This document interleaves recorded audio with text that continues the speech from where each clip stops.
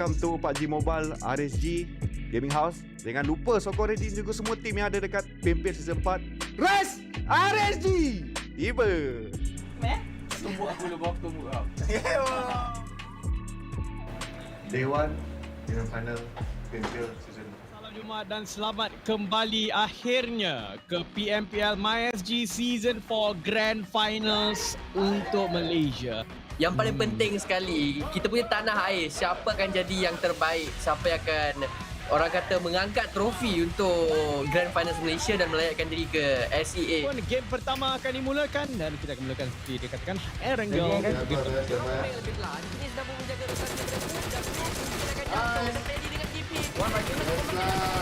Sam9 gang akan segera maju. Dia akan jumpa dengan tim Secret. Akan menjadi clutch maker untuk Sam9 gang. Tapi akan hilang ke tangan Jumper. Jumper last man standing. Parang juga dikeluarkan secara tiba-tiba ke tempat yang ke-12.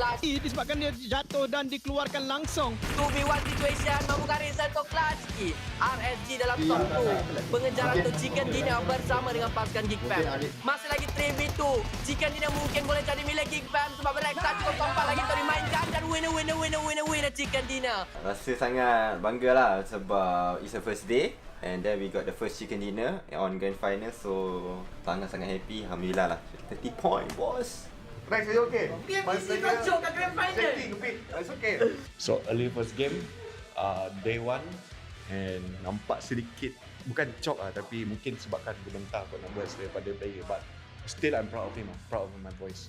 Match ranking kita akan lihatkan Geek Fam di tempat pertama. Jadi apa benda yang anda lihat di sini, inilah overall score Geek Fam dengan 30 markah, diikuti dengan RSG 22 markah.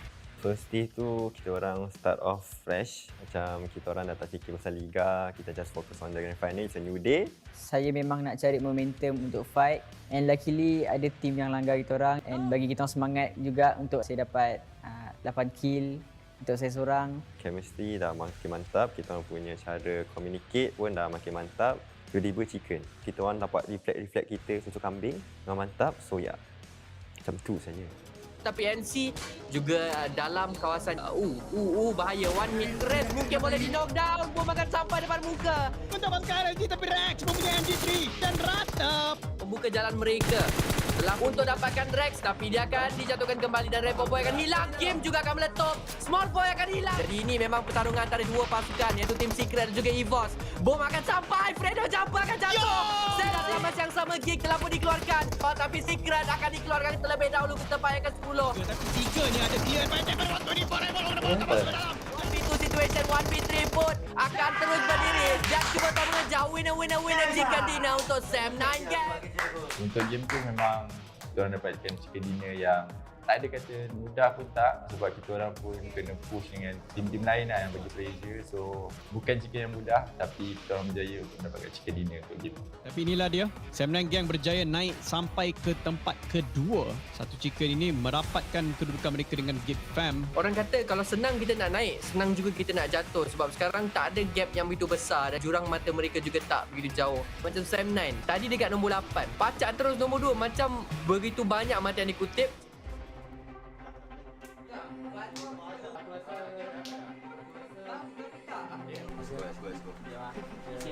Habis lagi. Ciao. Ambil phone kau gila. Let's go. Go. Kita. Come on. Keep positive and sure. Macam biasa, okay? Jadi kita akan masuk ke dalam game kita yang keempat. Game yang akan dimainkan di Sanhok. Diorang punya playground untuk bermain dengan satu alatan yang bernama First Aid Kit tersebut. Tapi kita akan tengoklah macam mana dua buah pasukan yang masih lagi belum nampak taringnya mungkin akan mula untuk beraksi di Sanhok. Juga kan lebih awal kat sini. Dekat tadi, Secret mungkin akan masuk dalam perangkap ini. Batman, dia akan dapat kill, tembak dengan Micro Z, tapi tak dapat. Tidak menjadi berpasukan RSG telah memakan diri mereka sendiri. Tim Secret terus maju dan maju mencari satu persatu daripada A. Sekarang ni baru tu soon sebab TS, tapi kau tunggu jap lah. Lepas ni kita akan revenge lah. Kau tunggu jap. Lalu terus dua pasukan yang dilalui dan dia akan hilap terlebih dahulu, tapi dia mungkin dulu akan melihat laksi. Easy shot untuk dia. Kena sedikit tetapi tidak jatuh. Rex memang dia tahu. Dua pasukan yang berbeza. Tempat kelima untuk Farang. bila kita orang start dah kerja hard shift, position kita orang akan tak tune lah untuk buka opening baru ke tim ke depan. Disebabkan kita orang terkejar-kejar zone, kita orang punya position ni agak off untuk grand final. Secret dan juga Sam9 Gang akan datang timing yang sama. Bikin betul-betul depan muka. Dan ada belakang Bikin. Sangat-sangat licin. Dan satu lagi bantuan now Team Secret. Tapi sekarang akan cuba untuk bangun. Tapi Kid akan menutup cerita untuk Sunho. Chicken dinner untuk Secret. Saya rasa kredit perlu diberikan kepada Kid. Tentunya dia menjadi MVP pada waktu itu. Okay, so for the game, I think it was very easy for us. Everything was going very, very well.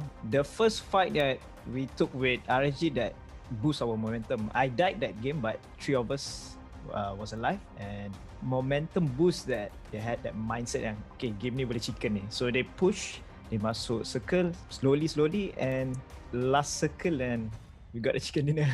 But the RSG fight lah yang change everything. Akhirnya kita boleh kata gap tu dah ada sebab di pusingan keempat Sam9 nombor 1, di pusingan kelima Team Secret akan menduduki tempat kedua, menghalau Geek Fam ke tempat ketiga, EVOS kekal di tempat yang keempat. Itu juga menanda selepas ni siapa yang akan dapatkan chicken boleh lonjak dengan begitu banyak anak tangga. So untuk day 1 tu, pada 2 game awal sebenarnya game kita orang tak menjadi, dan selepas merubah roster, selepas tu baru game menjadi, 3 game konsisten. It's a good day lah untuk kita orang. Bagi saya lah, circle time tu memang tempat kita orang yang memang favourite kita orang, and tempat kita orang dekat kat situ. Sebab itulah kita orang boleh dapat chicken sebab circle memang berpihak dekat kita orang. And opponent kita orang memang pressure, sebab itulah rotation diorang agak melalut sikit lah. Diorang main agak messy lah maksud saya. It's a good moral boost for us sebab we really want to go to C. We really want to get top 3 and get the C slot. Jumping from 11 to 3rd is a good moral boost for us, and just kept on going after that. Today's overall, I think a good start lah orang kata. Semua team boleh dapat 40 point pada hari yang pertama, so aku rasa benda tu bagus lah untuk kita. It's a good start. Kita tahu kita boleh buat better, so esok kita tengok lah macam mana. Assalamualaikum dan selamat kembali ke PMPL Grand Finals Malaysia, Singapore. Hari ni ialah isi siapa yang akan kejar balik mata, siapa yang akan buat gap lebih jauh. Tapi pada waktu ini pasukan-pasukan yang lain berada dalam top 3 mempunyai satu tipan mata yang agak banyak dan boleh kata agak selesa pada waktu inilah. Untuk hari pertama memang dia tak konsisten sebab kita orang punya game plan bagus, cuma kita orang kena memperkemaskan macam mana kita nak buat game plan tu. So the idea was not wrong, but the execution kena buat lebih kemas dengan disiplin. Jadi kita kembali ke game kita yang pertama, Erangel. Nexus Red One hidup dalam keadaan knockdown macam biasa. Baik untuk mereka tapi RSG. Kan pada waktu yang sama tapi Sam9. Zuli juga akan terkeluar sekarang top 4 tiba-tiba je. Kedudukan Miracle dan juga QB sedang pun ditembak. QB dicari. Matoy flank jauh, flank Arab ini. Flank daripada Thailand akan sampai. Adakah terkena tembakan beliau dapat Emerald. Sekarang ini cuba untuk mencari sikit ruang pada waktu yang sama. Fredo akan dapatkan QB. Dan winner chicken dinner untuk Team Secret. Tapi itu dia overall ranking sebenarnya telah pun memecut Team Secret di atas sekarang mengikuti rapat. So apa yang diorang boleh buat ataupun apa yang diorang perlu buat sekarang ialah jangan takut. Main je macam biasa, terus konsisten, jangan terkeluar dengan awal. Dan pada hari yang ketiga, diorang kena all out untuk betul-betul dapatkan slot tersebut. Tapi buat waktu ini memang cantik lah. We are only 3 alive. One of our teammate Kid dah mati awal, and at that time it's over 3v3 fight. At that particular moment, Matoy our AGL just decided to do something. It's like we're just holding and waiting, and it's like, okay, I'm gonna flank, just wait. Dia pergi bawah, he got 1 knock on Dam route. After Dam dah knock, it's a 2v3 fight. We just masuk lah and we go in and we got the chicken dinner. For Rivals belum masuk campur pada ketika ini. Mungkin EVOS di situ, tetapi Wales dia satu-satunya yang masih lagi berdiri daripada pasukan Geek Fam. Wolf Fed Off berjaya menjadi durian daging. Push dengan terlalu laju. Tapi Olio pula yang kena menjatuhkan For Rivals dikeluarkan pada waktu ketika ini apabila dijatuhkan oleh Trixnity. Tetapi itu dia sudah datang duri dalam daging paling. Bantai, jangan takut, ambil je. Kadang-kadang peluang tu kita kena ambil. Kalau tidak boleh ambil. Si. Mana? Kita! Ini dah mula untuk reposition. Begitu juga untuk pasukan Wales. Hampir dilanggar Laksi akan ditembak malam sekali lagi. Fredo cuba untuk dicari tapi tidak. Dia akan dikeluarkan terlebih dahulu. Wolf ke tempat ke-11. Tapi Miracle bom tangan dia berjaya untuk dapat. Matoy diam-diam dapat dijatuhkan oleh Red. Bom dia. Oh, dapat sebenarnya. Oh, tapi pemburu dekat luar. Pemburu masuk kereta. Dia ditembak. Dia menembak. Bom tangan akan tepat dilaksanakan. Tapi Red masih bersabar. Dia menanti tadi dengan push dan dengan panggang luar. Mereka terperangkap di bahagian sudut kanan rumah ini. Bawah dia akan heal up. Tapi Red. Tapi Happy cuba untuk dicari. Winner chicken dinner akan menjadi. Rivals akan menutup tirai untuk match kita yang ketiga. Lagi overall ranking sekarang ini menarik kerana perbezaan 14 markah antara nombor 1 dan 2 diikuti For Rivals bukan saja masuk top 5, malah top 3. Kalau kau dapat chicken, kau akan naik page yang pertama dengan sangat-sangat mudah. Dan kalau kau terus konsisten, anda akan relevan, layak untuk mendapatkan slot ke C tersebut. Kejuaraan, mereka juga mengejar kemenangan tetapi jalan kemasukan mereka tidak mudah. Wolf akan dikeluarkan oleh RSG dan kita nampak Sam 9 Gang 5 elimination dalam pocket. Rizky akan dimakan oleh pemburu. For Rivals cuba untuk memancing. First aid kita sempat untuk dicucut. Memang pasti menjadi milik For Rivals. Double chicken back to back untuk dua map yang berbeza dan mereka sekarang mungkin juga dalam pengejaran untuk kejuaraan Grand Finals kita yang keempat. Kita dah happy lah chicken 2 kali kan. Alhamdulillah, sepatutnya seterusnya masih tu Sun. Sekarang Alhamdulillah chicken. Kita akan comeback, korang tunggu. Hari pertama kita orang berbincang sesekali dan kita orang dapati yang cara perbuatan kita orang macam mana kita nak main game plan tu. Lepas dia berbincang, hari kedua, so kat situ nampaklah game jadi lebih kemas, lagi lebih teratur dan itu menyebabkan kita orang dapat chicken dinner. Kita akan dapat macam tu tapi overall standings masih lagi For Rivals terus naik ke atas directly, bukan saja mereka naik ke top 2 atau top 3, malah top 1 terus. Untuk akak dan fan-fan semua Thank you. Bye-bye. Assalamualaikum. Kita salam. Santai, kita boleh comeback macam ni. Alah, lagi je dulu tu. Lagi je dulu. Senang tu. Boleh dong. Percaya dong. Mikaupi akan menonton saja RSG. Salah langgar sebenarnya bang. Parang Legend masuk dapatkan 2. Berterabus 3 position untuk pasukan Parang Legend. Peluang untuk For Rivals menang dalam fight ini. Jimmy sampai, Jimmy tembak, Jimmy drop shot, Jimmy tak jatuh dan Jimmy akan dapatkan For Rivals. Dan Sam Gang juga dikeluarkan. Ikan-ikan dekat sungai ini tak pastilah siapa tapi ada Axis, ada Parang, ada Wolf. Ada 7 orang pemain sebenarnya sedang berenang. iShot juga akan dikeluarkan menyebabkan Team Secret mungkin telah pun menamatkan hari ini di nombor 1. Masih lagi berenang. 4 pasukan lagi yang tinggal. Last man standing dari Wales. Hanya tinggal satu dari Geek Fam. Akan menang perlawanan ini. Geek Fam akan muncul sebagai juara game 15 elimination ini. Mampukah mereka naik sekurang-kurangnya sampai ke top 3? Mungkin iya. Alhamdulillah hari ini kita orang dapat konsisten sampai naik balik nombor 1. Harap hari seterusnya kita orang lebih konsisten. Macam itulah. Siaran ulangan sebenarnya untuk Geek Fam. Inilah game yang mereka menang Chicken Dinner. Hampir setepat-tepatnya persis adalah tempat mereka menangi Chicken Dinner di game pertama. Mereka mengulanginya sekali lagi di tempat yang sama juga. Sebab terlampau banyak perubahan anak tangga yang berlaku. Tapi mata tu kita boleh jamin masih lagi rapat. Terus overall ranking sebenarnya. Ya, so memang Geek Fam naik terus ke nombor 1 diikuti dengan SMG dan For Rivals. Menariknya di sini perbezaan antara nombor 1 dan 2 hanya 10. Memang langsung tak jauh langsung lah kalau kita tengok. Dan esok sangat relevan untuk semua orang bermain dengan serius.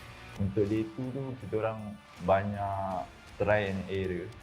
So kita orang cuba benda baru dan kita orang cuba tak menjadi. Itulah rasanya sedikitlah punca kekalahan sebab kita orang pun tak ada peluang untuk fight, kita orang tak ada peluang untuk play as a team lah. So kita orang banyak mostly mati on rotation. Assalamualaikum dan selamat sejahtera. Anda sedang menonton PMPL MYSG. Kami di meja caster saja yang nervous, bukan anda yang menonton saja yang nervous. Sekarang ni semua pasukan nervous sebab semuanya ada visi dan misi. Ada yang sama, ada yang berbeza. Mungkin mengejar nombor 1, mungkin mengejar nombor 12. Hari ini last day PMPL Grand Final. So kami akan buat yang terbaik dan all out untuk hari ini dan bantai semua tim. Dan insyaAllah kalau ada rezeki kami dapat champion dan lolos ke SEA. Let's go! Yap, tapi sekarang kita akan masuk untuk match kita yang pertama. Fly Puff telah pun diberikan kat sini, akan bermula. R2K paling dekat dengan pantai, so angin dia lebih kuat sikit. Mattoy dan juga Fredo duduk dekat tengah-tengah, jadi dia lebih panas sebab ada dua sudut yang perlu untuk mereka jaga, manakala VXM. Tapi kita akan tengok macam mana. Mattoy cuba untuk repositioning, John akan gerak terlebih dahulu. Tim Secret akan 2v1 sekarang ini. Mattoy tidak berjaya untuk dibangunkan kembali. 3 penyingkiran pun dia dapat. Elfo akan di-reload kembali. Elfo Lizard sekarang garang. Mattoy dijatuhkan lagi. Fredo kena kelas. 1v3 untuk Fredo. Dia makan. Dia dapat 100. Ya betul, headshot kena kepada Vincent Mendes. Adakah dia akan dapat lagi satu? Dia lompat. Dia panjat. Dan sekarang di Fredo sangat-sangat rendah. Adakah dia akan dijatuhkan sedikit saja lagi nyawa dia? First aid kit akan juga dipakai. Adakah dia akan berjaya ataupun tidak untuk mendapatkan chicken dinner? Sempat ditutup itu. Dan itulah dia, chicken dinner Tim Secret. Kau keluar ataupun cari pihak lawan dengan begitu terbuka. Tapi kalau kau perasan kan top, VXM ni daripada mata, Geek Fam akan ada di tempat yang kedua, jatuh satu dengan 114 mata dekat sini. For Rivals tak berganjak dengan banyak. Fredo yang dia punca lah untuk Tim Secret mendapatkan chicken dinner sebentar tadi dengan bijaksanaan. Dia ada game sense. To be able to stay composed during that sort of situation where you're up against 3 members and you have little to no HP left to play around with, that is why they're a PMGC worthy team. Saya terkejut lah sebab power main pusing-pusing rumah tu. Walaupun yang sedikit, dia dapat lari. Kalau kita panik dan tu, tak jadi apa lah. So, situation yang dia 1 lawan 3 tu adalah perkara biasa baginya. Saya tengok Fredo ni is idol, and kat situ kita boleh dapat ketenangan Fredo dalam handle situation. Kalau kita kurang sabar and takut-takut pun kita akan kalah dalam fight. Fredo kita tahu dia memang ada player yang berkaliber tinggi. Nampak dia punya pergerakan bukan pergerakan panik. So itu menyebabkan dia dapat batai budak 3 lawan 1 tu situasi. Actually dia dapat knock tu seorang. Tapi yang amazing dia dekat situ adalah dia punya section dekat dalam rumah yang boleh main adalah around there je. So memang sempit. Cara bila dia nak lari, bila dia nak hide, bila dia nak take fight, and at the same time benda tu berlaku dalam masa yang sama and dia clutch dengan clean. Banyak tim akan tengok rotation tersebut dan akan membantu secara tidak langsung Geek Fam. Pasti sebenarnya Geek Fam yang akan berjaya untuk mendapatkan chicken dinner. Tempat yang ketiga tanpa barang mata penyingkiran dan game cuba untuk menghidupkan peluang, cuba untuk nice. Tapi dia akan dihabiskan oleh Geek Fam. Chicken dinner kita. Game Irama kita chicken. Alhamdulillah kita dapat pecut naik atas terus. Kita potong TS. And tunggu match ketiga kan. Yup, betul. Cepat sekali Geek dekat sini dengan nombor 1 dan juga chicken dinner dengan kutipan mata terbanyak, 10 mata singkir dalam poket. Memang betul Geek Fam sekarang ini dengan advantage sebanyak 19 mata pada ketika ini. Inilah masanya setelah 4 season dimainkan, Geek Fam finally champion.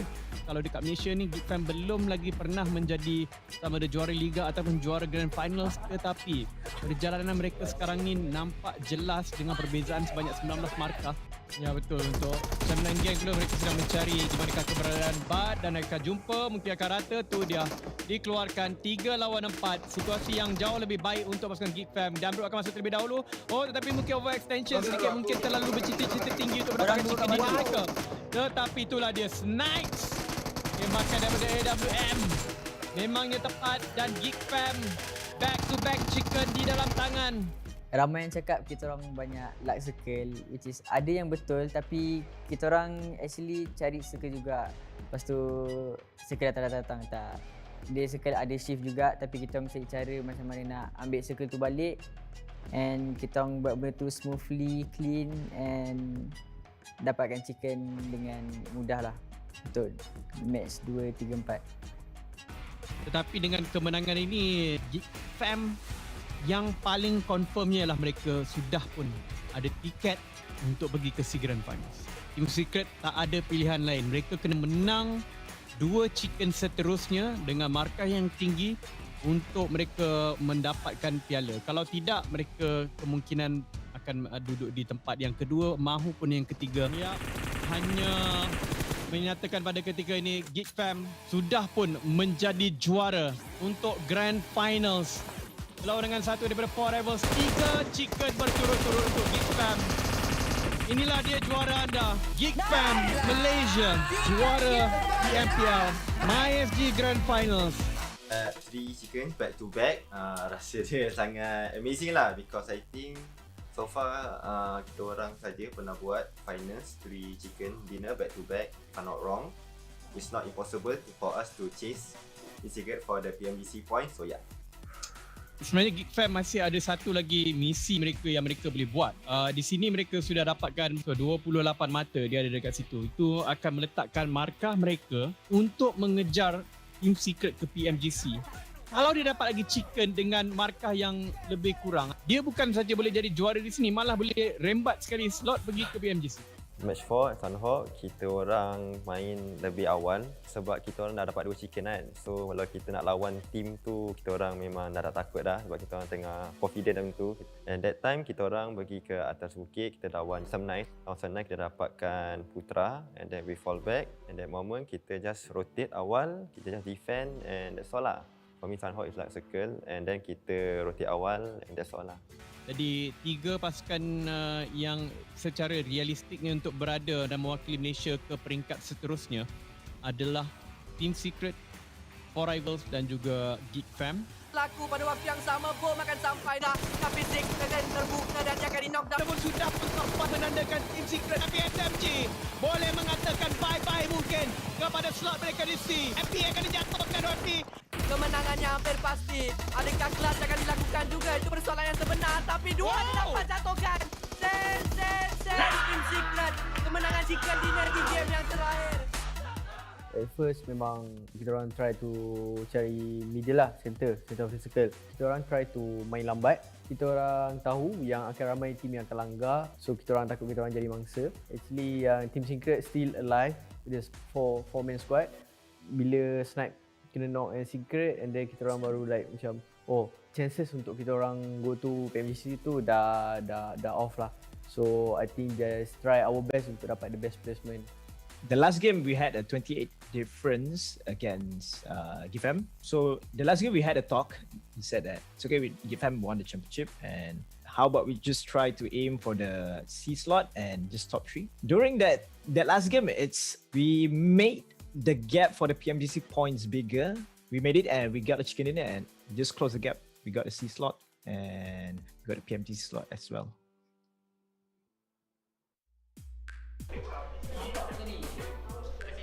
Feels very good. It feels amazing because season 3 we almost champion tapi tak champion, tapi season ni dapat champion. So alhamdulillah, it feels very good lah, satisfying lah. Puas hati, berpuas hati. Geek Fam.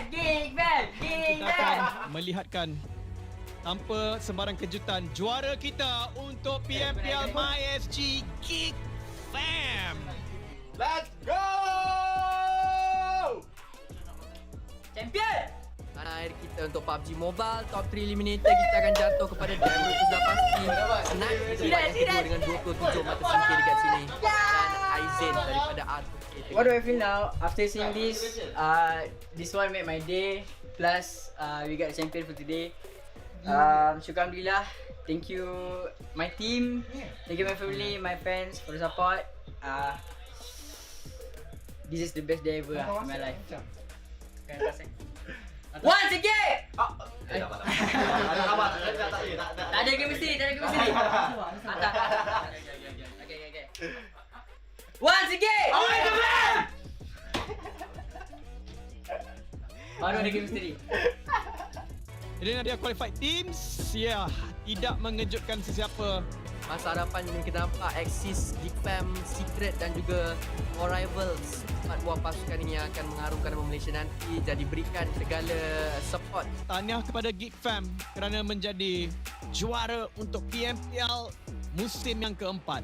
Jadi ini akan menunjukkan bahawa Team Secret adalah wakil Malaysia ke peringkat antarabangsa PMGC PUBG Mobile Global Championship. Tahniah kepada Team Secret kerana menjadi wakil Malaysia ke peringkat antarabangsa. Tahniah masih ada harapan, keep kau konsisten and macam biasa tak working untuk hari. So yeah, last year. Let's go. Last year. Bye. Once again! Let's go! Let's go!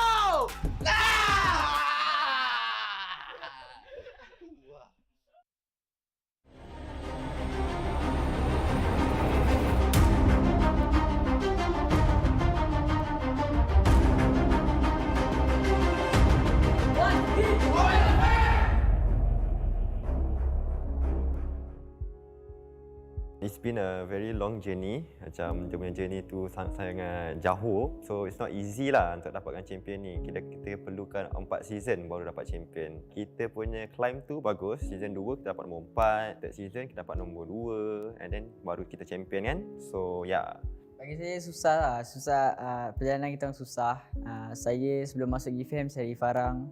Lepas tu season 2 dah masuk Geek Fam, saya kena cari chemistry baru lagi. And Alhamdulillah result kita orang menaik and dah dapat champion dekat season 4.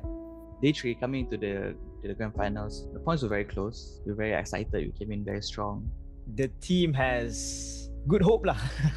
But unfortunately Geek Fam kejar kita orang di belakang and they got triple chicken dinner. We were quite down because we know the gap was very far. Geek Fam did very well on the last day on catching us up and yeah, nombor 2. Overall performance kita orang agak teruk untuk grand final. Agak terkejut dengan semua team punya gameplay yang agresif and maybe one of the factor is kita orang belum ada analyst and coach yang ajar kita orang. Kita orang punya mistake juga adalah kita orang main tak macam biasa untuk grand final. And kita orang more tu takut-takut while others team agresif gila. Day 1 kita orang memang perbezaan mata tu terlalu jauh. So kita orang tak memanfaatkan benefit tu. Itu yang membuatkan kita orang tak lepas lah. Perasaan saya kecewa sedikit sebab result kita orang dapat ni bukan apa yang kita orang target lah. Kita orang target dapat top 3. Mostly of the game kita orang banyak tusun. Kita orang agak kecewa lah. We as a team, we feel very happy since last season we did make it, and C League or C Championship is a very fun tournament. It's way different than MISG, so it's good to be back and we're gonna do better this time. Perasaan kita orang masa tu memang happy gila lah. Sebab tangga ke 8 kita orang comeback sampai ke nombor 3. Sepatutnya kita orang dapat nombor 2, tapi tak ada rezeki yang secret pecut kita orang dapat nombor 3. Memang kita orang happy gila dia. Untuk semua tim yang layak pergi ke C, kita orang daripada Farang Region say good luck untuk korang. Saya harap kita semua dapat naikkan nama Malaysia ke pusat di dunia, dapat tunjukkan gameplay dan tunjukkan prestasi yang hebat. Pada tim Geek Fam, Aziz, Secret dengan Forever, kita buat yang terbaik untuk negara kita, negara Malaysia kita untuk ke C nanti So kita buat yang terbaik lah. Good luck. Untuk player-player lain, korang jangan putus asa, kita teruskan berjuang, training. Tak dapat season ni bukan bermakna kita kalah. Mungkin bukan rezeki kita, so next season kita buat yang lagi yang terbaik lah. Second season, kita orang secure untuk pergi C. And then our placement also on that time memang cantik. Untuk season yang ketiga, memang teruk. This season of course, kita orang akan bagi all out for Malaysia. Kita orang akan revenge balik. And actually kita orang layak untuk pergi ke C.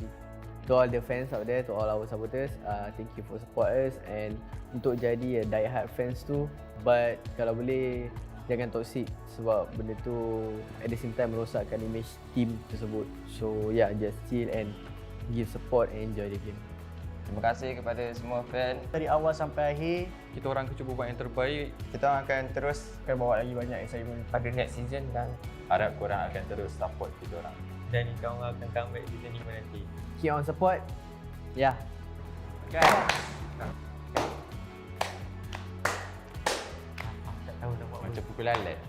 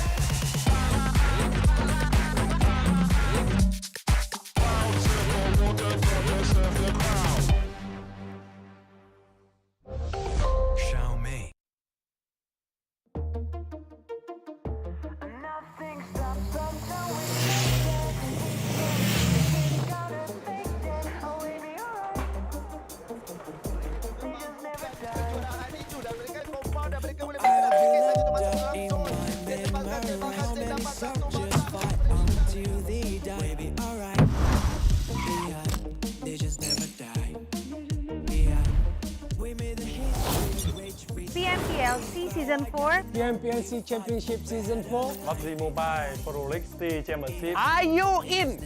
Unite to fight! Yeah!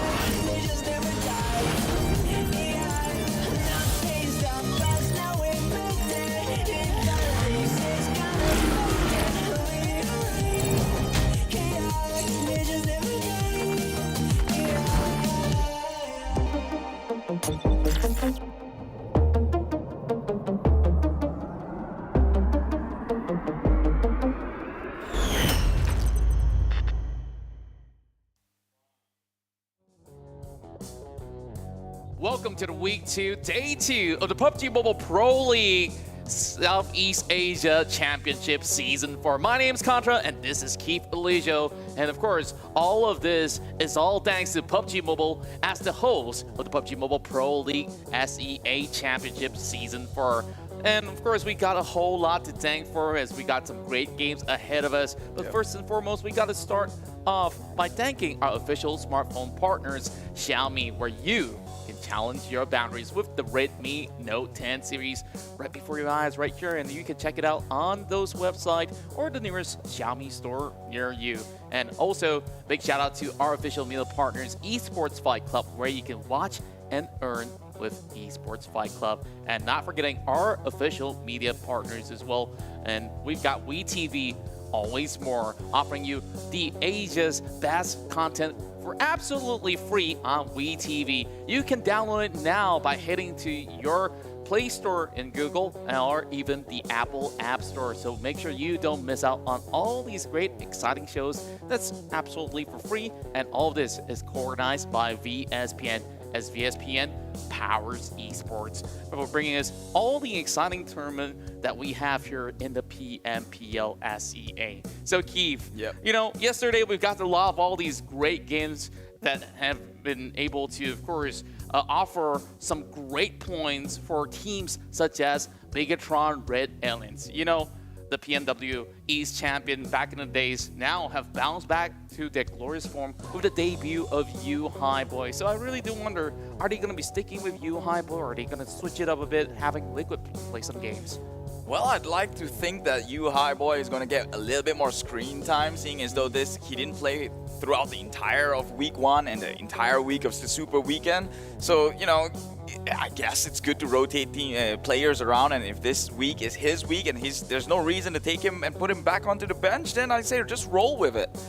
Just a heads up, guys, in case you're wondering why we're not wearing masks and we're right next to each other. First off, the PMPLC Championship Season 4 is held in closed doors and under strict safety protocols. So him and I, we've done our tests even beforehand, and well, here we are multiple of it actually, and we got the double dose for quite some time, and I hope that all of you guys are remaining safe at home. And if you guys were to go out, make sure, you know, get your sanitizers out there, and also wear a mask at all times, especially when you're in the crowd. Well, just basically stay out of the crowd and just tune into the PMPL SEA Championship. So, you know, back to what we were talking about early on. So we've got Bigetron RA here, back to their prime form, and we have teams such as FaZe Clan also chasing right in, EVOS Reborn also in the safe zones as we look into the top 16 to qualify. But the problem is, for those teams that are not on the first pager,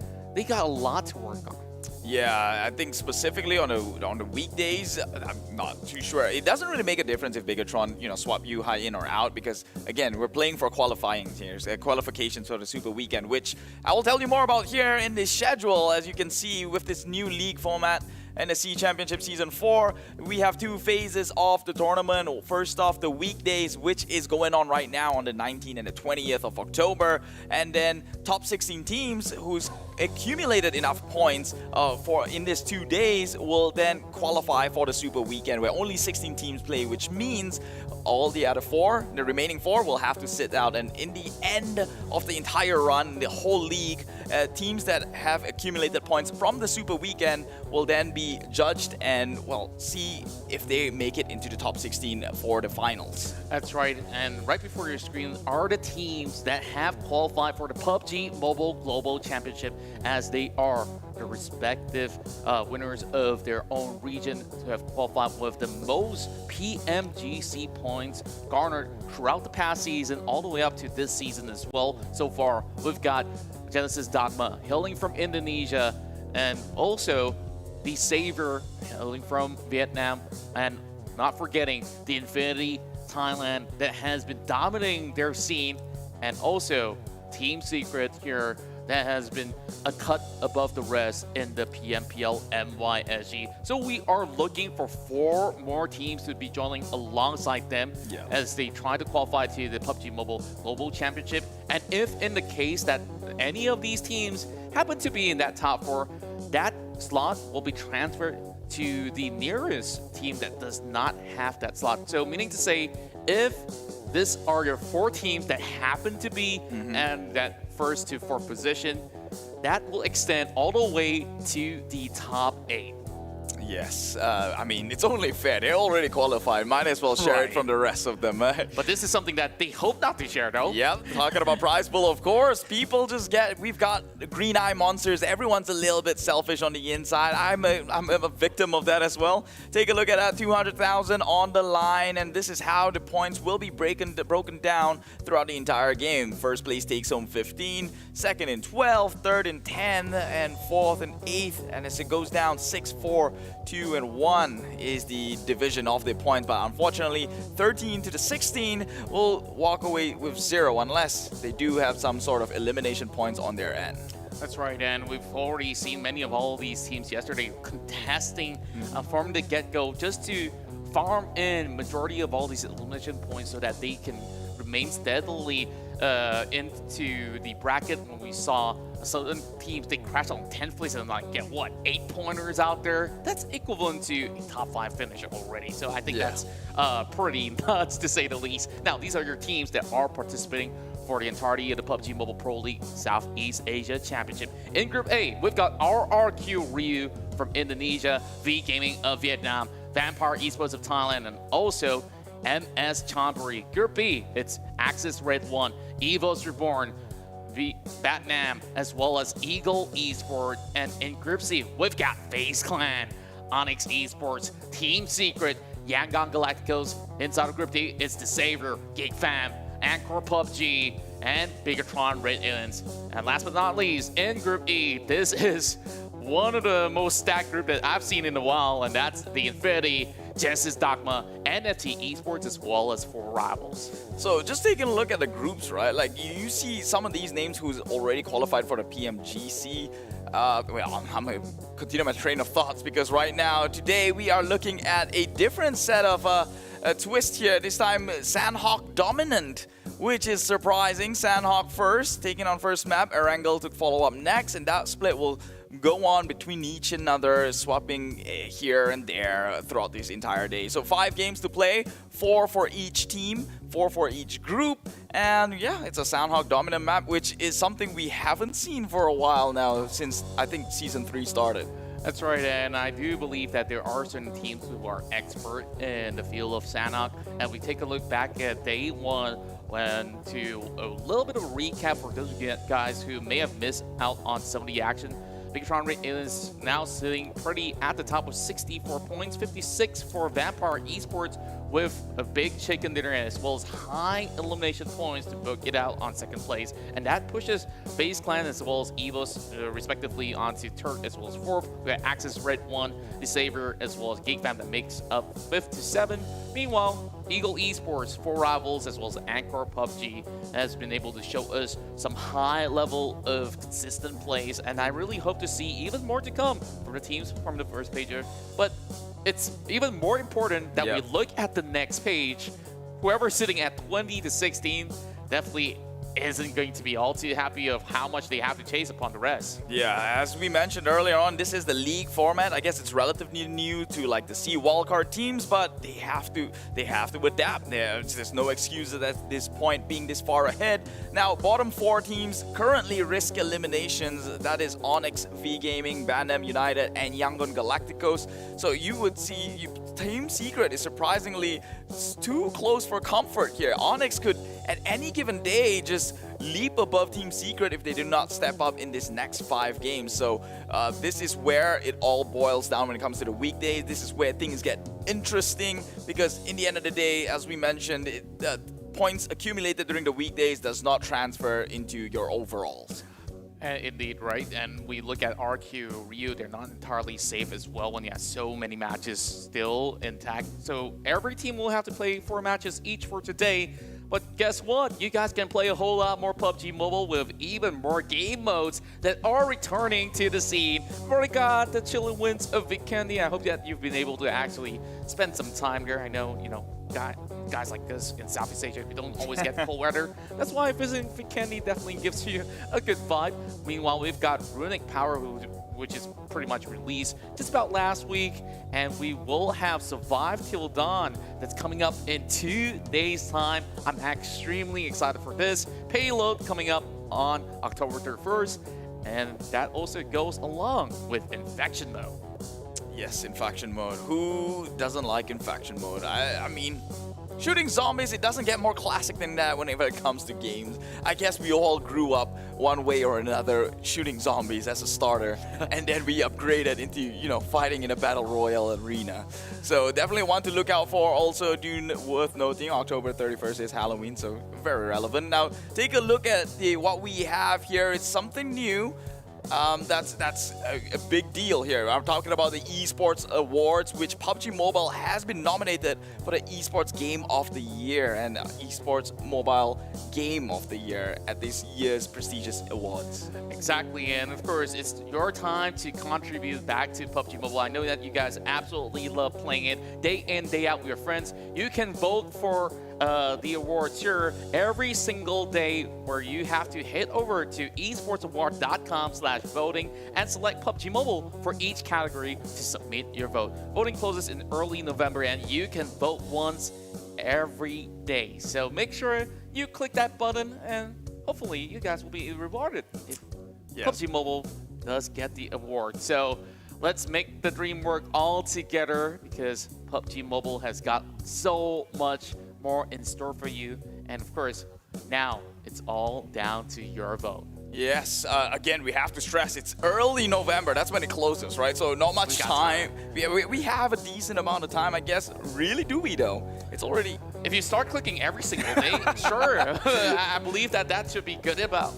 So just a little bit like fun fact, I think statistics, they have shown that PUBG Mobile currently is #1 in Malaysia, and a lot of, I guess, some Southeast Asia. Not all, but I dare say in Malaysia. So Malaysians out there, if you want to keep it at #1, hit that vote. But also, check out what we have for the PMCCC right now. Okay, it's open, the PUBG Mobile College Championship for Southeast Asia, specifically Malaysia. That's happening. The registration is open from the 12th to the 24th of October. So head over to www.pmccsea.com/my to sign yourself up now.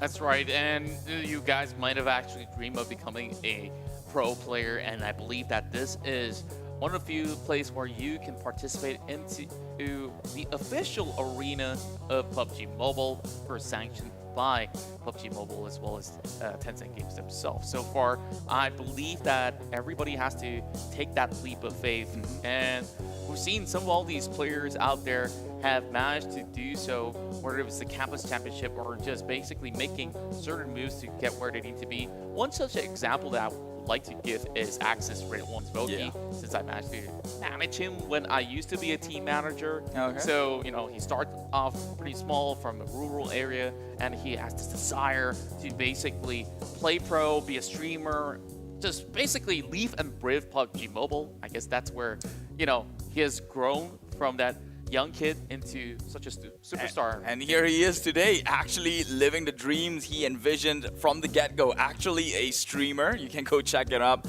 Voki OP, and also playing professionally. So he's making money out of his passion, which I think a lot of people envy, especially in this day and age. You know what they say, you only take the biggest risk when you do nothing about it.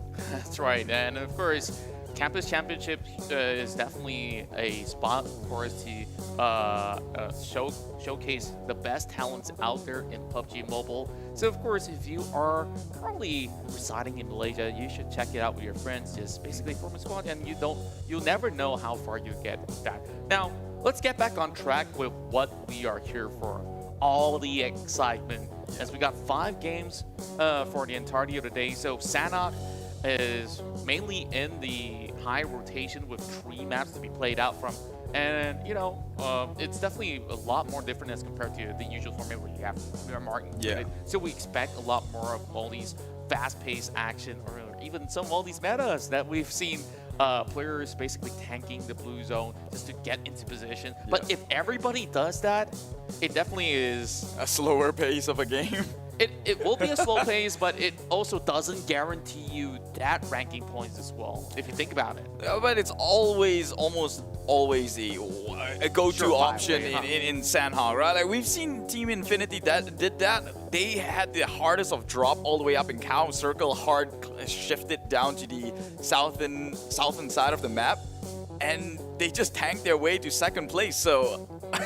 And you're starting from a harder position. Imagine if you had time to actually creep into a couple of circles. That's right, and you still have teams like Bigetron RA who's basically rampaging in every single map of Sanhok that we've seen so far. Yeah. And we had so many of our analysts here just basically pointing out that they have already mastered every nook and cranny of the terrain. So I would expect Bigetron RA to, of course, sit very comfortably at the top for today, unless, of course, other teams will be there to challenge them. And we look at Axis RedONE. I'm not going to hype too much about this team, but they are definitely one of those Maddox in the field. The Infinity have definitely shown us what to offer and expect out of the Thai region as well. And you got MS Chonburi, you got Onyx, and also EVOS Reborn. So many names out there in the list, but I'm also keeping an eye out on the Savior and Eagle Esports. I think that Eagle Esports have a huge potential to showcase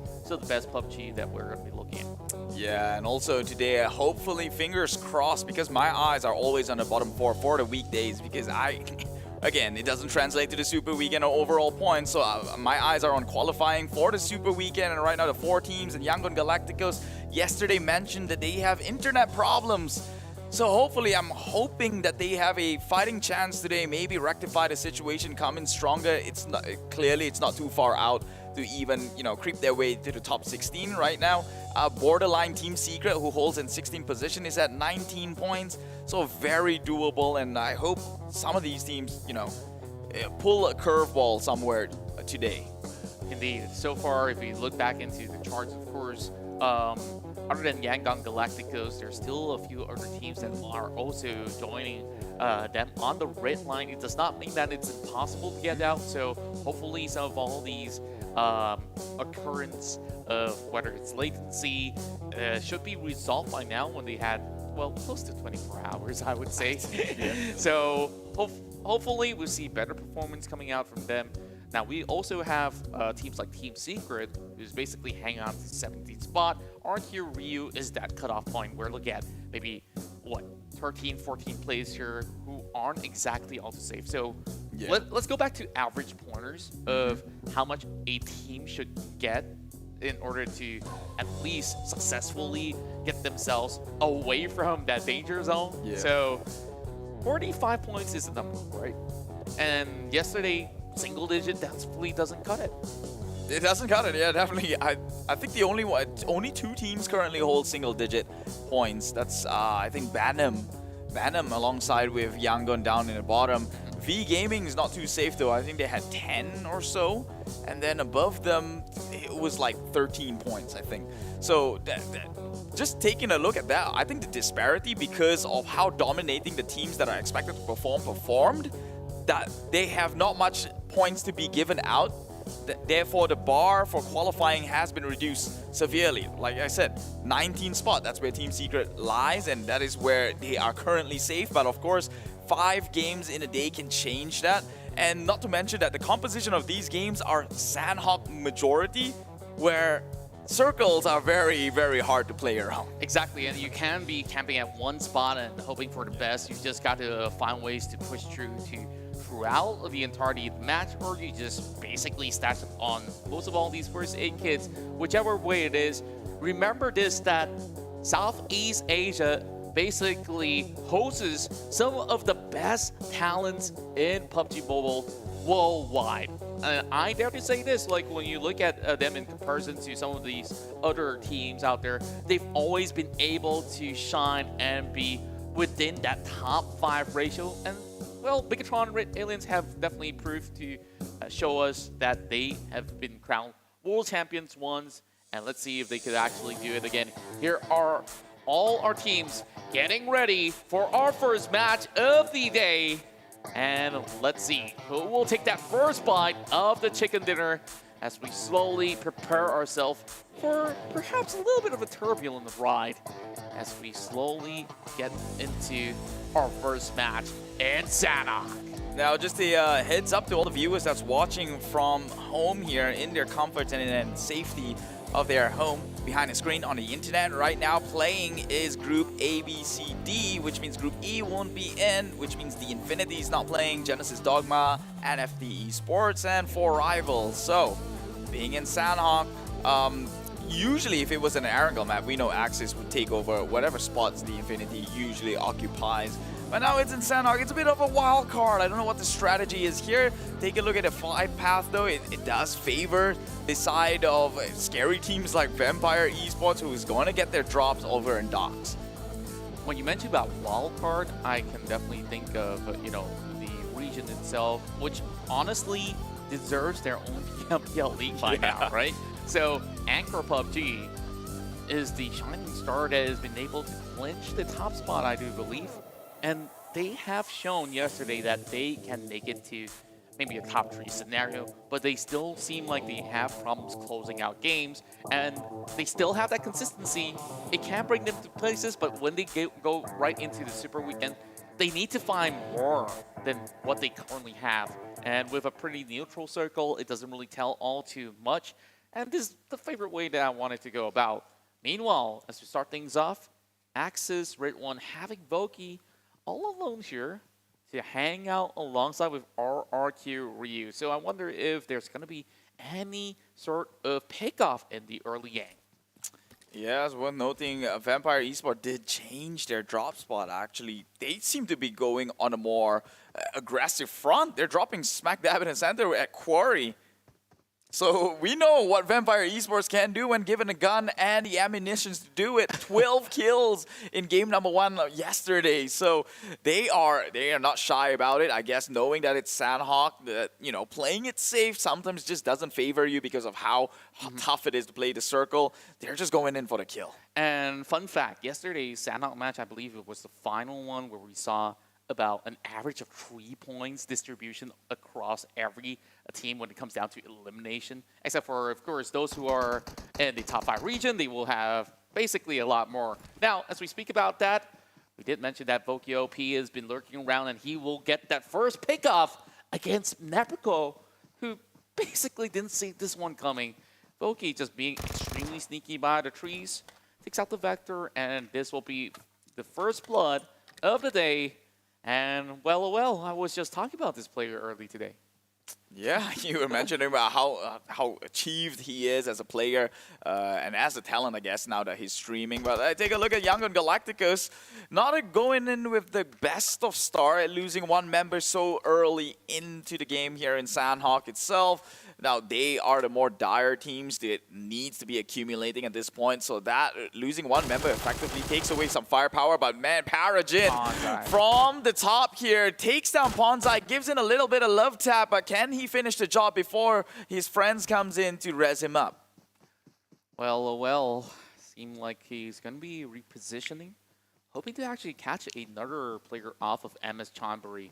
But he doesn't seem to have any form of backup coming in from the rest of Eagle Esports as he climbs up towards the rocky terrains.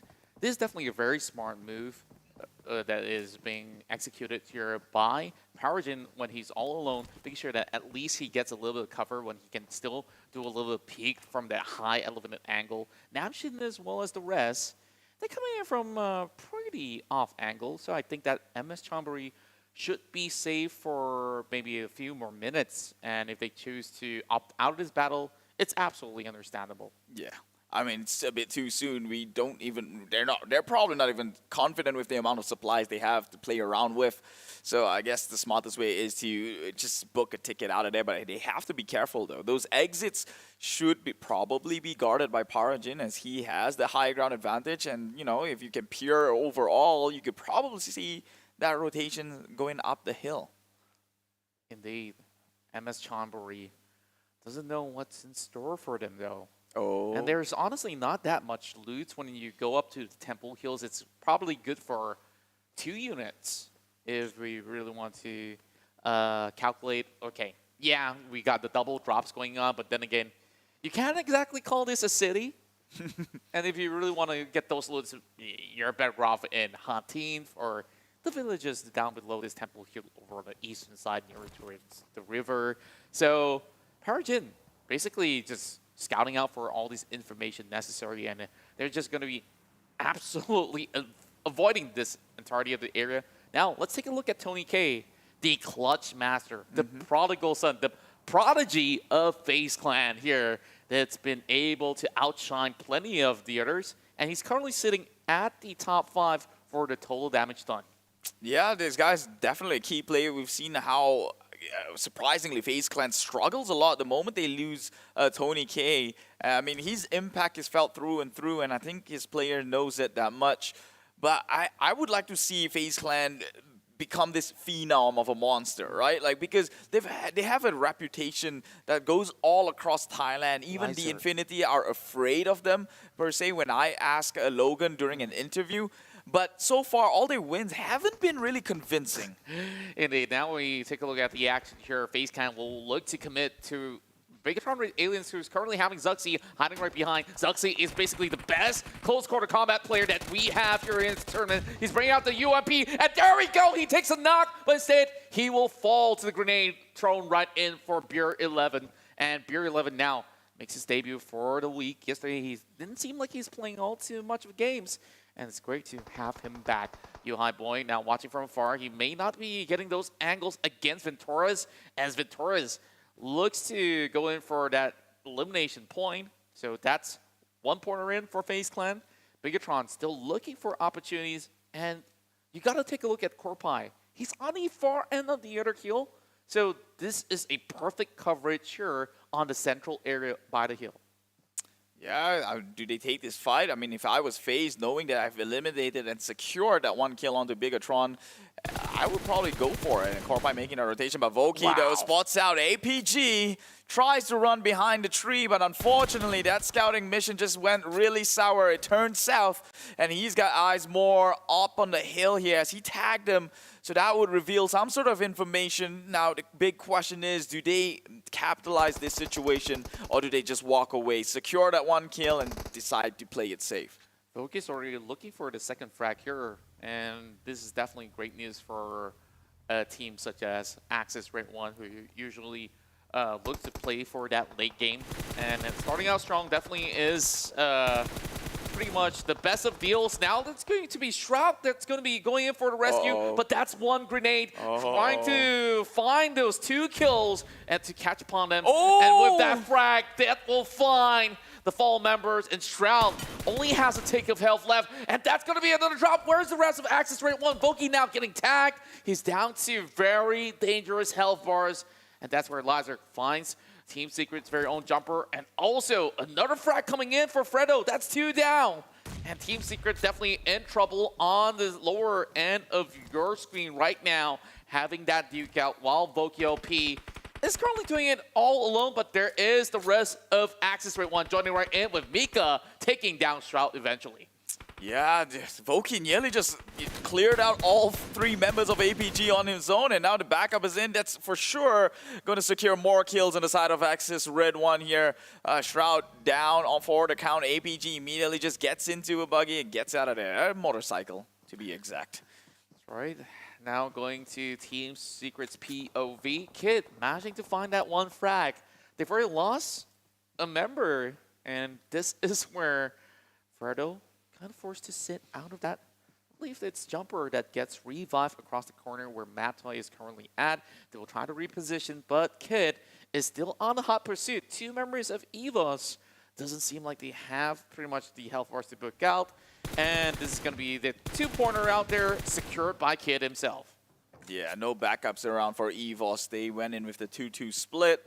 So they will have to cut their losses, playing with only 2 members. I guess those are the medical squad to tank the zone potentially, or even, you know, just do damage with 2 members, which on PUBG Mobile, the odds aren't in your favor. But hey, anything can happen. We've seen how Microboy go up against 2 healthy players from Genesis Dogma yesterday. So I'm not counting that possibility out. Now, as we take a bird's eye view, going back to FaZe Clan as well as Bigetron RA Aliens, they're kind of in a great lock right now, and none of these teams really want to budge, especially for Bigetron RA Aliens. They are in an area where there's going to be a lot of other teams that's going to be surrounding them later on. But what it does offer is that if the circle does shift, Bigetron RA Aliens could easily navigate their way around. Well, QB is basically playing by the compounds over onto the Charlie side.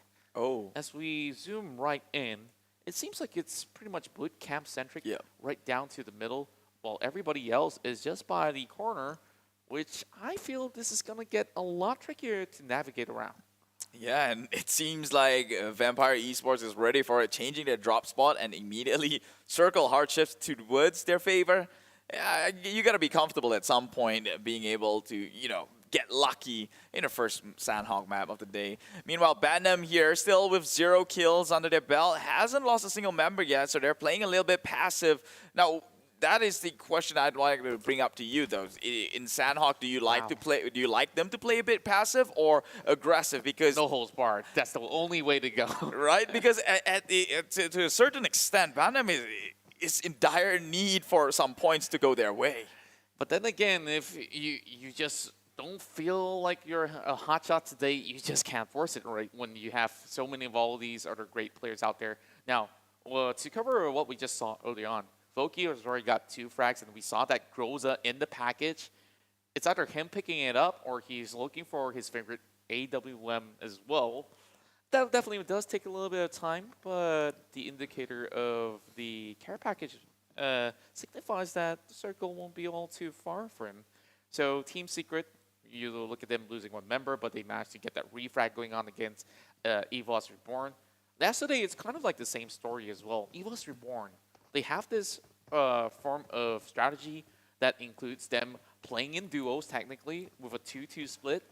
Sometimes it may actually give you a very favorable position to play around with. And if you were to lose 2 members early, like what they're facing right now, it's kind of hard to cut into the top 5. Well, they can try. I remember when it seemed impossible for the Infinity, but they did heal their way up to top 2.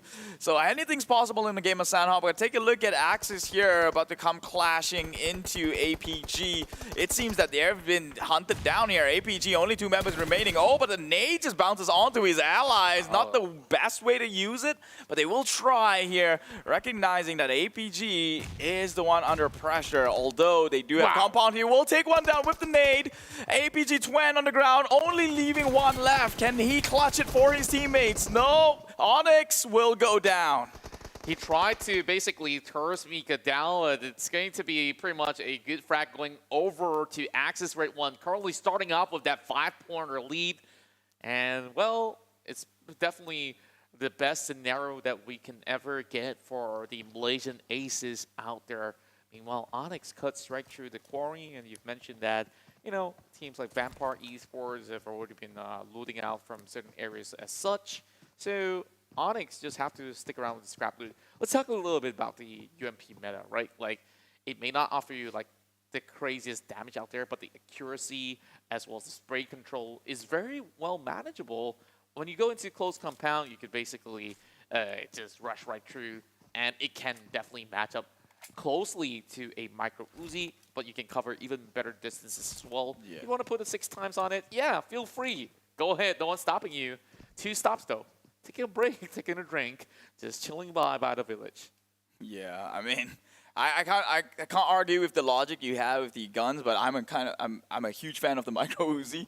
I like the sound of high fire rates. It just sounds like basically a lot of damage. Emulate that sound for me. Like, can you like? Close enough, honestly. I wasn't having any expectation, honestly, with that. But hey, I'm impressed. But what surprises me is this hard shift hitting into the eastern ground. So anybody in Alpha is going to be beating their head. How are they supposed to cut by through the river? Are they going to use a bridge? Are they going to try to fight teams over on the northern side? And if so, how will this result? Now, we have Onyx here, who's basically taking over control, since this is just by the edges of Quarry, so they kind of have a lot of room to play with. Yeah, they do have a lot of room to play with, but they currently not playing too many things right now, as they seem to be safe. Again, Quarry is a drop spot.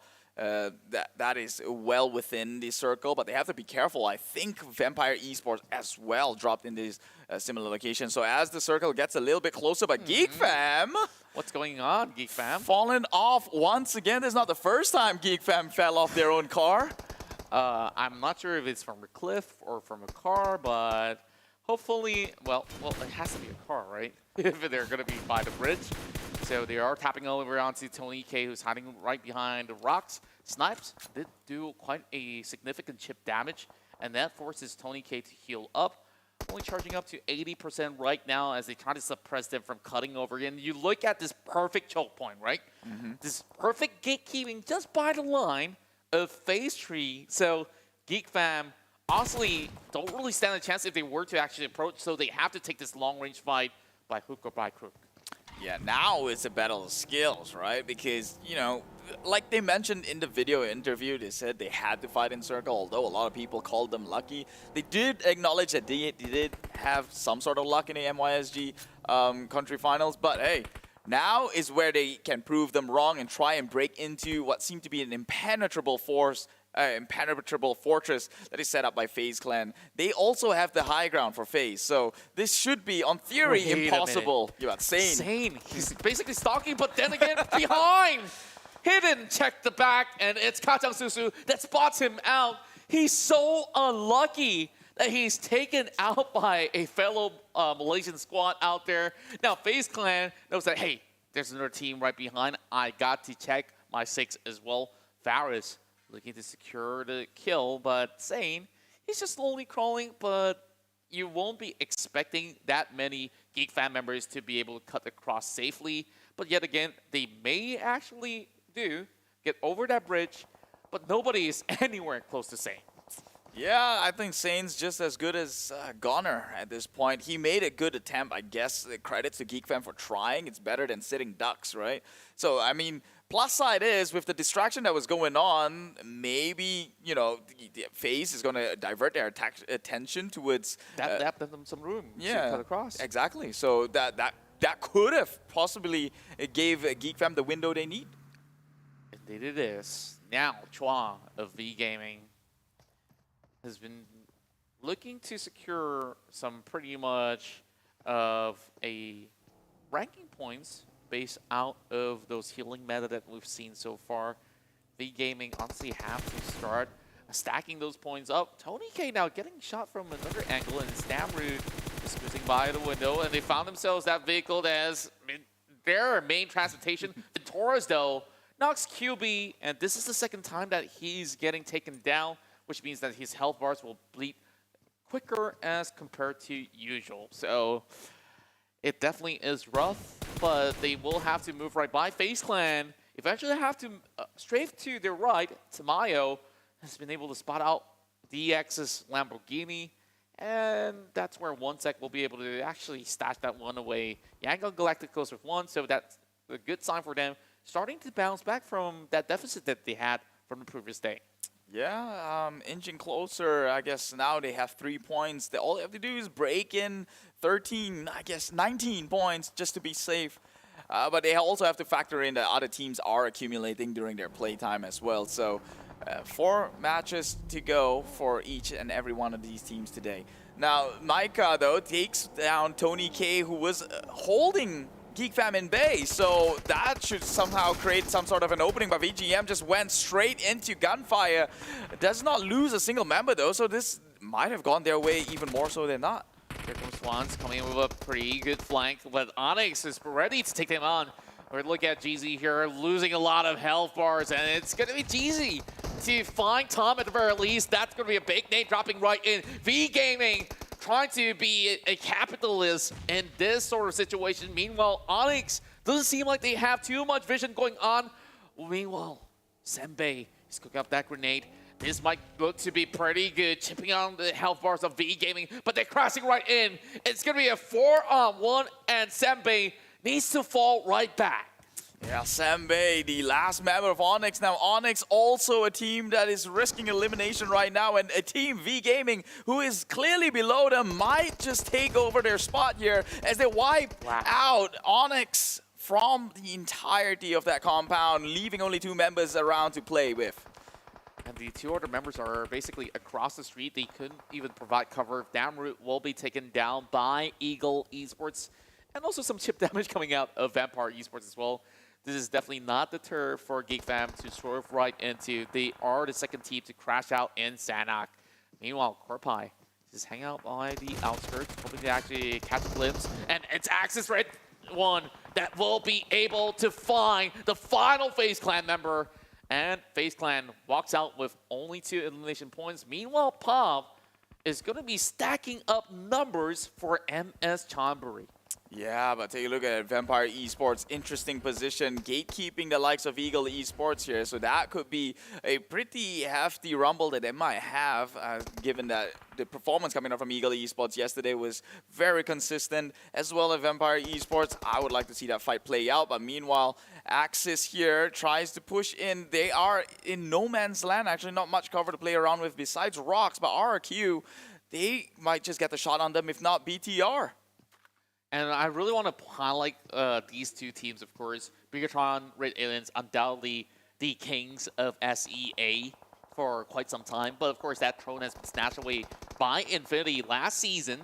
Now it's going to be Powerton that gets knocked out. So Dakon so far has been tanking out the blue zone. He's got to heal up. He's only got 4 first aid kits. And it's like BTR members in front of him, including members of the side of Axis Red One, who are having the best form ever. Dakon, final blow, and it seemed like he will try to finish off Voki, but he managed to tap a bullet. We need to say, Axis Red One, they got to find ways to heal him up. Mika now taken down, and it's only 2 members still standing. They need to get the revives up. Faris tries to cut across the corner to look for the last standing member of Eagle Esports. Yeah, Eagle Esports, they were done for. They were gatekept by Vampire. Couldn't do much. Has to play aggressive and just shoot whatever kills they can find right in front of them. And talking about shooting, though, Jasper, MSC Chonburi will be spraying down onto the likes of Vampire Esports. He's got eyes on their rotation. RRQ gets held back in place, but the retaliation is there.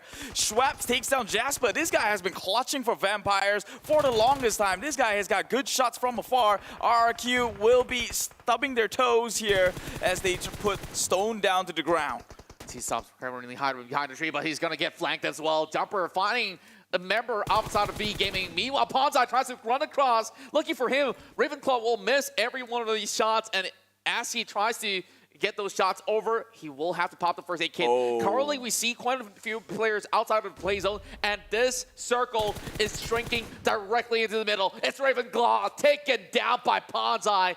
It's a great refract situation. Meanwhile, Onyx, though, they will have a member lurking over on that low ground. And it's Team Secret that's going to be pretty nearby. Hopefully, he does not get sniffed out, but chances are definitely high for MS Chonburi, who has the most members remaining in the map. Yeah, Team Secret smack dab in the center of the circle, sending Jumper into one and just trying to gatekeep. He's right in the middle here.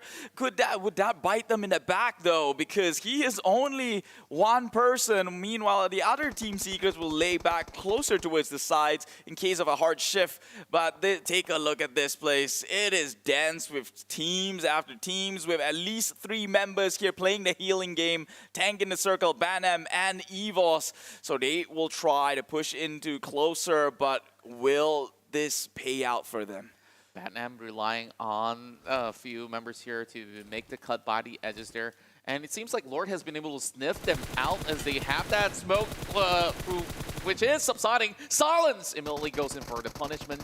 And that's one more pickup coming in from Batman. Today performing relatively well. Alonsek is basically pushing right across. He's taking out MS Chonburi members while he's getting pinned down from the back as well. Now heading into the top 8 scenario. Things are getting dicier as they're racing for the hills. Right down below, MS Chonburi tries to dodge all the grenades while Microboy tries to pin them down. He does not have any more meds here to heal off and not enough time, leaving only one surviving EVOS Reborn member, but I don't know where they are right now. But take a look at Team Secret. They are comfortably up on top with Jumper, making sure that all these teams that are crawling on their way up get stopped in place, and MSC, even them, finding it difficult to push on forward. As you can see, all the circle has closed in onto that single member from Team Secret. He will be pretty safe where he's at, as VGM now has eyes here to stop any other teams as well. So I think teams are just going to kill each other before they actually reach the top, meanwhile not knowing the Jumper's already there. That's right, and it seems like we got what we asked for. Fights after fights. Here comes Tomyo, carrying out that vector. He's going to go and spray and pray. He gets it knocked, but not going to be enough to take down the entirety of MS Chonburi, and that kicks off Yangon Galacticos over on the 8th position. Well, Ponzai, he's already got 5 frags on his name, but they're looking for more, though. Here comes C-Sky only. He spots out Kid, but Kid has got to prone. He's got to hide himself out there, safely getting into the circle. Team Secret still have members remaining by the hill. Jumper managing to get Matoy to pick him up while Kid they've got the slowly res. cuts across, tries to get into position.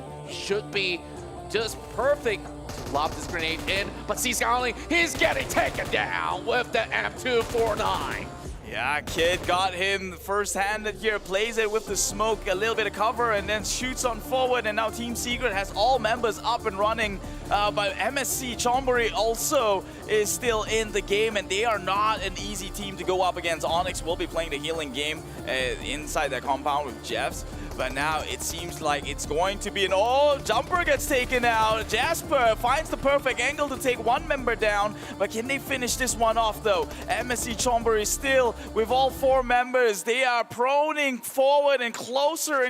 They're creeping in. Matoy, can they spot him out here? He's shooting in the blanks. Can I catch up with one side, but that reveals his location. Matoy gets 2. Team Secret, they're doing it. Only two members left from MSC. They've evened the score, and Kid comes in with the flank. Only one member's left. Can they close this one off? Kid looking it forward, trying to find Jasper, who's currently proning right behind a small little patch of grass. The Molotov gets tossed on forward as well. The shots are fired. There will be some info secured. Jasper goes out to secure the game, but Jasper, he turned it on around and clutches his way against the two of Team Secret. MS Chonburi with a massive chicken dinner, and they held the high ground. It's Kid there who tries to pull off a clutch, but with the Molotov missing out, Jasper making the plays happen, and that sends them skyrocketing up the leaderboards here.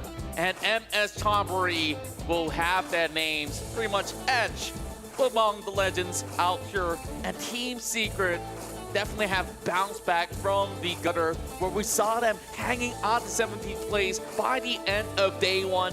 This is where they get themselves a very good lead with pretty much plenty over points if you may add it all together. Yeah, but if there's any game that would convince me that Sunhawk is not just pure luck, it's this one, right? Everything favors the side of Team Secret. Team Secret didn't have to fight any of the teams who were crawling up. MSC Chonburi was one of those. The slow little shark on land who made their way up, fought a bunch of teams to contest the top spot against Team Secret. They went against all odds, and they are rightfully the winner chicken dinner. That's right. It's MS Chonburi, and we've seen these names who are basically familiar to you. They've been playing in the scene for a very long time, and now coming all together to play under the banner of MS Chonburi. Let's take a look at the highlights once again. We started off with massive kills going over to Axis redONE, and it was basically some long-range maneuvers that we're also seeing. FaZe Clan went in to punish a few members of the side of Bigetron RA when they were basically cutting into those huts. And as we continue on, it was basically EVOS Reborn who has spot out Team Secret first and foremost, but the refrags, the reaction coming out of Team Secret definitely was sublime. And we saw those great taps come from the QBU was basically massive. And Axis redONE, they got like, what, 9 frags in the early game? And after that, they were just playing healing. Yeah, it was Axis. This is definitely a good game for them. They started to play super aggressive. We've seen, I guess because they're comfortably on top, they can play this way, and it's paying out for them. So I really do hope to see more of this Axis redONE. It is more reminiscent of when they were in the MYSG country finals.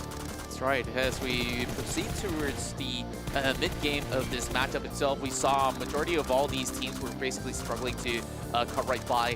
And I like what MS Chonburi did. They look outside of the play zone to spot out any sort of movements that's coming across, and those are basically free points for them to farm out.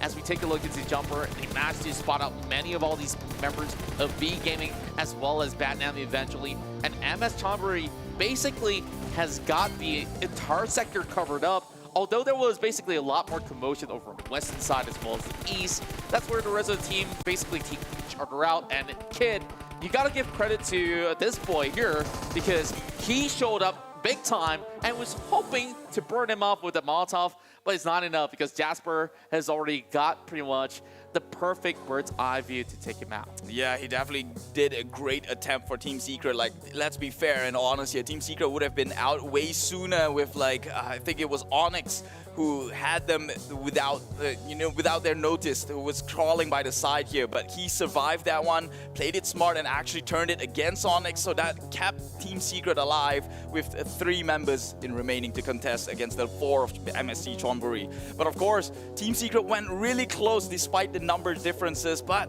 it goes down to the minor differences that makes it all happen for MSC. That's right, and it's impressive because they're also playing from a low ground sector where they don't really have the perfect bird's eye view on whoever's on top. It's crazy, yeah. So just cutting right through the corners, it could definitely be a difference of basically millimeters if Onyx could basically take out Kid. It was like, what, the jumper across the corner, but they do have the numbers advantage. That I have to give it to them because they lost Fredo very early on. So basically they were sticking as a trio unit, hitting all the way to the final few zones out there as compared to the rest. Like, Bigetron RA played it well enough, but they couldn't basically sustain when there was even more flock of crowd that's basically moving towards that section of the Pubg Hills. So it definitely was a huge challenge, even for the likes of Axis redONE, who basically tried to heal off.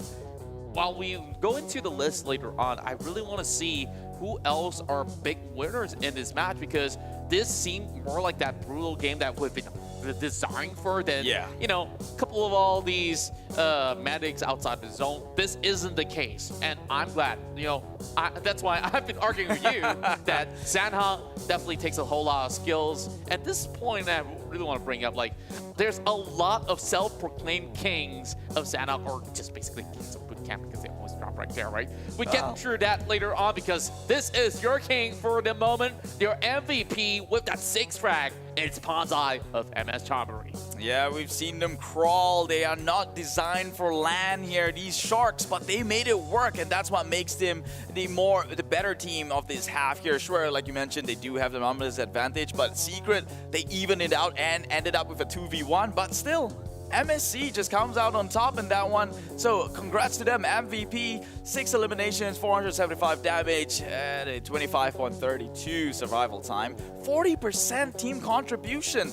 This guy does it all. Yeah, and you saw there was that instance when he was basically dodging bullets that was shot by the outskirts of the play zone, and instantly when he gets into the safety net, he goes into repeat that angle, get that free pointer basically. Well, you can't really say it's free, because he definitely did the hard work to he aim took the it risk accurately. Yeah, he took the risk. Like, he could have overpeaked and suffered a loss for it, right? So MSC, I guess, one of the better teams to come out from Thailand. Again, the region that's no surprise to be stomping in the Southeast Asia Championship. Indeed, and we have definitely seen huge challenges coming in from the other regions as well to claim the top prize. And basically, you look at many of all these teams that have qualified from the PMPL Thai region, like the Infinity so far being the most consistent team as well, just basically won everybody's heart after some pretty long league, and even for the past season, they claim that throne. This is where they start delivering as well. As for this match, we have seen 12 total elimination points going over to MS Chonburi. 9 points each for 2 NYSG representatives in the form of Team Secret as well as Axis redONE.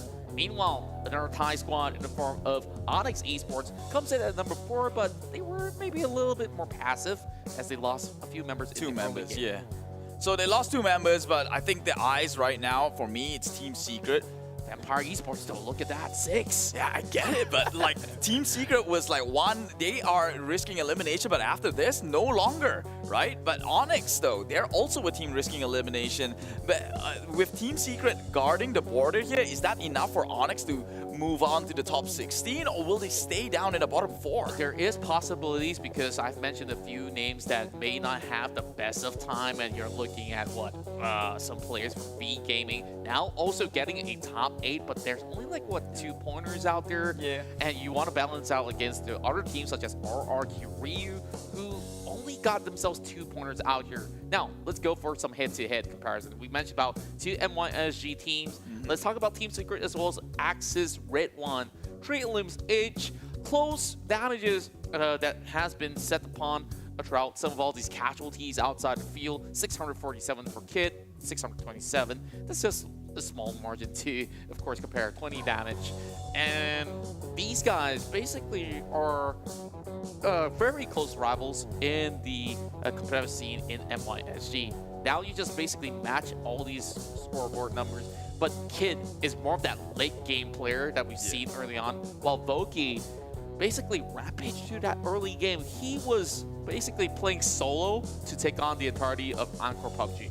Yeah, I mean, Voki's, the name strikes a lot of people as like the he one of those great players coming out from MYSG, so it's no surprise. But Kid, though, he's a new guy that went in secret, and this is his first season in Southeast Asia Championship. He got a lot of pushbacks from their scene, his own home ground, and here he is actually making it happen for himself. So MSC Chonburi, take a look at the eliminations and damage. 12 kills now, matching the likes of Empire Esports day one performance for week number 2 weekday. RRQ only 2 kills on their side, with the next biggest kill going, I think, Axis Esports and Team Secrets with 9 respectively. Vampire comes in with 6. That's right, and you just look at a rough starter here for Pubg as well as Bigetron Aliens. DX also joining along lines. I guess maybe it's just, you know, warm-up rounds, some may say. But you look at damage output throughout the field, I think that many of these teams have equally matched it from that mid-game hitting towards the late game. Most of the damage being done by FaZe Clan basically was that early game fight against members from the side of Geek Fam, and Geek Fam didn't really have better entrance. You saw them going to bootcamp and then gets challenged by VPE and many more to come. So we look at the summary, it definitely makes sense that, you know, you see more names coming from the side of Axis redONE. Damn it though, okay, that's 273 meters. I believe that the rest of the pit players at max maybe gets like 150 or so, but then again, you got Pops and the rest of them basically covering 200 over meters. Most rescues pretty much even for everybody, but Jasper definitely takes the cake here, who has been able to clutch that very final moment to get the chicken dinner back in the hands of MS Chonburi. Surprisingly, the most rescues was his award instead. I think Damrid has an edge in getting like a lot of longest elimination distance because they're support players, so essentially you're playing at the He's back. a pseudo support though. Do you know that this guy basically did the most damage? I know he did, but yeah, that's why I say it's surprising that he's coming out from the support player. So he's playing from behind, so he's gonna get the most longest elimination distance, I guess. Most support does. Micah OP though, 2 assists, I guess. It's not that telling of his skills, but we know what he can do. We've seen him tying hands with Voki and just ramping along across a lot of other teams. Now that tells you something about Axis redONE, right? If this is 2 assists and it's the highest, and they got 9 points, meaning to say that every member that they have is self-sufficient. Yeah. Meaning to say like, okay, you see that player out there, you're just gonna tap him out, you're gonna thirst him immediately. It's like, hey, I'd say all 3 members. Yeah. I think in Axis, like, I think the standouts are like 3 players that are hands down, they will clutch the moment. Not too sure if the one, but that guy could be the very well the influential one who's calling shots. We wouldn't know. That's right. As much as Bigetron Aliens, they may not have received any points in this matchup. You look at them, they're still at the top. But Vampire Esports is inching closely with only 1 point of a difference. But Axis redONE, they march forward. They are currently sitting at 3rd place. And MS Chonburi, even with the chicken dinner, they're currently behind them by pretty much 5 points. And once again, Axis redONE this week have not received any chicken dinner. It's same goes to how they have performed over on the past Super Weekend. No chicken dinner, no problem. Yeah, still standing up there at 4th position. So it's very telling on what Axis' strengths are, and it's definitely not the passive play, and it's more going in for the kill. But take a look at second draft, though. This is where it goes down. The more crucial part of today here as the bottom 4, Yangon Galacticos, V Gaming, Bantam, and now NFT Esports is the one who occupies the 17th place. So RRQ risking elimination by only by 27 points across the 14, 15, 16 place there. It can shift any moment here as RRQ, Onyx, and GD still not out of the fires just yet. That's right, and I'm glad you mentioned about NFT Esports because they have yet to play that match. So it's okay to slide down for a little bit, but you can't stay there, and if you waste any sort of round, that definitely will be pretty tough, and the challenges definitely were pretty extreme for many of these teams. It's MS Chonburi who has been able to secure that chicken dinner. Now, joining alongside us here is going to be Tash Bunny, bringing you the interview with the players.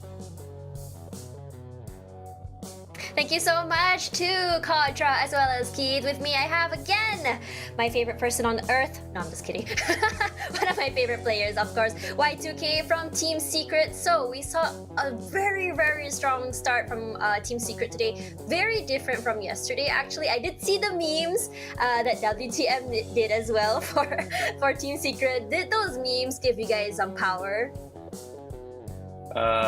Basically the support from the society and the community gave us a lot of motivation to, came back stronger. Wow, I'm really excited for that because you guys not only started off real strong, you guys also managed, not only just got second place, you guys also managed to get a lot of elimination. So let's talk a little bit about that. So I did ask you before, when it comes to Sanhok, you guys seem to like to go aggressive, like to get as many eliminations as possible. Oh, and then I did ask you guys about the healing game, but you never really gave us like a clear answer as to what you guys prefer about that. Well, for us, it's all about the calls made by our in-game leader. For right now, it will be Jumper, and Jumper is always, the passive-aggressive type. For us, if we had that extra first aid, of course, we would want to play first aid, but sadly, for several games for these past few matches, it doesn't work well with us for first aid. I see. So that's why we aim to, try to get most kills, get more kills. Yeah, to be honest. So yeah. Yeah, you guys did, and it was actually so amazing how you guys managed to do it. Okay, so just now though, you guys had like pretty much all the winning conditions for the perfect chicken dinner. You guys had high ground, you guys had circle, but then I'm not too sure exactly what happened at the last part there against MS Chonburi. What happened? I think it's just the first time for Kid. He had a good opportunity, but 2 against 4 is pretty hard. So yeah, there it goes. Yeah. I mean, that would have been insane though if you guys managed to do it, because you guys did manage to get 3. It was only Jasper left, and I think Jasper kind of like mentally outplayed you guys, which is always just really great to see. But you guys still managed to do it. Really excited for that. So for now though, are we gonna see this momentum go on for the rest of the day for Team Secret?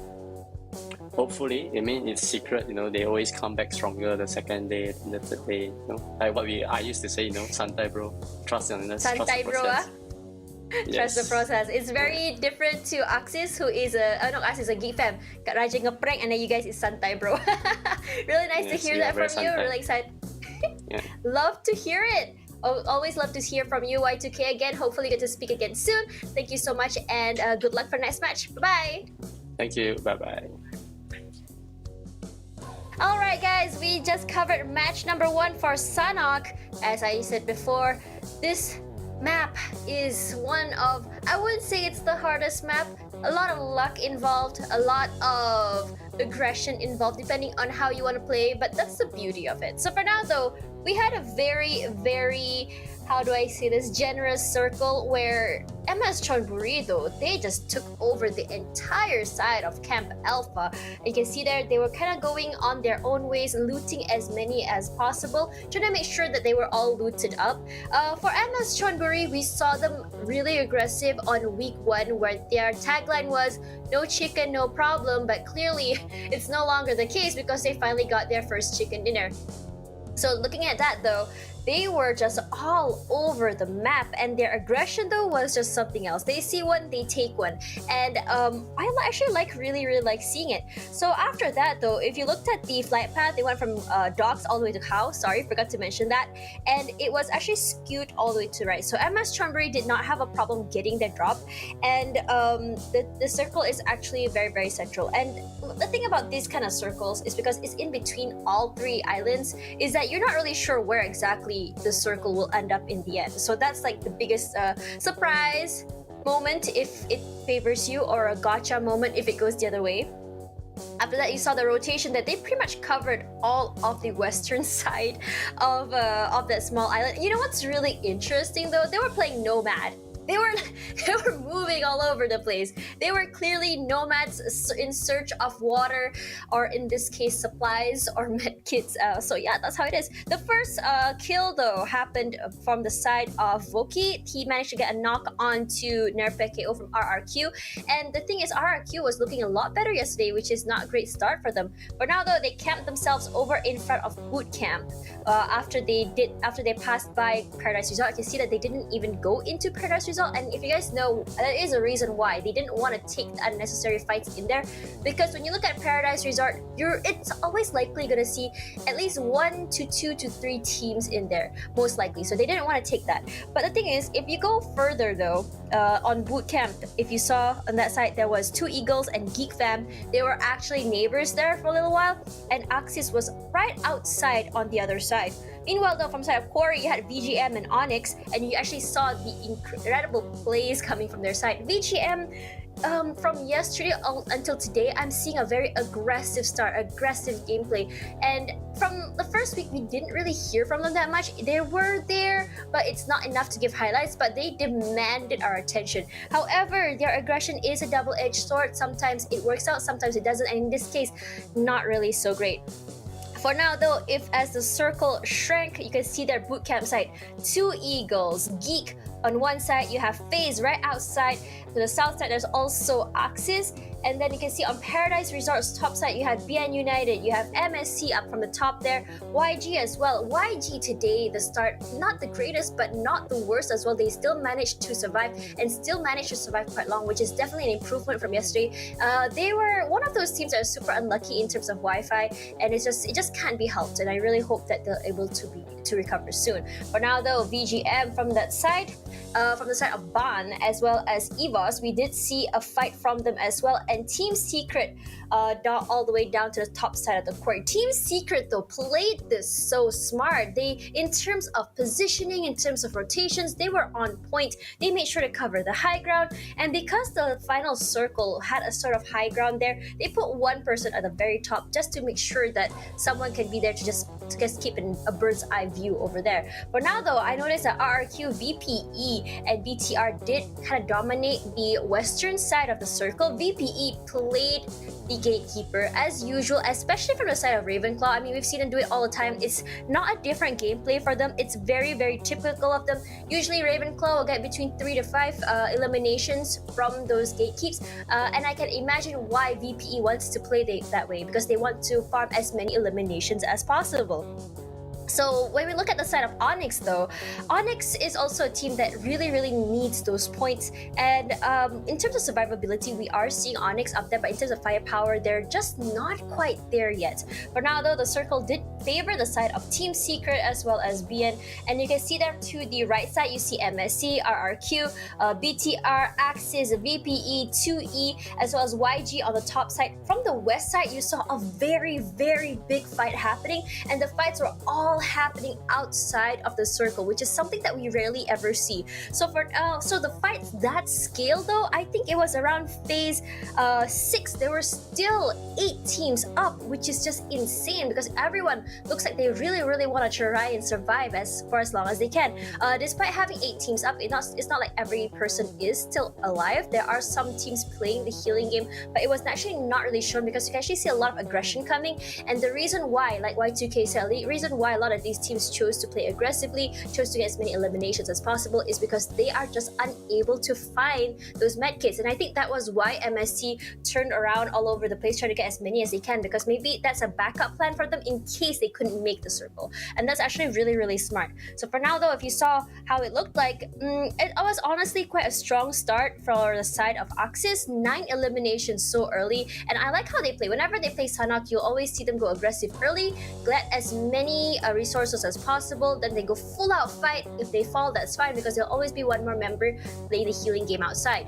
So when you talk about the final fight, though, Team Secret, they actually had all the winning conditions. They had the high ground, they had a majority of the circle, and it seems like from the side of MSC, you know, it didn't seem like they were strong enough. But after all, at the end of the day, there were only 2 members left on the side of Team Secret. One thing that MSC has is definitely firepower. While it is inconsistent, it is definitely there. So it was a 2-on-4. They did manage to knock 3, but Jasper from MSC was just too good, I believe. In my opinion, Jasper was really smart playing it.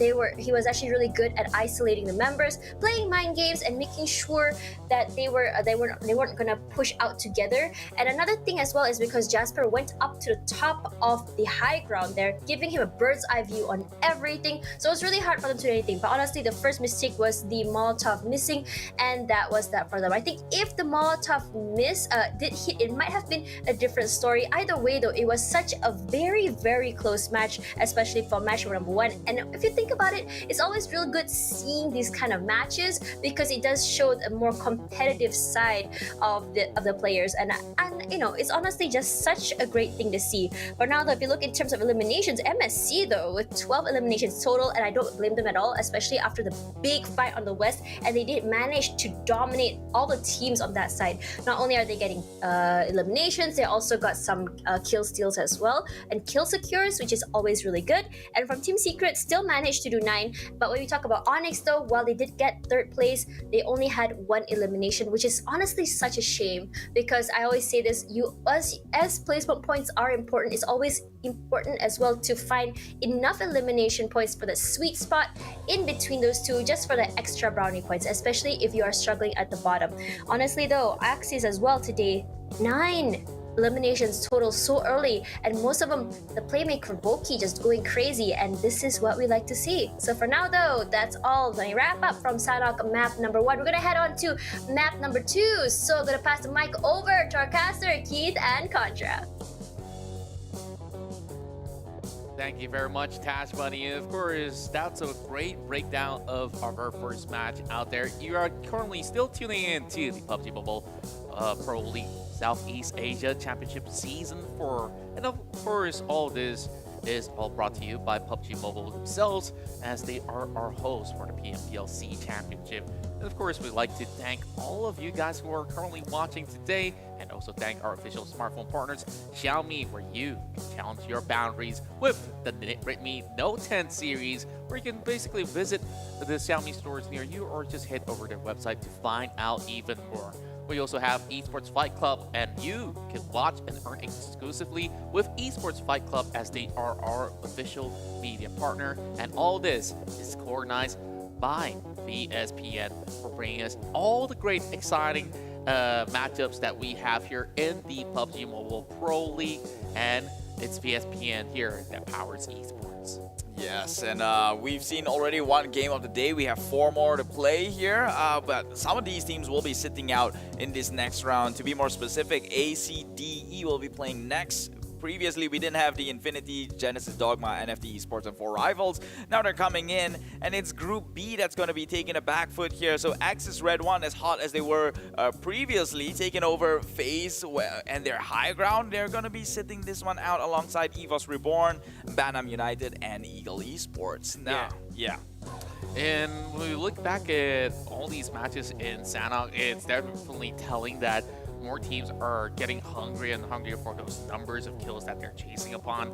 So I don't really expect Sanhok to be that snooze fest that you've been expecting. I know, like, you know, we got the Monday Blues, Tuesday. I don't have to.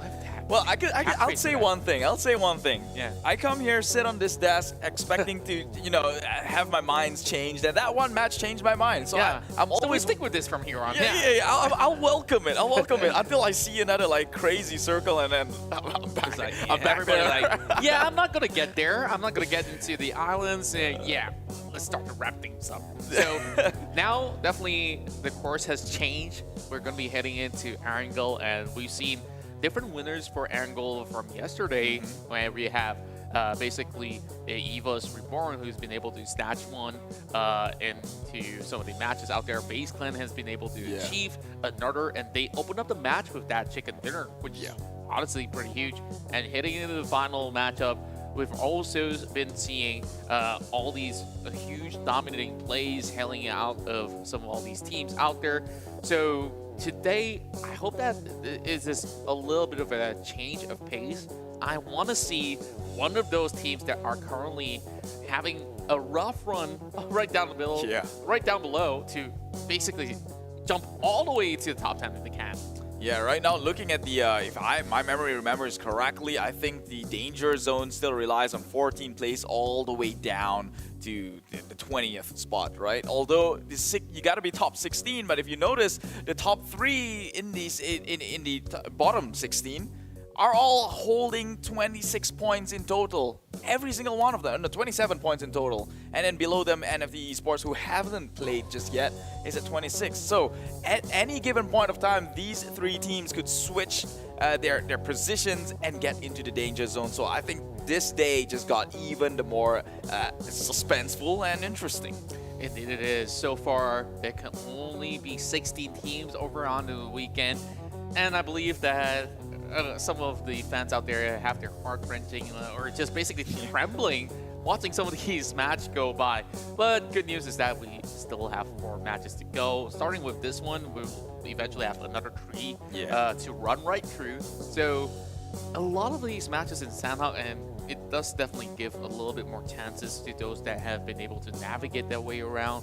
While we had even teams who basically had the middle circle in that past match, but they didn't manage to secure much points. Like, we look like a titan such as Bigetron RA, and you know, it's hard to take them down.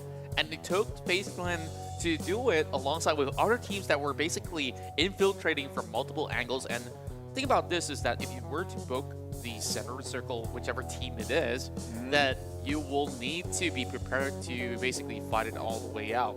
So with Zuxi taken out early, it definitely was showing a little bit of signs of concern of not only with them not being able to provide assistance to pick himself up, and you just got a lot more things to worry about when you were basically in the middle circle with only 3 members, meaning to say that some of these members will have to be self-sufficient as we get ourselves ready for this angle. I think it's the same application. Yeah, Bigetron wasn't the only team that suffered as well, right? Let's take a look at Vampire Esports, especially, who changed their drop spot to be smack dab in the center, but it doesn't seem like they were going as crazy as we thought they would have. And I was expecting FaZe Clan to get even more out of that situation too. Yeah, to be honest. To be fair, I think they're a bit fixated on Geek Fam at the point in time, and Axis just came in from the back end.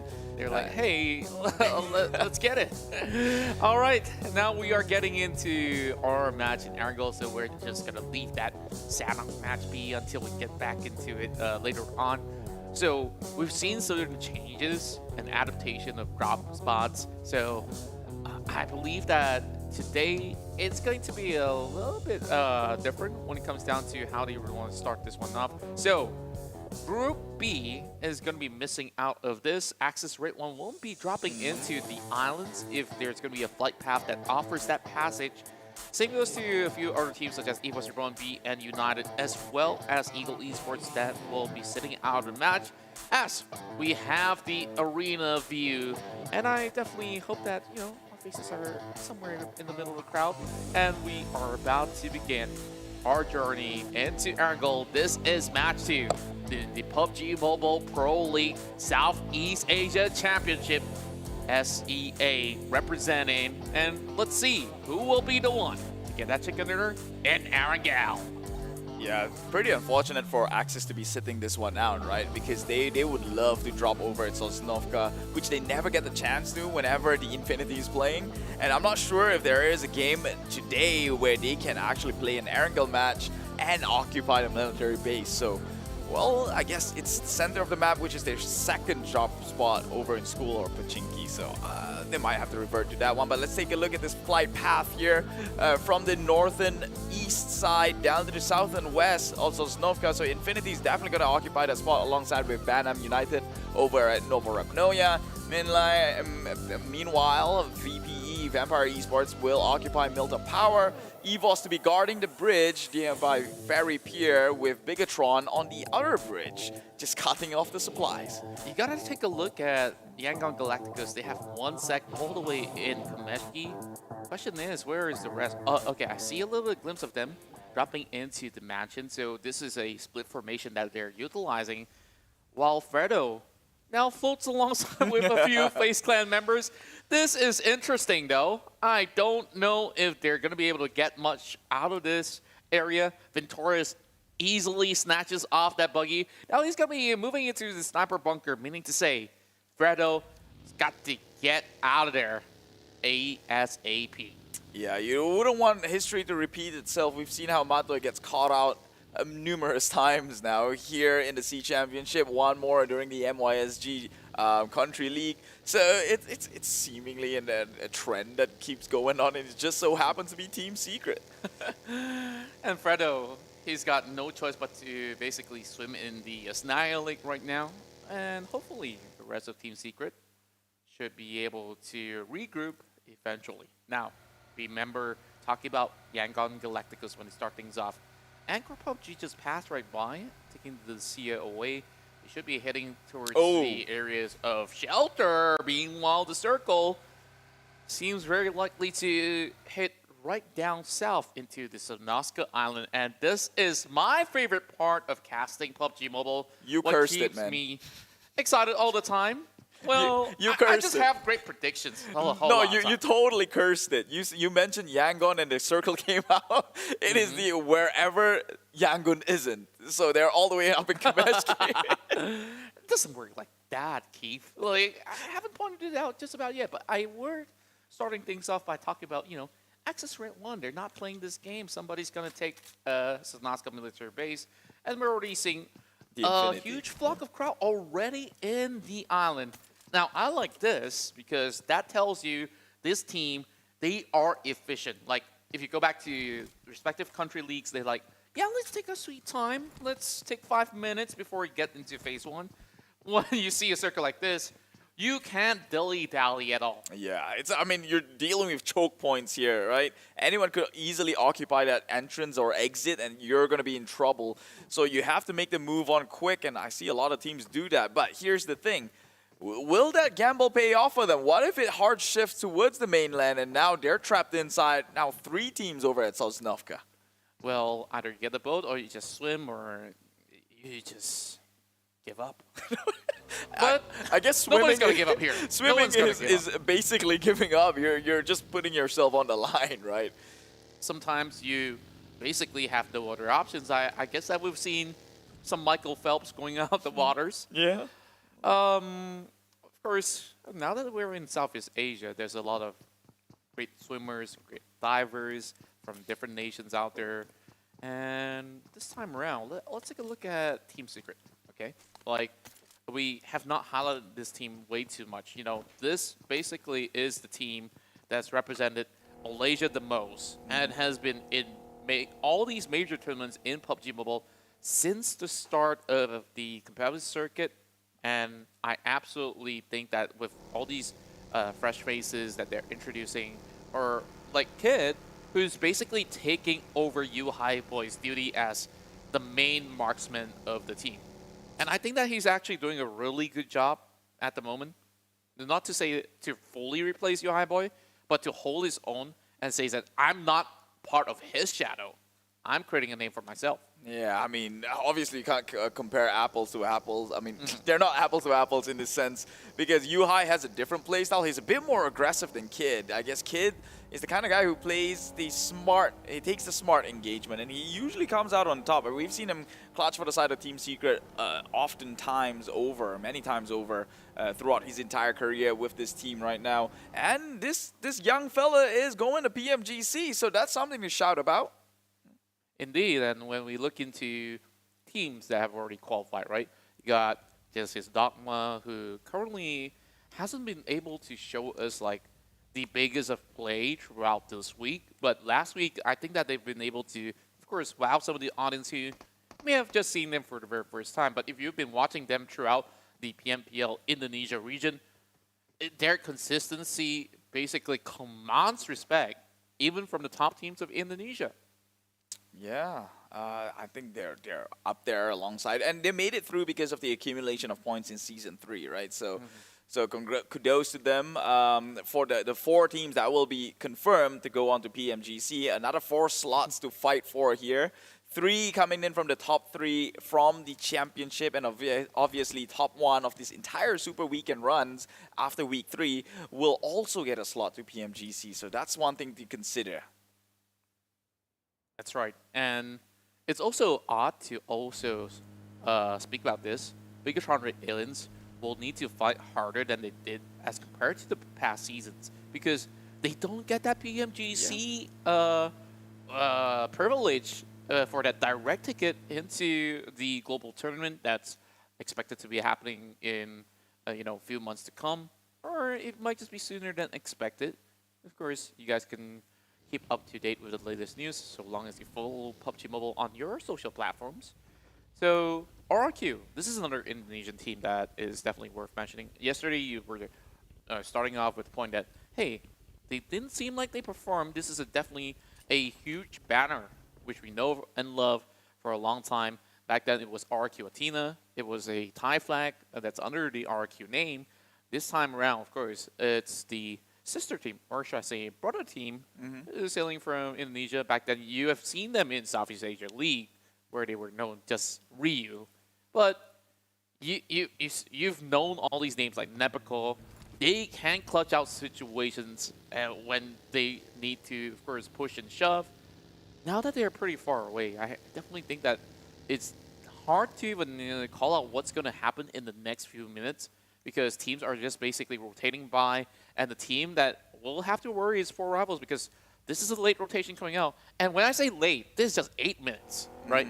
8 minutes in the normal context, you guys are still basically being goblin looting all around. So don't at them. Yeah, but D Xavier also one of those who's already confirmed their slots in the PMGC. Also doing pretty hot in week number 1, I guess, Super Weekend. Currently standing on top with 170 total points and 1 chicken dinner under their name. And you just mentioned 4 Rivals. Who is second to that? So, but currently in week number 2, it doesn't seem like D Xavier is playing at their 100. Sure enough, they're just playing for qualifications for the top 16. But hey, wouldn't you like to show a little more than what they have been so far, though? Yeah, probably they will have to just show everything that they've got, and especially when you have so much stakes on the line. Like we're talking about dollars here. Lots of juicy cash prize that's basically lying in wait. So with the brand new update of the new phase, it appears that the circle will hard commit to the island. Very slim chance for it to be ending up in between the river. Those are the best circles, by the way. I hate it. You hate it. I love to watch it. I like to see challenges and bigger challenges. Luxy gets dropped from the buggy, and Frankie goes ahead to take him down for first blood, and is due to claim that first point. Just when we were talking about D Xavier, they're just here to prove me wrong. First Handhawk, now D Xavier. What else can I be wrong at? Hoping to find out here. So everything's going in reverse, my friend. Yep, VPE Ravenclaw has got themselves close towards the bridge entrance here, but APG occupying the gas station. Do they look to cross? Surely they have to. Meanwhile, God Tooney has been sniping down the likes of BTR. They tagged him a little bit, did a little bit of damage, a lot actually, onto Zuxi, but not finished the job just yet, so it still will be fine on the side of Bigetron. They can heal themselves just fine. And Gatini still opening up suppressive shots on towards Zuxi. And it's kind of sad to see that Luxy just basically got dropped out from the vehicle just like that. Kid, though, dropped out in a very different way. Nobody seemed to take him out, but himself, Gatini, brings out the M4, and yeah, little accidents definitely require some assistance, and you gotta have somebody to jumpstart those vehicles. But you got Jumper out there, both actually tanking the blue zone. Wait, they're all running out of resources. He's only down to bandages. I don't think that kid could survive. You just leave him alone, then I guess he's done for. Funny enough, this happens to a lot of Malaysian teams. I don't know. It shouldn't happen. Right? It's phase 2, guys. Why do they not have enough mats? I wonder. I really do wonder. Yeah. It's weird. Geek Fam held that title, and now you were Team Secret. If you were telling me that they tried to book the circle as soon as possible coming from 70, I get it. But they've been lurking around there. They've been taking their time to loot, and they didn't find anything. It's either pure bad luck that you don't have those resources, or you're just basically eating up too much time to get right by. Now it's already phase 2. It's definitely going to hurt a tad bit. And I don't know what to make of that dire situation. Jumper is driving all alone, and he's going to be having 1 sec just to say hello to him. So this cove is going to be absolutely off limits. Shots being fired. Jumper, it's got to make a different segue. Or should I just say a different turn? Easily said, huh? Yeah, no, it's up to us to come up with fancy words. You know, it makes us think like we know what's going on. Yeah. Yeah, so Geek But Fam. I know what's going on here. Yeah, it's a huge fight apparently. Oh, gets tagged down. APG coming from somewhere, not being showed in the match here. But he takes down one member of Geek Fam, and now Jumper, as he has got a rough start, losing Kid so soon. But Kid, he takes down the kill onto MSC, actually turns this one around. We thought they were dead for sure. Well, speaking of which, I think you kind of jinxed it there. Jumper still hanging on, though. He's on his knees as Pop did pop a grenade, and this is where they will fly by the corner of the broken walls. Pop tries to actually snap it back at the side of Kid, but Jumper is still lying in wait. They cannot take way too long. Pons now getting tapped by Matoy from long range. Bring out that Mini 14, and he finds a little bit of a glimpse over on the Pop. He gets one bullet down, second one to follow, and he needs another one to take Pop off his feet. He gets a little bit more of that cover, but Matoy can afford to reposition. There is more shots flying in the wing, and it's Ponsai that trades right back. Matoy, outside of the blue zone here, has to move forward, and he has to heal up. He cannot afford to waste any more time on the outskirts, and Ponsai, he has to plan ahead, because this is going to shrink deeper and deeper into the island, and Team Secret will have to just basically run for the hills. Oh no. Oh, it looks like they're dead. They're getting pinned down by Yangon Galacticos, who has occupied this high ground far earlier than anyone have. The nade's been tossed in, does not connect. They'll be hidden behind opaque objects right now, obstacles and, well, barricades, but they are on their knees, so they're just as good as dead at this point. Only ticking down to the blue zone, but man, this is only the first part of the problem. The circle is closing in, and they still have yet to cross the bridge. All right, if you were to be Yangon Galacticos here, probably you have very little options left. Either you cut into the Western Bridge or take whatever vehicle, dive it into the river, and just start swimming. But they're definitely coming up with option A. So they have to boost her up, and it's definitely problematic for Team Secret. Now they only have one player left. Like, they chose to commit to MS Chonburi. They didn't finish the fight, and they know that there's no way that they can go into the Eastern Bridge. So taking a U-turn isn't exactly viable. Matoy now, the sole surviving member who's currently in the water, and they're following Plan B, as I said. Well, I guess he has to. He's the single member left alive. His Team Secret's hopes and dreams carrying around his back. Hopefully it's not too heavy that he sinks here on his way onto the next island. But hey, I'm curious to see what the other teams would take, because as we saw, even Geek Fam hasn't crossed the bridge just yet. APG and Yangon Galacticos too. Now MSC Chonburi will have to make the swim, but for rivals, Apel, surely he sees the car. He knows that people will make that attempt. But the problem is he doesn't really know who else is up above him. But Vampire Esports, they heard and they smell blood. They take down Mila. It's an easy deletion with basically a goon squad running at them. Now, going back to the side of Vampire Esports, they will still lose 2 stops though. Got Tuni coming in with the taps from long range by the hangar. And I just love it. The Infinity, they are so proactive, and they have all eyes in the Sulaco military base, but they will have to budge off to move into the western sector, where you have 2 hills that divides this highway. So this is getting trickier and trickier, and honestly, it's hard to tell. Whoever currently playing in the battlefield, it doesn't seem like anybody has a clear lead. Yeah, but on papers, it should have been Infinity since they had first movers advantage. But yeah, Vampire Esports take down one of their members. Now that evens the odds, I guess, a little bit. RRQ Ryu, though, also one of those teams that has a huge reputation behind their back, currently shooting against VGM. It's Porsche within the vicinity. I don't want to see this car starts revving really soon, because we know that they have the people with car names in Vietnam seems to be like stars. That's in their right. place. They just love to go fast and furious, and you know, they're a bunch of family that always sticks together. Family. Yeah.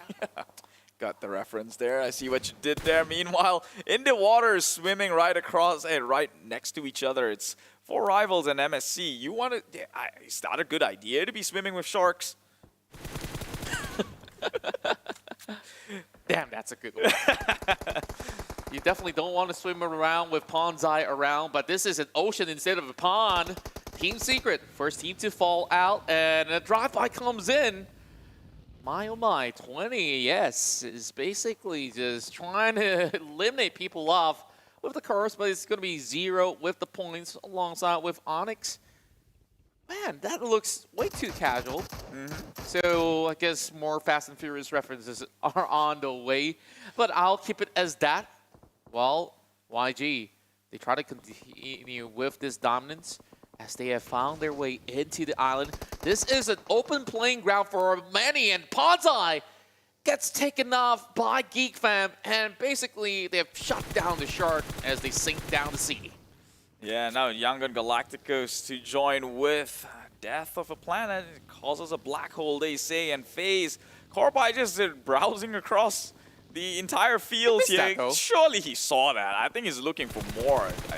He's getting covered though, but he's fighting off against the rest of Yangon Galacticos. Now he's looking for AK as well. Sharpshooting, Corby will secure kills and take out the entirety of Yangon Galacticos. And furthermore, just look at him go, saving the day as Corby will just go into rescue Ventures. It is so good for FaZe Clan. They went up against the entire squad of Yangon Galacticos and not even lose a member.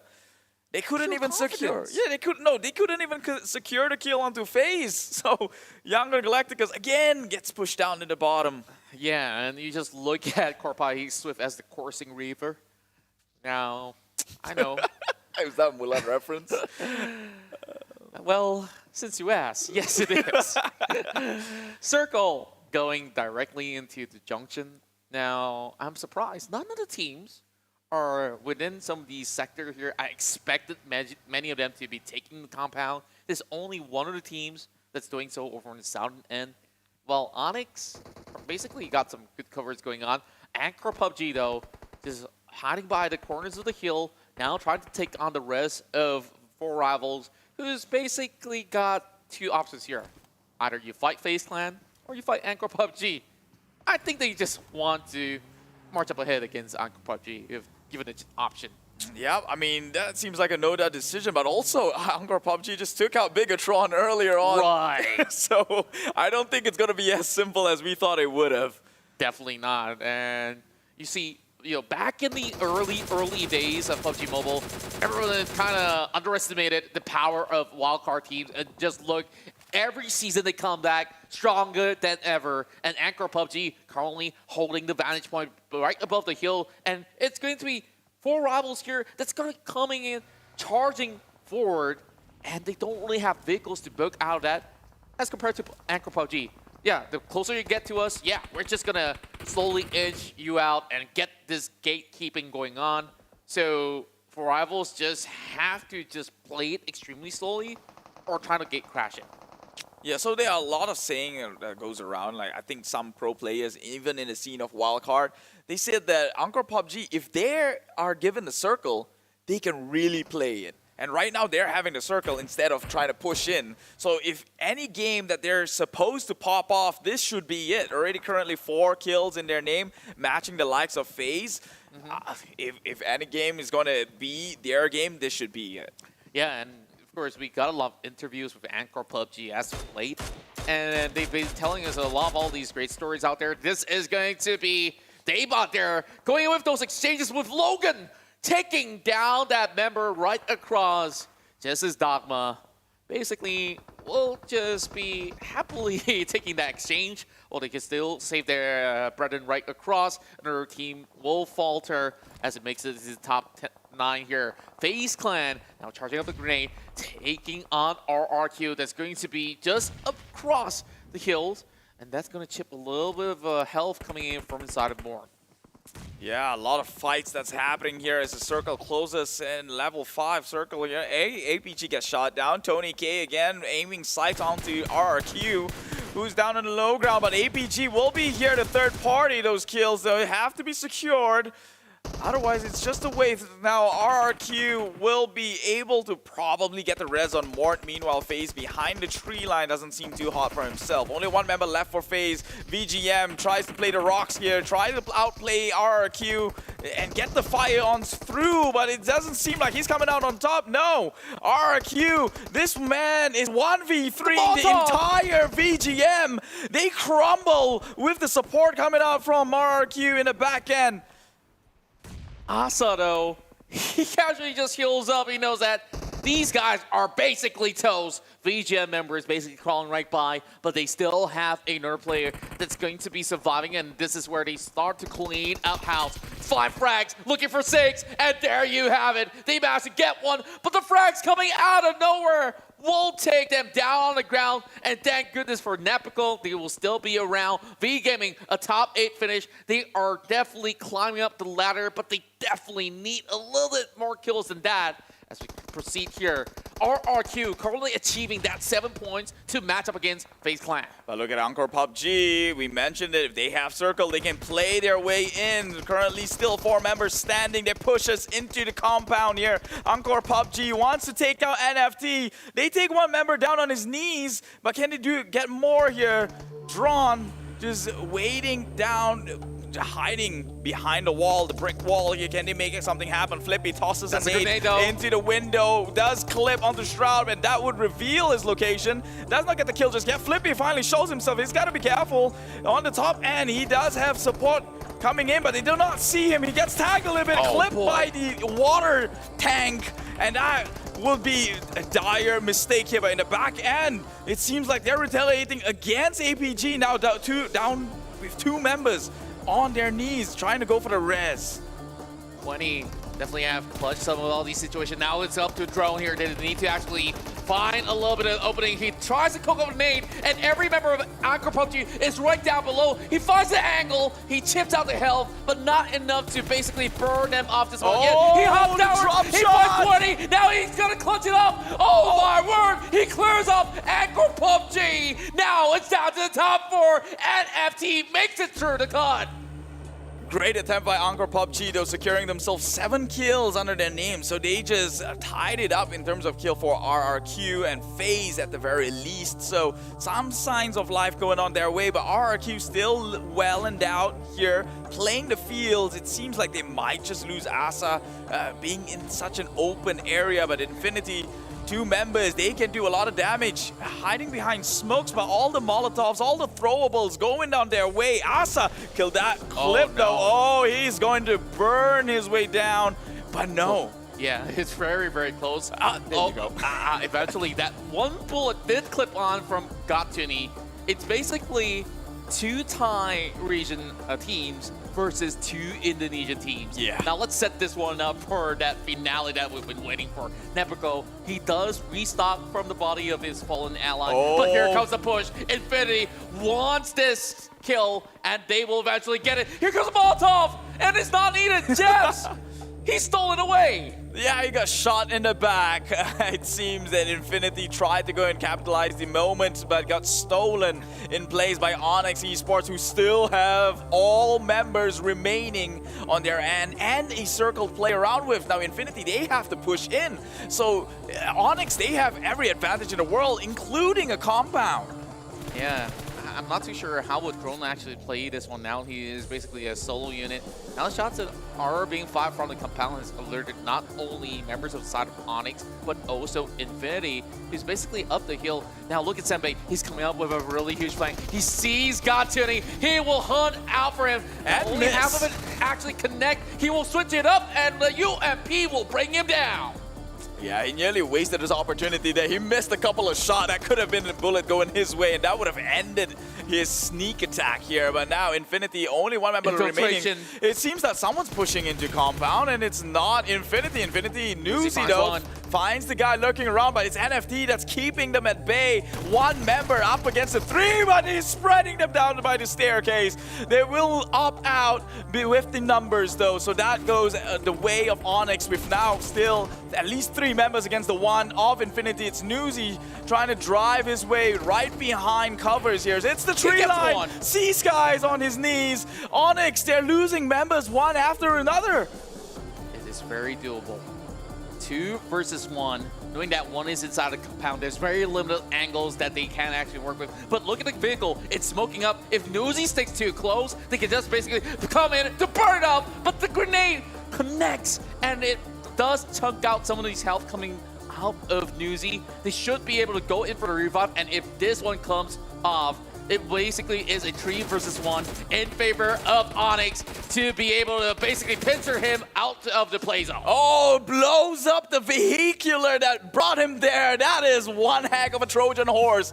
Onyx, they do it. Taking home their winner chicken dinner in map number 2. My oh my.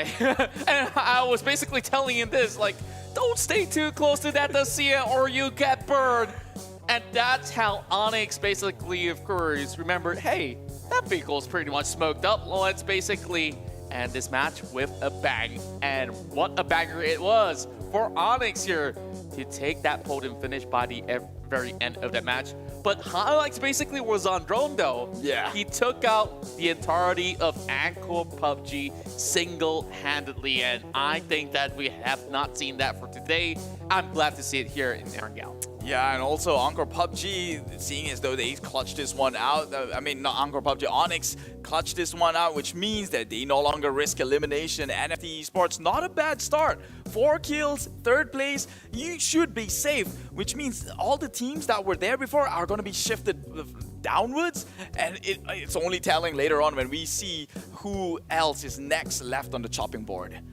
That's right, as we celebrate a big win for the entire region of the PMPL. It's Onyx here who have once again stood out the test of time and the test of Arangel in Sanaska Island. And definitely a hard-fought victory, but very deserving. You saw how every other team were basically fighting to even catch a breath of air. And as much as it wasn't all about the damage output, it's honestly all about the tactical prowess that they had in order to get themselves safely into the final few zone as we check out the highlights of match 2. I think I have to give credit to Onyx for the composure they posed. Like most teams, knowing that the number advantage, they would probably just run up straight. 3 members at that point, maybe they would have gotten wiped out, right? As they go 1 by 1. But they threw a smoke down, played it slow, and eventually get the number advantage and didn't even need to push on forward, just blow up the vehicle. Yeah, and we look at some of all these early skirmishes. It was Geek Fam that basically tried to go in for close quarter combat, and Yangon Galacticos basically had them pretty much numbered pretty early on. Yangon, they might have actually lurked around for a little bit outside the play zone, but they've also been able to punish some teams such as Team Secret from hanging by on the outskirts. But FaZe Clan definitely had an interesting run where they were one of the first movers into the island, and they eventually wiped out Yangon Galacticos, having some long-range exchange. And it's definitely beautiful to always keep your eyes on how Tony K aligned those shots. Yeah, also you mentioned Team Secret. This just has been the hardest game they have to play, right? Knowing that their drop spots all the way up in Severny and the circle hard shifted down in south. So it was a tough travel. Maybe they left a little bit early. That's why they didn't have much supplies, because knowing the distance that they have to close in, and eventually gets punished in the process. So maybe this one is literally not their luck. Not at all. And you look at NFT. They had that perfect compound defense, but with many of all these members from Onyx who basically wrapped the entire game up, I love that approach where you have pretty much a 3-1 split to handle that situation as they held them by. They took on NFT first before heading in for the Infinity, and they managed to close out that match convincingly without having too much of an issue. But we saw Newsy could possibly pull off a few more numbers if they were to go 1 by 1. So strength in numbers definitely is key to unlock the victory here in Erangel. Yeah, I think there was a slight chance where Onyx could have lost it as well, right? Because actually it's NFT who crashed into them in that compound, and they had to fight against, like, one member of NFT had to fight against 3 by the stairways, and that was when Infinity had a lot of chance to actually shoot the guy who was lurking on Onyx, and then it was a chance for him to actually make something happen for himself. But again, like you said, strength in numbers, I think you cannot argue with that logic. So congratulations again, Onyx. They win a chicken dinner for them in map number 2 and potentially saving them from the chopping block. Yeah, and hopefully from here on, they should be in pretty much a poised position to get into the Super Weekend with only about 3 more matches remaining on this weekday run. So tomorrow onwards, that's where we start to accumulate all these official points for that Super Weekend. But today, man, I want to have a look at the leaderboard on how much it has changed, because RRQ Ryu have done pretty well in this game. Yeah. We saw them getting some high number of frags. 7. So meaning to say that they're still within that middle of the pack. Meanwhile, you look at teams like BN. Yeah, you got some certain placement point, but we're not seeing too much frags going on. Yeah. Which is very detrimental, right? Like, especially being like the bottom 2 right now. Yangon and Banam United is occupying the bottom slot. I think still in the single-digit range, which we will have to check later on, which is pretty scary because at this point with only 3 games left to play, you would kind of argue like if you have average game, it might not even cut it. Yeah. Well, it takes basically like huge plays to make the cut. And you're talking about like what, double-digit frags to book out with a top 4 finish. I think that definitely will ensure that gives you a huge fighting chance. But if you're looking at Yangon Galacticos, you need 2 of those. Yeah. So they've already played like what, 2 games already? Did I lose count? I believe it was 2 games in a row. Yeah. So one of the matches they will have to rest out. And by then, it definitely will be a lot harder. Let's, of course, take a look at our winning team's MVP. So we got 619 going all Rey Mysterio on this one. And it's Jeffs here that's been able to carry many of all these opportunities back in the favor of Onyx as they managed to walk away with that 7th elim and also 15th placement point with that chicken dinner. And this is where I talked about RQ Ryu. Propelling forward alongside with NFT, so this is where these few teams, they're honestly not worried. Yeah, they're not. They're comfortable at this point, right? Like, I mean, I think the danger zone would be like 30 Team and under. Secret, Yangon Galacticos this round, they tied things up. Yeah. So, but Team Secret had a good first game though. True enough. Yeah. So I guess of course we cut them some slack from there. V Gaming this time, 7th placement. I guess that will bring them at least like a good 2-pointer when it comes down to placements, or even 3 on top of what they have acquired here pre-eliminations. So it kind of matches a little bit, but then again, the chase is far from over. Yeah, it's still very too close for comfort. Like you mentioned, 3 games left in the tank.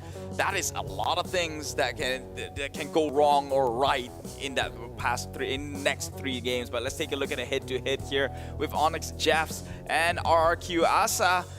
One of the 2 names that stand out towards the last few circles here. 4 kills on Jeff's name and 5 on Asa. 619 Booyaka damage dealt on Jeffs and 594 on Asa. 224 meters longest elimination distance for Onyx and 283 for RRQ. 44% team contribution and 48. It looks like these are the hard carries. Yeah, and Asa basically is like 50 Cent. How many times he basically put bullets into these armory? He does not fall. Yeah, 307. 307 damage is a lot of damage being taken. It's like you were rebirthed 3 times. So let's have a look at these towers here. As you can see on your screen, there's a whole lot of teams that basically took good fights, and you have said it best. Anchor PUBG, when it gets a circle, they can start to play as aggressive as they want. Just look at the damage numbers. They are offering the highest damage with 7 frags. That basically evens the score with FaZe Clan as well as Onyx Esports. But it was RQ Ryu that gets 1 extra among many. Yeah, they're definitely standing out here. So it's true what they say because I guess maybe they have to change the drop zone or something, or maybe find a way to get circles because you can't always hope on circles to go your way, right? Onyx, respectable 7 kills along with FaZe and APG. RRQ standing out with 8 kills on their name, and the rest averages about like 2 to 3 kills each here. And honestly, I was expecting a little bit more from 4 Rivals, being the aggressive teams they are and how small Sosnovka is towards the end, but I don't think they made it that far. Yeah, and I guess that of course there are times where they have to swim. It's just rough, you know, like it's just all these circumstances against you, and we saw what happened. Definitely wasn't all too pleasant for the said team. Yeah. So as we look at the overall stats, I guess that when it comes down to healing, there's almost no time as compared to Sandhawk. Well, 6 headshots being fired, and this is basically a game with more airdrops being looted up with a total of 3. 192 troll balls being used is still quite the standard when you go into those mid-game, late-game team fights. And to my surprise, of course, a majority of these players also were knocked outside the play zone, and we're looking at like what? Geek Fam members, Team Secret A lot of members. Malaysian teams actually. Yeah. 4 Rivals You're included. not wrong. Yeah. Team Secret, Geek Fam, 4 We Rivals. need to say they just APG. have to improve in the rotation though. True. Also, APG was outside. How did they make their way in? That's the bigger question I hope Tash would answer. Yeah, Tash gotta keep an eye out on Anchor PUBG, or maybe just ask them directly. 20 definitely has gotten those great numbers when it comes down to the long range frag. Now, Vampire Esports overtakes Bigetron only by 2 points. So, Bigetron Aliens, I wonder what's their next step here. As you see, Axis Red One, they remain unmoved. It's FaZe Clan here that tries to climb back upwards, but we're looking at MSC Onyx here, who has been able to go up there and try to maintain their spot. Onyx still going up and up, but we haven't seen too much from EVOS Reborn for today. Meanwhile, it's basically green pointers up, just like how the stock market remains stonks. Stonks. And talking about stonks, NFT, there we go. Moves all the way up to 13th place. No longer risking eliminations. They are. Geek Fam moves down in 14th place at 39 points, but the divider, the bare minimum, lies before Rivals right now at 35 here. Genesis Dogma, 30 points in their bag, and 18 for both Badnam and VGM, V-Gaming. Yangon Galacticos remains at the single digit. I really think maybe it's their internet issue or whatnot. We'll pardon them for this week, most likely, but I'm not counting them out just yet. Again, 3 games left. Any chicken dinner that game will give them 20 points, which then gives them a fighting chance, right? A double chicken dinner, you're out there. So definitely, I hope Yangon don't give up on this, despite the disparity that's been made. That's right. I hope that within the few games that they have, they will be able to bounce back up. You know, the most ideal situation for any team is to have the 4 qualified teams of PMGC to be at the bottom, so everybody makes it to the weekend. But that's definitely not the case. Well, Tash Bunny, I believe you will watch, and of course had a lot to say about that matchup. But of course, let's cue in for another great interview here and see who's going to be joining her along with this interview. Thank you so much to Contra and Keith. With me, I have Zero once again from APG, one of the best performing teams today, and it's really, really exciting for you to have you with me up here. So for now, though, the casters were just asking. Right now, we saw 27 do one of the longest elimination distances in the game. How is 27 able to achieve that? He's not using gyros. And he is an ADS player. He's an ADS player? So like, Yeah. through all your members in your team, is 27 the only member who is able to do really, really long elimination distances? Yeah, it's only him that can really achieve that long distance kill. Right, speaking of that though, when we talk about 27, we also see some insane plays as well from 27. In terms of how he plays with your team, what exactly is his role and how is he able to clutch for you guys? His role in the team is scouting and sniper. and he's been an incredible player for us for about a year now. Okay, so I noticed that you would be the person that'll be running in first. I think you are more of like the rusher or the guy that runs in front, and then he will always come in the back and just clean up. Is that how you guys intended to play your strat? Kind of 50-50. We 50-50? sometimes, yeah. Our player are able to rush and play a lot of different role.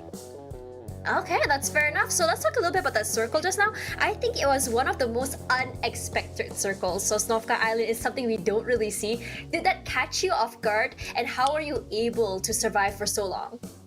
The zone catch us off guard. I think that we play very late to get into the zone, so there's not many team that are gatekeeping. So we are able to get into the zone safely. Right, so despite that though, despite no gatekeeps, you guys still managed 7 eliminations. How was that possible? I think that from the last game, we kind of knew that we want to get some point and secure our place in the Super Weekend. So our coach talked to us and said that we need to play aggressive and get a lot of kills. Okay, so I guess we can expect a more APG aggressive play start today? You'll have to see. He already hinted it. So Fernando, before my last question for you, what did you guys eat today? Burgers and milkshake. Burgers and milkshake. Okay, gotta write that down. High amount of eliminations is burgers and milkshake. Okay, thank you so much, Zero, for that awesome interview. Hope you guys have more burgers and milkshakes. I'll see you later. Bye-bye. Bye-bye. Burgers and milkshake, guys, they are living the life, guys. They're having their oysters, their fried rice, their pizzas. But you know what we are having? We are having a Sosnovka circle, and we need to talk about that. Throughout week 1 weekday as well the first super weekend, Choo-Choo and Sir Cloud have been talking about Sosnovka Island Circle. They're like, oh, we never get that. And then Choo-Choo's like, it's never gonna happen. Well, Choo-Choo, look at that. Sir Cloud was right, and here we are. The flight path though was from the side of Kamishki all the way down to Sosnovka military base. And when I was looking at the first circle, I was kind of already like surprised at how much water is inside the circle. So because there's so much water and such little land, the rotations are a lot faster. We are seeing a lot, surprisingly, we are seeing a lot of faster fights as well because everyone is rotating. But despite all of those fights, we are seeing so many teams still up toward the last phase, toward the last few phases. So moving to that though, we did see Onyx drop all the way from the side of Docks all the way to the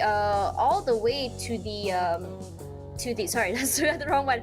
He did see Onyx drop on Sosnovka Island as well, and you can see that they didn't have to rotate very far. They were already at the southern side of the military base. They just played around there and they didn't move. They didn't even go to mainland. They were pretty much very happy there. And speaking of that though, just now the casters did mention that APG was one of the teams, if they can actually get the circle, they would excel. I believe that Onyx is one of those teams as well, seeing as though how they played. One thing about Onyx though that I want to highlight is that they are really good at tactical. They are really good at surviving when it comes to firepower, when it comes to collecting eliminations. Clearly that is not the case. So for now though, moving back just now, we did see a change in some drop spots from the side of Geek. Usually they would drop on the north side of Georgiapol, but this time they chose to drop around Stalber and all the way to the huge side of the east. And I think it's because they just couldn't get there on time. They weren't sure where exactly the circle is gonna be. And another thing I did notice as well that's really interesting is that a lot of the top teams right now, like MSC, BTR, Geek Fam, they are the teams that usually make it to the end or at least toward mid-side of the game. They are actually the teams that are getting knocked out early, and on top of that with not a lot of elimination points. And I think it's due to the fact that the circle was just so unpredictable. It was just out of the way, and rotations were just so hard. And because they're caught off guard, they're not too sure about how to go about it, they were caught there. And I was honestly really hoping for a bridge circle. That would have been brutal, but thankfully the circle did shift to the south, to the side of the military base.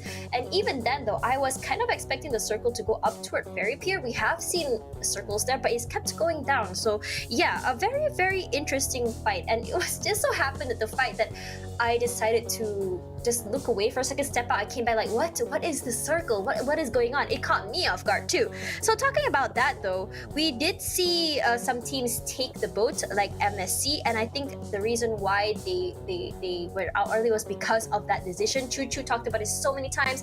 When you are taking a boat and all the teams are in one vehicle, that is basically signing a contract to your death sentence. So that was basically that. You see there though, the circle to the northwest side of Sosnovka military base, where a lot of teams had to swim over because they were already anticipating there were going to be bridge trolls waiting. We had FaZe already waiting on one side, YG on the other side. It was extremely hard for YG to cross because if they were to cross, they would have met to a FaZe full of bullets for the side of FaZe. Meanwhile though, VGM, one of those teams that actually survived pretty long as well. And if you looked at where the circle went toward that, eventually we saw a lot of fights already happening, not inside the circle but outside the circle once again. And the shifting is kind of ping-pongy as well, which makes it so hard for teams to reposition and place themselves to where the circle is going to be. And when it comes to ping-pongy circles, it's the teams that are already in the right spot that will be getting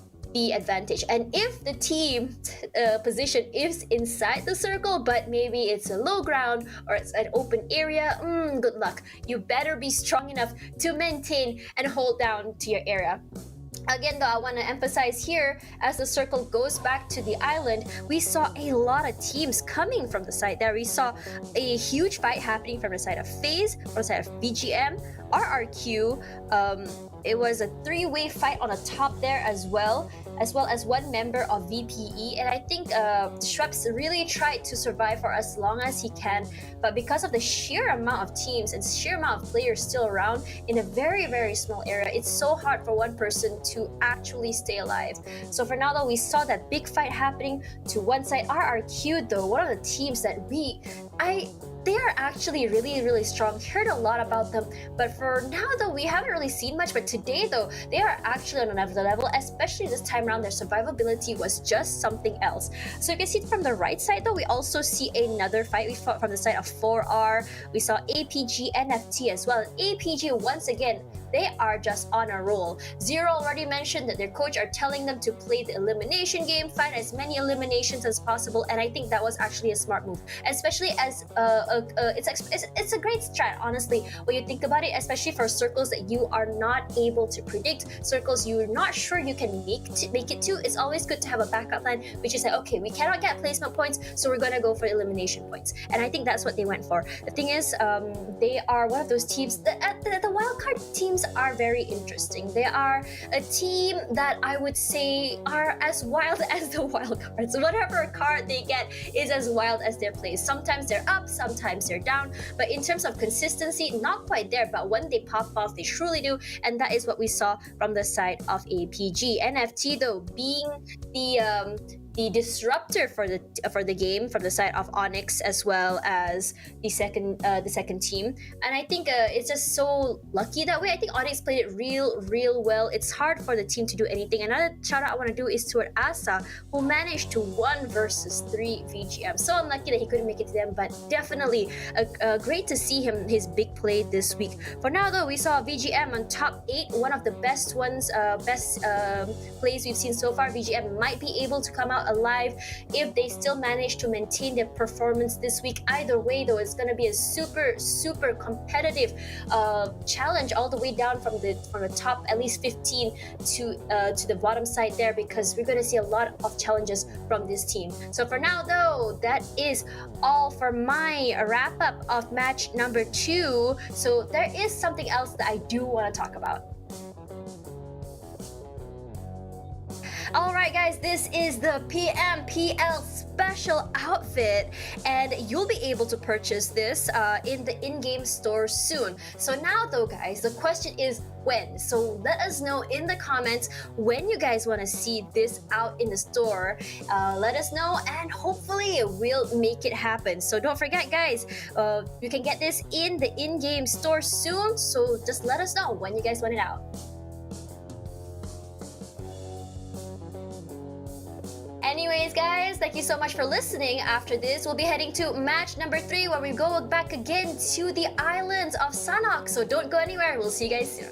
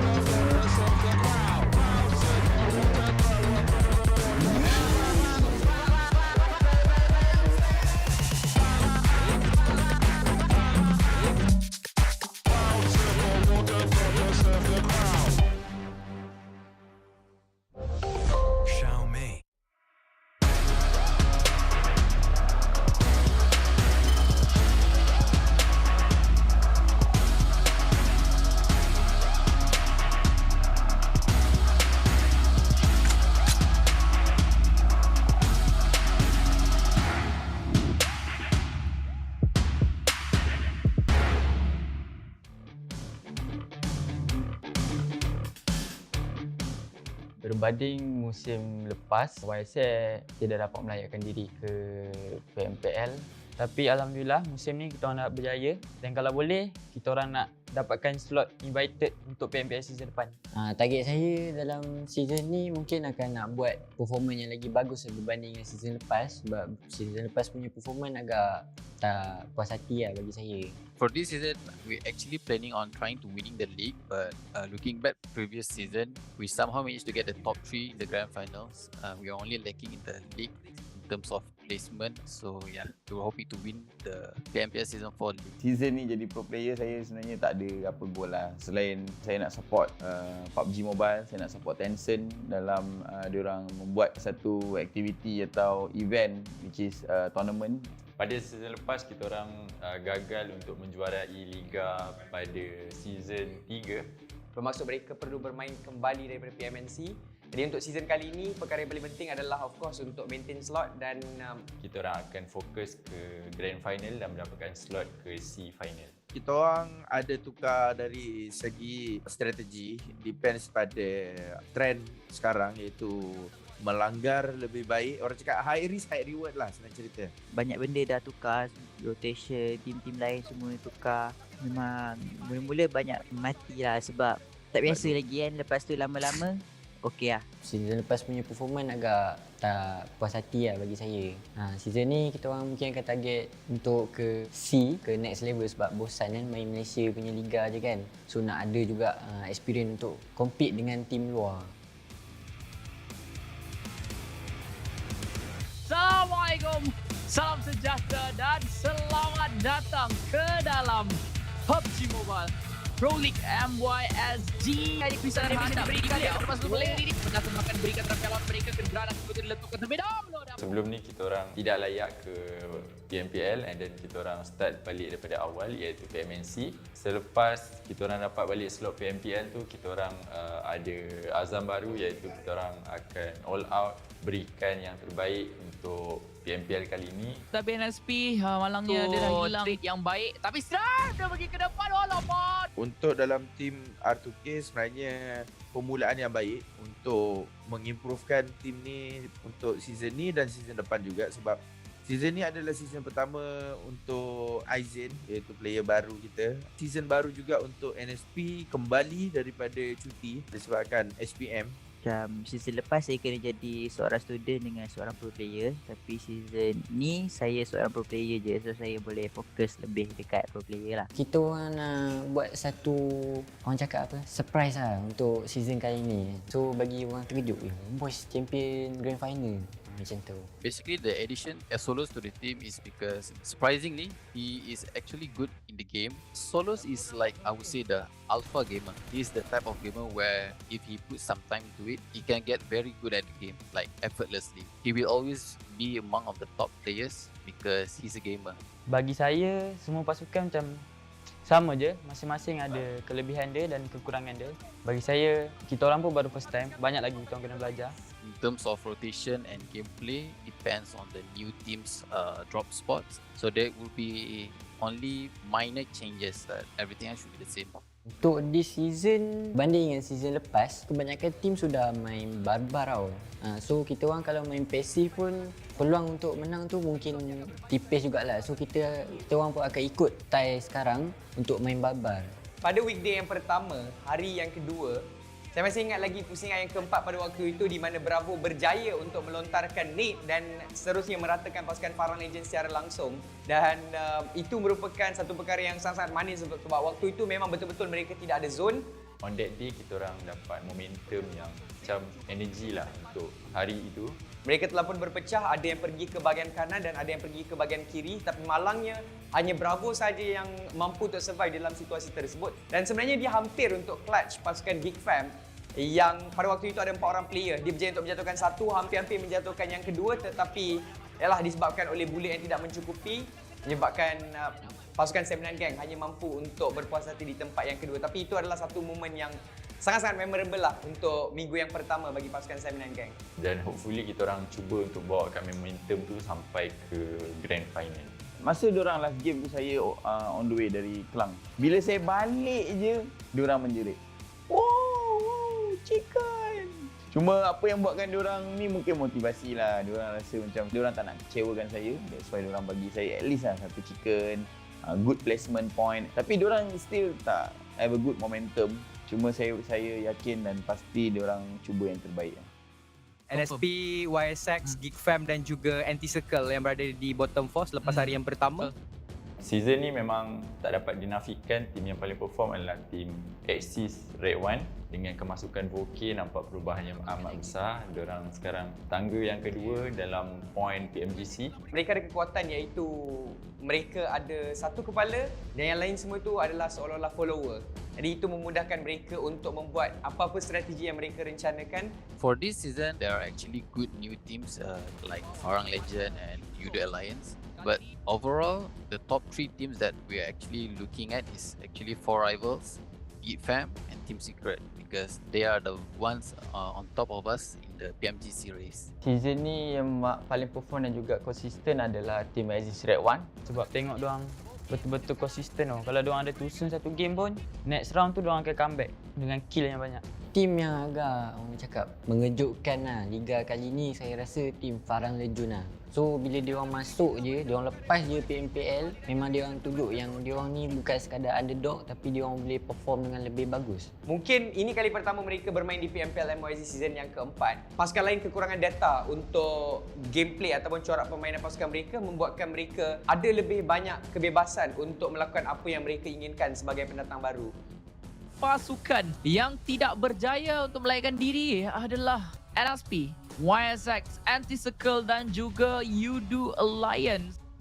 Saya dah usahakan YSX Esport ni hampir 2 tahun and Alhamdulillah ini adalah kerja keras semua tim termasuk tim X yang sedang bertanding dalam peringkat PMPL Season 4 Malaysia Singapura ni. Untuk apakah semangat yang bawa mereka ke sini adalah hasil perjuangan dan latihan mereka selama 2 tahun. Seperti yang semua tahu, memang fans untuk 7 Gang ni memang sangat-sangat besar dalam Malaysia. Walaupun mungkin mereka gagal untuk menunjukkan prestasi yang baik di minggu-minggu awal, tetapi dengan sokongan yang mereka berikan untuk menjadikan 7 Gang lebih baik ataupun lebih hebat daripada apa yang pernah mereka ada sebelum ini. Dan yang paling penting, Allah yang satu. Obviously, based on the first week performance, it is very disappointing because we know that we could do way much better. I mean, looking back at the previous season's performance, coming to this season, I think the players, there's no confidence in them as much as there were compared to the previous season. So I think the main problem or the main factor that actually affect the first week performance is actually the players' confidence. Jujurnya Same9 sekarang a bit struggle without the coach. So kita orang cuba benda-benda baru. Kita orang cuba roster tukar. Ada time saya tak main, ada time Drex tak main. Memang semua akan ditukar lah.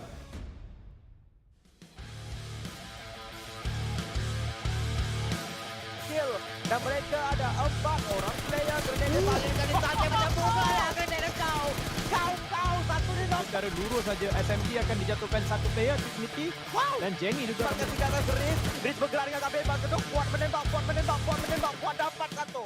This season, the gameplay overall is way different than the previous one. The main factor would be because of the circle shifting. Another one, a lot of teams actually now prefer in getting spots in the circle. Teams like Axis and Farang Legend, they have this mindset where if they win this one point in front of them, they can win the game. Untuk season ni kita orang tak ada banyak sangat strategi yang kita orang ubah dan kita orang cuba untuk memantapkan chemistry antara player dan hopefully kita orang dapat berjaya pada peringkat yang tinggi lah. Weekend pertama memang performance sangat-sangat tidak baik. 3.7 saja poin diorang purata. And 15 game diorang kumpul 56 mata. Itu satu performance yang sangat buruk pada saya lah untuk Homeboys. Since diorang semua player berkebolehan. Tapi tak apa. Saya yakin dan pasti di minggu kedua pun diorang nampak improve and saya yakin minggu ketiga diorang akan bagi full blast lah. Wales, RSG, Same9, Wolf dan juga Homeboys di tempat yang terakhir dengan 8 mata saja. Satu hari yang tidak begitu baik untuk Homeboys terutamanya pada hari ini. Dia masang grenade, dia dapat 3 orang dengan SB. SB dia mengignore. Boyka mungkin dapat lagi interview. Satu di knockdown. FaZe Esports adalah pertama kali berjaya menampilkan diri ke PMPL season 4 ni. Kita orang punya experience adalah bagi kita orang pengalaman baru kita orang lah. Sebelum ni kita orang main macam tournament kecil je. Ni first time kita orang PMPL. Cabaran dia memang sangat susah sebab enemy semua keras-keras berbanding dengan tournament sebelum ni. Semua boleh dikatakan 9/10 semua aiming doang mesti kena. Dengan adanya Bravo, Putra dan juga Dep, gameplay boleh menjadi lebih agresif. Manparan dan juga Dex dalam satu permainan yang sama membuatkan mereka boleh bermain dengan lebih kemas dan lebih berotak. Itu antara strategi lah yang boleh Same9 Gang tunjukkan dengan adanya 5 orang pemain pada season kali ini. Wow. Memang pengejaran yang begitu menakjubkan daripada Axis. Tempat kedua sekarang dengan 117. Same9 akan naik sampai ke tempat ke-13 dengan 51 mata. PMPL ni adalah sangat berbeza bagi kita orang. Enemy dia bukan calang-calangnya enemy lah. Majoritinya boleh main lah. So kalau macam itu, kita orang kena usaha dengan lebih keras untuk kekalkan kita orang punya momentum.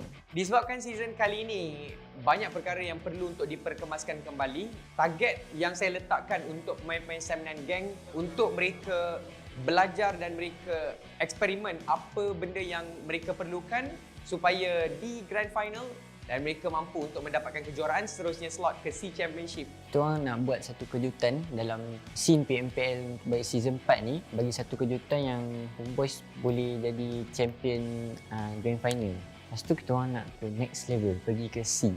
Circle pattern sekarang dia lain sikit. Pattern circle sekarang dia berbeza berbanding 1-2 season yang lepas. So diorang perlukan pattern yang baru, playstyle baru, meta baru. So kedua-dua tim tak boleh bermain secara macam dulu lagi. Lambat tak boleh. Kita kena cepat. Loot, kill and win. Super Weekend ini pun satu benda yang menakjubkan. Axis berada di atas, kemudian diikuti SMG, kemudian Farang top 3. Pertukaran chicken dinner yang berlaku berkali-kali menyebabkan kebanyakan mata yang sepatutnya ada pada tim nombor 1 diberikan pada tim-tim yang di bawah.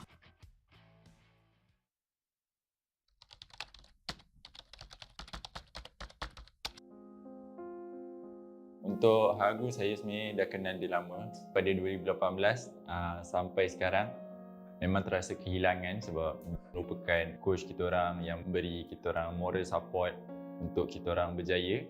I would like to apologize to the family members of Agus. I am very sorry that I am kind of late in trying to fight the COVID with him. Personally, knowing him as a teammate, as a friend, he's a fierce person, but he's not mean. He is very disciplined person, but at the same time, he won't bring people down.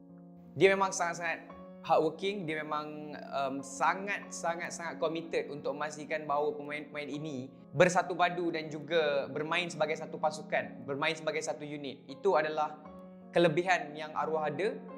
This year punya raya, dia datang ke rumah saya untuk makan-makan pada raya pertama. So tu adalah momen terakhir saya dengan Agus. Masa tu memang kita orang borak lama, kita orang selalu borak pasal in game and real life punya situation. Agus tu salah seorang coach yang kita paling respect sebab kita tahu dia banyak bagi kita ilmu. Dia tak kedekut tau. Dia selain coach untuk tim dia bagi ilmu dia dekat orang ramai juga. So kekilangan dia memang bagi impact jugalah dekat semua pro player. Macam korang tahu, arwah Agus bukan sebahagian daripada tim kita orang, tapi kita orang amat rasa kehilangan seorang yang penting dalam bidang e-sport. Pemergian dia, kita orang semua terasa sedih sebab dia orang kuat dalam bidang e-sport ni kan. So marilah kita beramai-ramai doakan Al-Fatihah atas arwah tersebut. And cuma saya nak pesan satu je lah dekat komuniti Mana yang belum pernah pergi vaksin lagi, belum ambil first dose tu, ambil lah. At least kita boleh kurangkan sikit efek kalau kena COVID kalau dah ambil vaksin. So pergi vaksin lah, itu lebih baik. Saya sebenarnya even tak ada kaitan pun dengan Agus, tapi saya still rasa macam satu impak yang besar. Rasa sedih. Saya dulu tak hati main PUBG. So apa-apa ilmu yang Agus kongsikan apa semua saya belajar je. So saya rasa macam benda tu berharga lah bagi saya. So bilanya seorang orang cakap guru kan dah tiada lagi dalamnya untuk mengajar kita. So rasa kehilangan tu terasa lah bagi saya. Kita orang decide untuk tukar nama Haha di depan sebab kita orang cuba untuk membawa semangat yang dia bawa. Di mana arwah Agus memang dah menjaga mereka sejak daripada season yang pertama. Jadinya bukan mudah untuk mereka move on secara langsung. Dan saya rasa itu sebenarnya membantu jugalah kepada mereka bermain ataupun kekal bersemangat walaupun dalam keadaan kesedihan. Sebab dia selalu sebelum ni memang even apa pun berlaku dia nak tengok teammate dia berjaya lah. Say hello. Budak baik.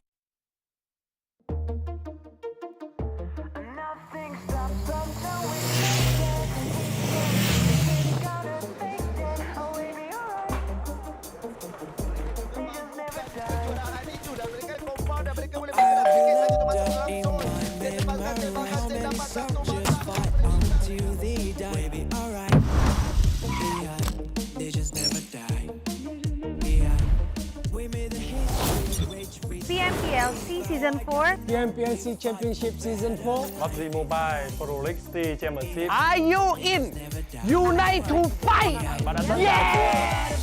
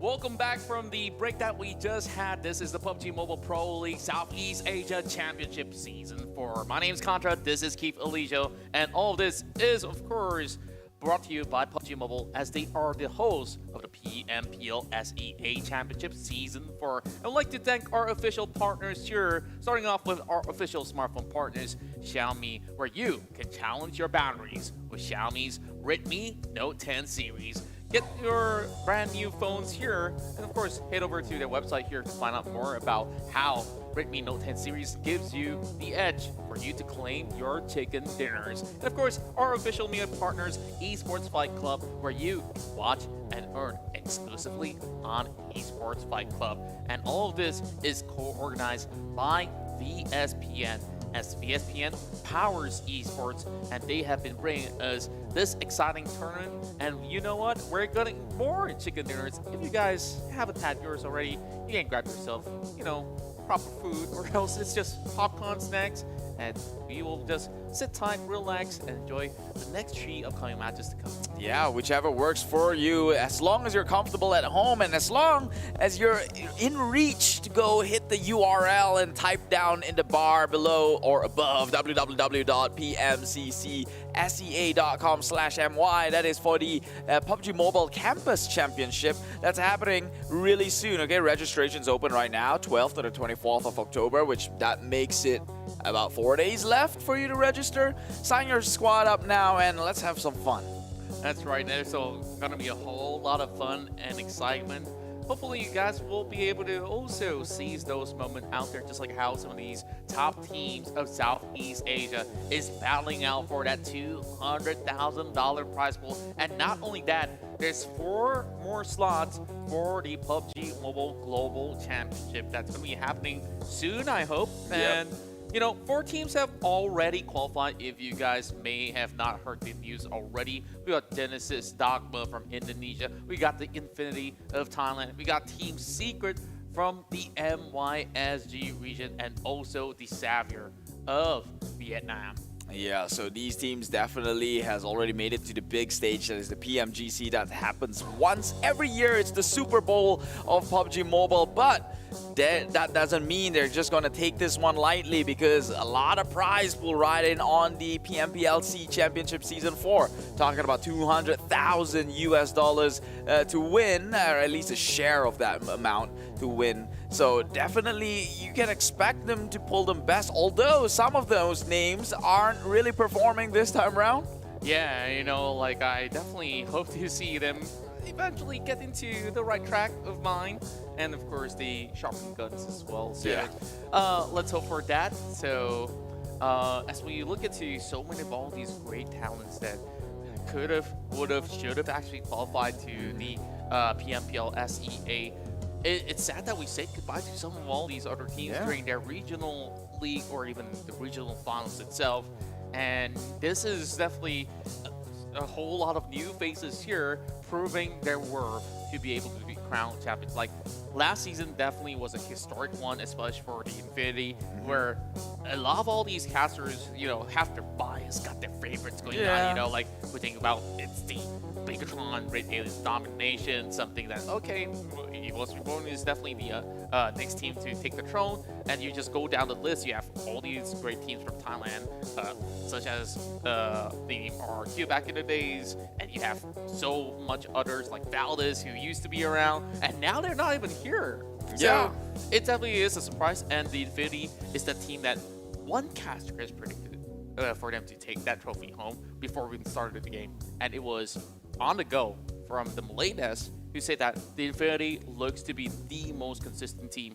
And look, up till today, they still are. They are, definitely indeed. I mean, they are coming out from the region of Thailand, which is notoriously known for a lot of the big names. That's why it saddens us that some of the household brands and teams in Thailand did not make the cut, right? We talked about it yesterday. Buriram United, Bacon Time, like all these powerhouses just didn't quite make the cut onto the PMPLC. And we don't even have to go on too far to look at how much it's grown, the scene has grown, right? Like, if it wasn't for the spectacular performance of EVOS Reborn in Season 3, they might not even make it in Season 4.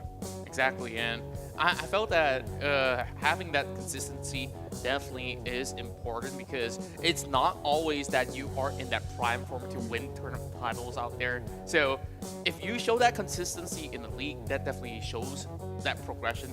It's okay to start off maybe not at pace running, because end of the day, it's exactly like a marathon. We've said it over and over again. Some people are constant sprinters with maybe at a cap of 5 kilometers per hour. Maybe that sounds slow to you. Yeah, that's a jog. Yeah, that's a jog, right? Okay, 8 kilometers per hour, give or take, right? And there are those that say, hey, I'm gonna run as fast as I can, and they just gas out halfway through. Yeah. That's one of the toughest things to go about. But, you know, even Usain Bolt, probably, he can run fast. But do you think he can run as fast as that for 2 hours straight? Of course not, right? You're talking about endurance and power. They're two different things, right? I don't want to imagine how the heart rate's going to be like if that's going to be a case. Will he even have a heart, or will it explode? Possibly he has some iron heart going on out there. That's cheating. That's bionic enhancement. Bionic arm. Bionic legs. Got it. All right. The bionic ones here that we have to talk about. Bigetron Red Aliens. Because they're simply out of this world, right? Yeah. So, honestly, aliens, they may not even be bionic. But then again, okay, to the fact that they may not have actually achieved those big numbers that they usually do in that past 2 rounds, I do believe there is still areas where they have been able to still get some of all these numbers going at the very least. So, past game, I believe they were basically taking a rest as compared to the rest of the groups, but they should be back in action here as they will take on Sandhawk.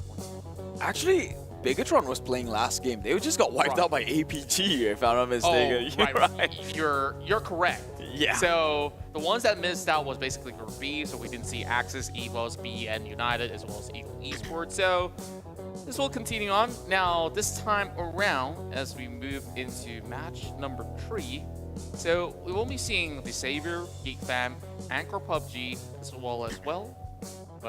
I guess this is the match that Bigetron Red Aliens will not be playing. So, yeah, of course, I stand correct. Yeah, but they're comfortably up top, so there's nothing to worry about, especially for the weekday matches. And I believe that last game itself, there was a team that just overtake them by 1 point. And we're looking at teams like Vampire Esports. And this team, so far, definitely giving us a little bit of flashback of that 2019 run where you have so many great Thai teams who were just basically popping off day in, day out. And guess what? They're about to basically pop even more hits out there. And we are getting ourselves set in for match 3. And this time, going back to Sandhawk with a great pacing, I want to see how would these teams have already adapted now that they've already gotten themselves ready for the second time coming, dropping into the trains of Sandhawk. Yeah, and talking about Sandhawk, I'm hoping to see some of a more balanced circle like we had in game number 1 today. because for the two Sandhawk games we had yesterday, it was a bit of a far-fetched, right? It was hard shifted to the left side. It was almost impossible to play. But when it does get a balance, a circle right smack dab in the center for everyone up for grabs, it went down and became a game of mechanics and skills. Exactly, and you talk about mechanics and skill. We know that all these 20 teams that are on board for the entirety of the tournament have shown us great quality as well as class. But when we look into Sandhawk, there are a few teams here that have struggled for the past couple of matches from yesterday to today. RRQ Ryu has only garnered 3 points inside of Sandhawk, so you can definitely say that this is either their least favorite map or things that they've tried out has not worked out for them. But fortunate enough, they are starting off with the first phase, as it will be across the Charlie Island. Well, Voki now rushes forward, tries to hunt out for Capone, and he once again secures first blood for the second time coming. And this is why they call him the Malaysian Kings of Boot Camp. Yeah, meanwhile, Bantam actually takes one down from NFT Esports, losing one member, while I guess trading for his ally here. Get a point, lose a member. Just to give them a little bit of that edge. But of course, Bantam will have to dig even deeper to actually get out of the chopping block, which they are in currently. Bottom 2 position, not game over for sure, but they will have to pull a miracle. Yeah, and we look at Batnam, a team with so much promising talents out there hailing from the Vietnamese region. They honestly have played well in their entirety of the circuit back in their home region. Now it seems like all this adaptation that they've been taking when they face off against the C region, this is a team that's basically new to facing off in the SEA bout. So it's definitely understandable why, as to why they are not really achieving the results that they desire. Now it's more getting shot from Genesis, Dogma, and we've got Satar. We're going to change then. RRQ Ryu is not happy that these neighbors of theirs are just not friendly at all. Well, I mean, it's Sandhawk, right? Given the situation, it's seeing how small things are. I'd be a bit more selfish, too. There's not much to go around for 16 teams in a map. So Mort will have to opt to swim away right into his allies who's right across the map. So that's time wasted, I guess. But Genesis Dogma, they will try and shoot towards the water and see if they might get a tag onto Mort. I guess that Mort has been able to get himself some spacing, and Satar only's got basically a 2x or 3x scope with him. It's gonna be a little bit hard to actually catch that one though, as he takes a little bit of a dip. Onyx Esports, however, having the whole Painan to themselves. Now, I always recall this as the home of RRQ Athena, but RRQ Athena days are no more in Southeast Asia Championship, unfortunately. So, Satar, holding on to the M16, still being very, very hopeful. And you look at the average score that Genesis Dogma players have, you look at the average of 0.06, and that's a whole lot of healing being done there by the player that has been able to survive many of all of these challenges. So for Lamborghini, unchallenged at the top of the total damage table, and Frankie, his team member, has been able to basically bring out the paint. Kit has been able to bump himself up. Damroot has remained, and I guess that we might see new names coming across the week. Yeah, and Bantam. I only see 2 members within the compound here, but they've only lost 1, so they might send one of them off to a scouting missions. We've seen teams pull these sort of maneuver. We didn't quite understand it the first few times, but I guess Bantam just trying to cut casualties in this sort of map where things get aggressive and hot really fast, and you know they're just not feeling like they're capable enough to take on some fights. So Bantam will play it very passively, continuing the way they usually do. I do hope to see them try and step out of that comfort zone, maybe play it a bit more aggressively at the very least. Indeed, and When we look into Batnam's playstyle, I guess that it's kind of like a mixed balance of both. Bless you, my friend. Of course, I'll take your time. GZ now cracking up a grenade, and that's Yangon. Well, wait, hold up. He accidentally lobbed it backwards, and now he's in trouble. That is a very unfortunate bout out there, but it's going to be Yangon Galacticos that still gets pinned down.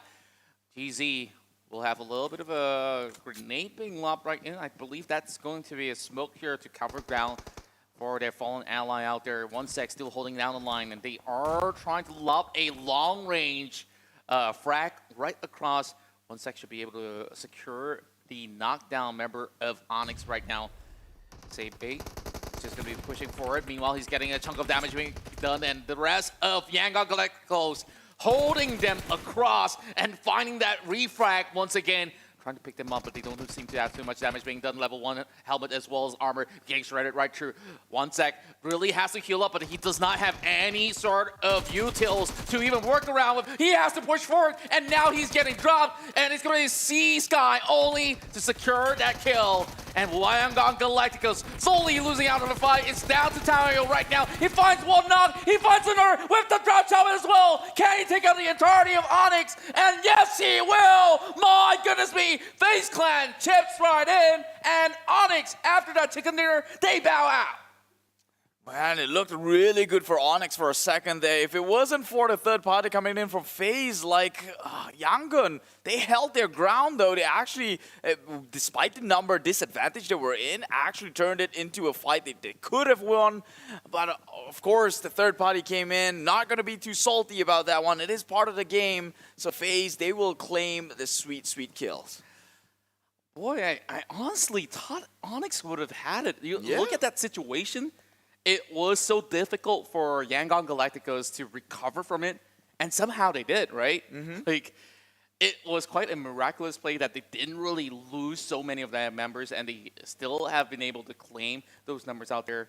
So honestly, FaZe Clan, they claim one, and it's like, yeah, go ahead, Yangon. Wait, was it one kill though? Because the kills weren't confirmed onto Onyx, right? So technically, they killed them all by eliminating the last member. Right. Well, when you were the one to knock down the other members, it's the one who knocks them to claim the kill. So basically, you just help delete the team. Yeah. So, I guess that you could put it that way, yeah.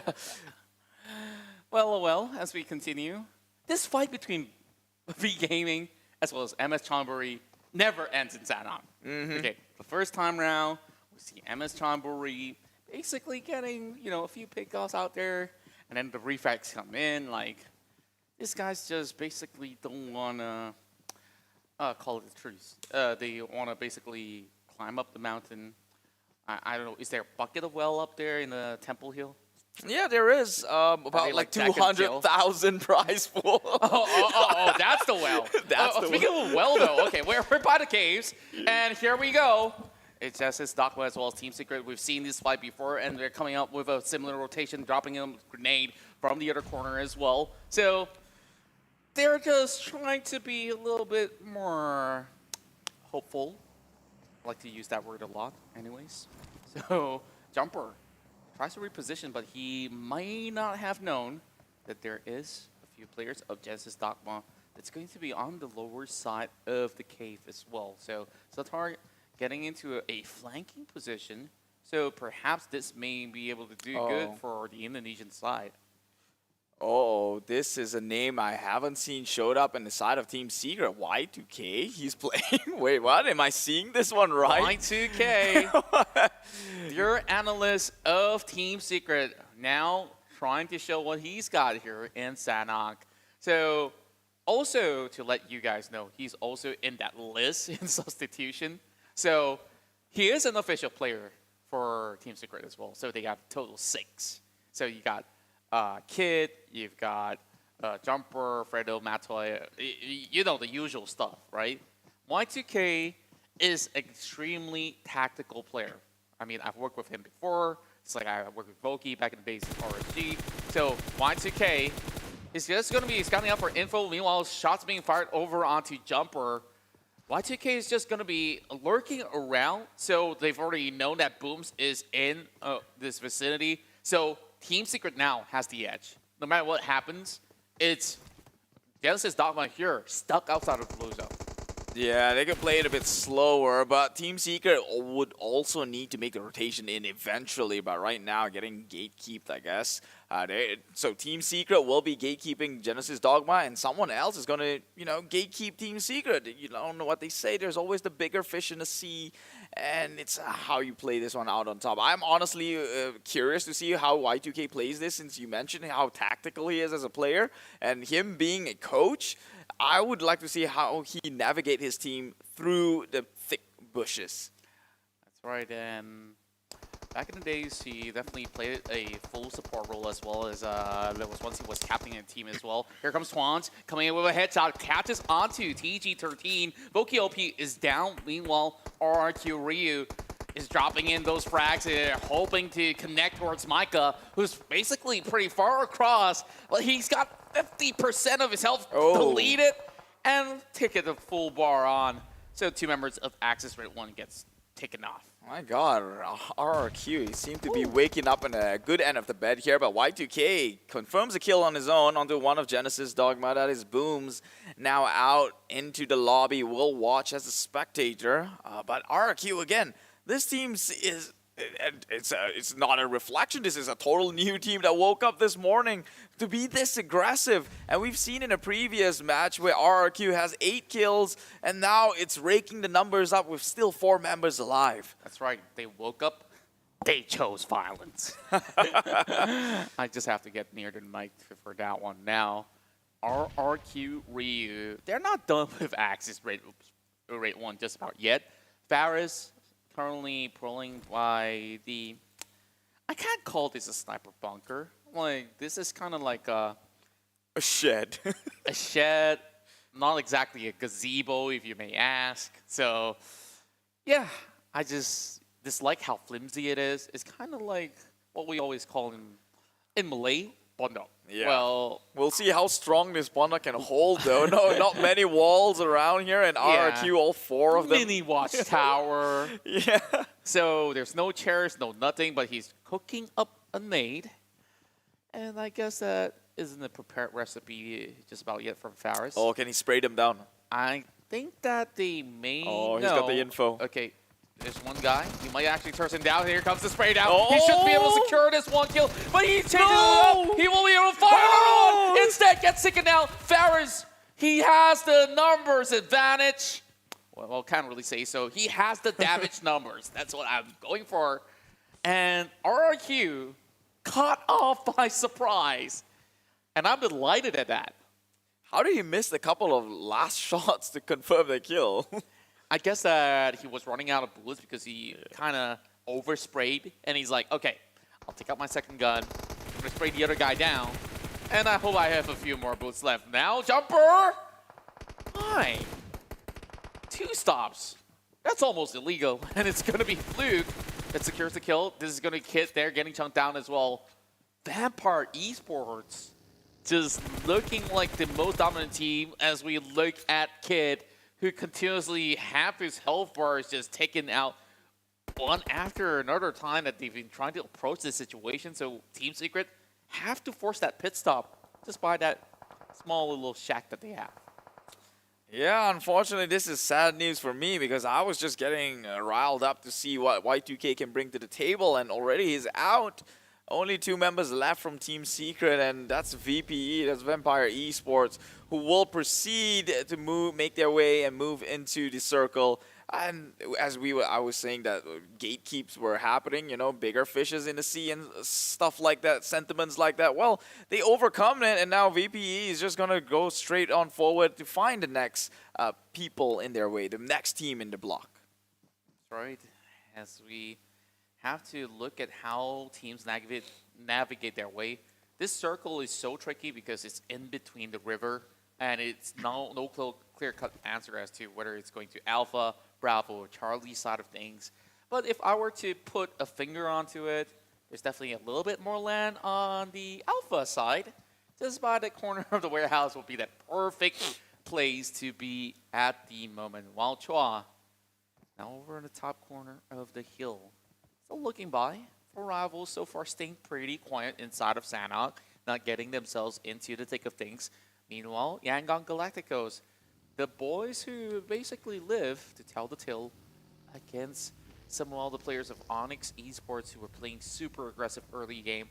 Vampire Esports, they start off with this 2 frags out there, and rest assured, they should be able to at least get a few more pointers out there as they are looking out for FaZe Clan. Yeah, you know, Vampire Esports is only going to snowball on 4th. I think I'd argue they're the most consistent even since in day 1 of week number 1. Oh, hold that thought, the RRQ talking about being consistent here, consistently aggressive. Now takes down 1 member from Yangon Galacticos. The smokes will be deployed to possibly go in for the rescue. And he will, with the cover they have, he will be picked up. But Yangon Galacticos not letting it go slip off their hand, tries to move it forward. Gets stopped by Banham. And no, by RRQ Asa, who's got the off angle in place. Yeah, that's a beautiful flank, and we didn't even see where Asa was coming from. Now, here comes Tom, though. That's some long-range taps coming up from inside of the players, and it's Batnam, who basically got crashed out once again. It's been a rough week for them. Now, I'm just looking at Tom here. He's basically keeping himself busy with those taps. Now, Namshin wants to attack right into the big party in the ruins.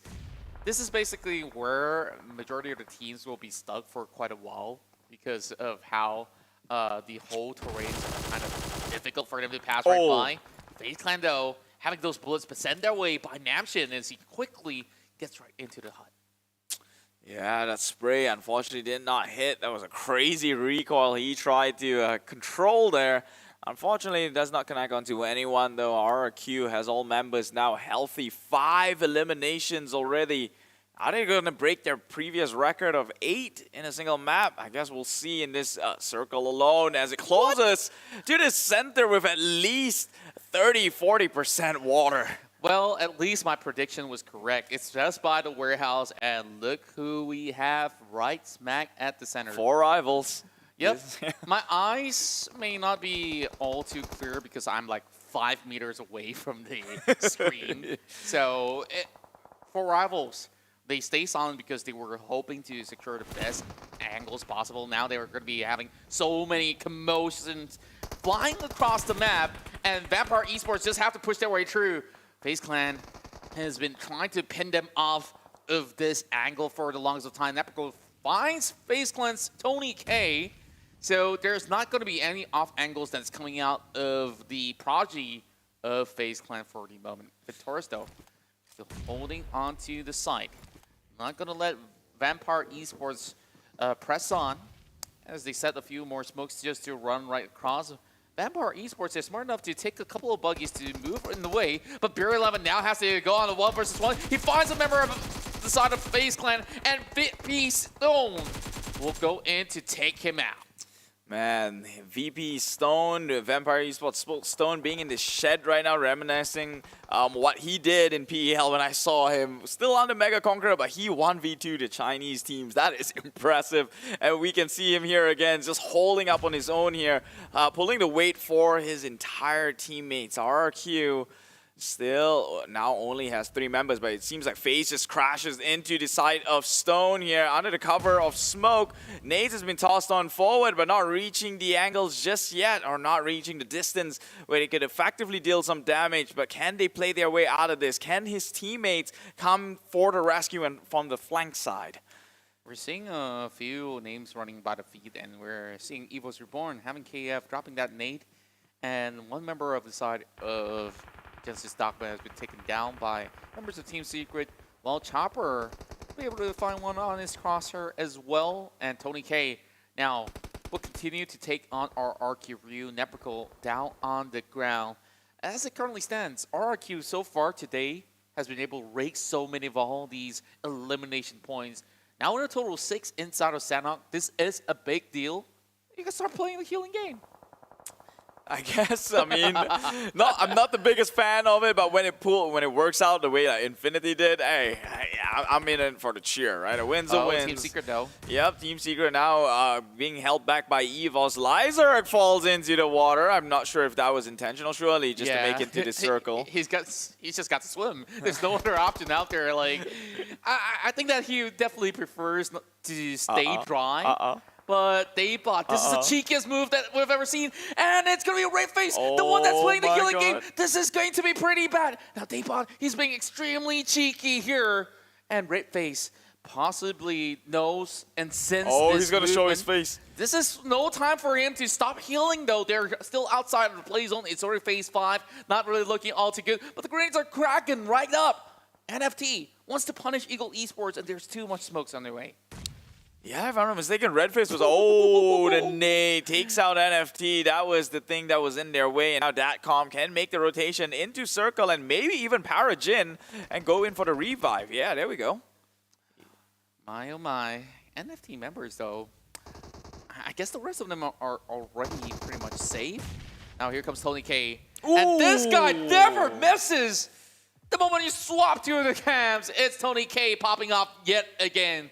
The Prodigy now taking on the rest of Eagle Esports, now forcing the fight against Datcon. He's willing to tank some damage, but there's shots coming in from the back. Tony K may not be able to survive for far too long. Jump shots coming in, but the shreds of the MG tree will not be able to find him just about yet, but he will secure the knockdown member. Chopper, he will slowly bleed out. Namshin is trying to heal up. Meanwhile, Corpai just hanging out at the beach. He's also running right in. Everybody have to sprint, and Namshin gets those numbers up, while FaZe Clan struggles for a little longer.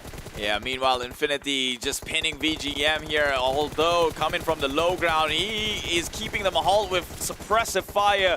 Catches onto almost every single member. Now they are low, and Porsche will be, well, stopped into place, and the entire VGM squad falls with 3 kills in their name. And take a look at Infinity now has another problem on their hand. It's the White Tigers, EVOS Reborn, who has the high ground advantage on their side, but the nades are making it far too difficult for them to contest this one. And we'll have to retreat a little bit. That's going to give some time for Infinity to make on forward, but 4 rivals from the other end is not going to give that chance to Infinity. Not at all. Save goes to EVOS Reborn, who's currently slowly cutting by. Victorious is an interesting spot where they can't control what happens across that river. They're just slowly taking small little peek. Stone is swimming his way, though, is in the river. And Kid taken off by the play zone. That's going to be Team Secret out at 9. And immediately, you look at 2 stops jumping into the water. That's where FaZe Clan will punish them. FaZe Clan now being the ultimate gatekeepers while the frags come right in. Infinity pushes right through. The grenades will find them, though. EVOS Reborn currently pincering them across, and there is not much room for them to still fight across. Microboy goes down while EVOS still having members standing still, just waiting for Newsy to pop on by. Well, was it VP Stone is actually the one that's destroying EVOS' game. He is ruining their advantage here. Immediately, they are in the back foot. EVOS, only 2 members left alive. 4 rivals still within their kampungs or the compounds here. Getting shot down, but they traded onto Appy. That was a sharp shot, sharp reflexes coming out from EVOS. But can they close this one out, though? Because a lot of teams has eyes on them, and it's them who will most likely bow out with only members, 1 member left alive. It's AXKF. And Stone taking a lot of damage, but he's not dead just yet. There's no helpers, and he's still running. This guy is as thick as stone, we may say. Can he get the heal up? And, well, 4 rivals, they have the number advantage. They can pretty much just run down at this point. Everyone else is playing the healing game. This guy's basically a daredevil. Now we're only down to 5. We're looking at some of them playing the healing game. Yeah, exactly. You mentioned about the Vinny basically having 1 player left. Okay, yeah. How does he do that all the time? We saw him going for the pick over on the top. It's Appy. 2nd time coming, getting knocked down. 4 rivals. They have the circle's advantage, and they can make good use of it. Look at Stone, though. Stone, he's up, and well, I think he's peeking on the side of EVOS. He might know the locations of him, but will he focus his attention someplace else though, because only 3 teams are playing within this compound, this circle right now. Stone makes it close into the circle, so he's got advantage. He's got first movers. He might even stop 4 rivals in their track. He's trying. He's shooting them, but it did not. It was a fatal one, and now EVOS is there as well. 1 member down for 4 rivals. Can he close this one, clutch it out here as 1 player up against the world that is 4 rivals? So he's trying to go in for the res, he will shoot, playing behind the rock here, but he will bow out, and the rest of the other teams will be playing the healing game and get themselves a better placement point. Well, this is the arrival of 4 rivals here to the final circle. Meanwhile, the rest of them were just basically open it. He's got 14! He might survive all the way! There's a lot more bodies that he can loot from. Oh, remember this, my. they had a fight with EVOS, and there's a few more crates that's still lying in the way. He might just actually clutch this. I don't know how many packs does 4 rivals have. Maybe it can match up. Infinity, you should just stay put and play the healing game. Don't try and force any sort of rotations into the circle. Surely with 14 medkit, that is going to be pretty prominent, and 4 rivals don't have any. They really don't. All they have to do is just wait. This might just spell doom, but the problem is this. That timer will eventually run out as well. So that 14 better last till the very end. Remember this, you look at those crates, it's glowing in green, they can still find a few. And in the case, if he's done for, he could still look for those pickoffs against 4 rivals, maybe get a few more points in for the side of the Infinity. They've only got like, what, 2 frags? So Newsy, he just have to take a few steps forward, but now he will be bowing out. A 2nd place finish is definitely commendable. And of course, congratulations to 4 rivals that represented from the MYSG scene to take the chicken dinner. And it just had to be Infinity to do it again when it comes to the healing meta. It seems like they've got it down to the teeth when it comes to making the decision on when do we start this, or do we have what it takes to fight. You know, it seems like they're purposely choosing to not fight in certain given situations, right? It's like they knew. I mean, they are the Infinity, so I guess they've got tricks up their sleeve. It's you could say that their strats is infinite possibilities. Well, you can say that. You know, the Infinity, they've already got that PMGC slot anyway, so congratulations to 4 rivals. This is them basically getting into the best of position. We saw them not taking those early unnecessary fights, and I think it paid off with double the dividends that they've expected. So this is definitely a great performance coming in from the MYSG side. So we take a look at all the players who basically are sweating out by the end of the game. Once again, here are your winners of that chicken dinner, 4 rivals. And a very surprising outcome here. Take a look at the player stats. Rith is usually the ones doing the damage, but it seems like Appy did a lot of the work this time around in Sandhawk.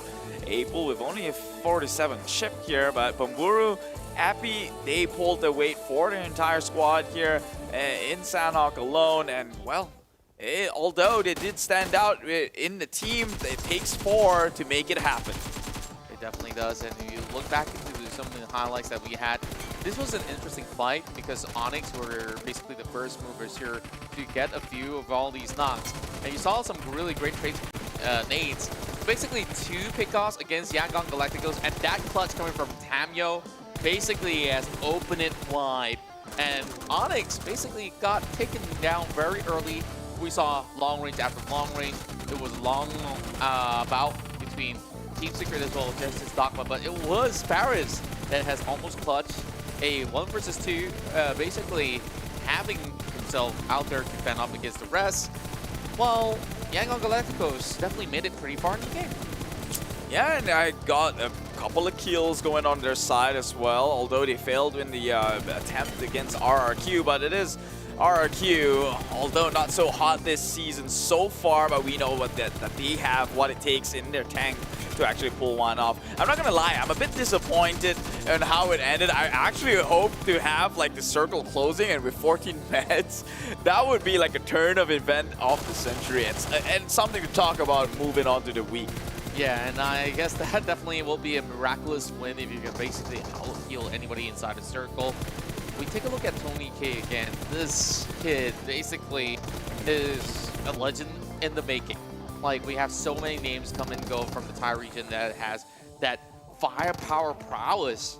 And I think Tony K so far is proving that he is the best right now.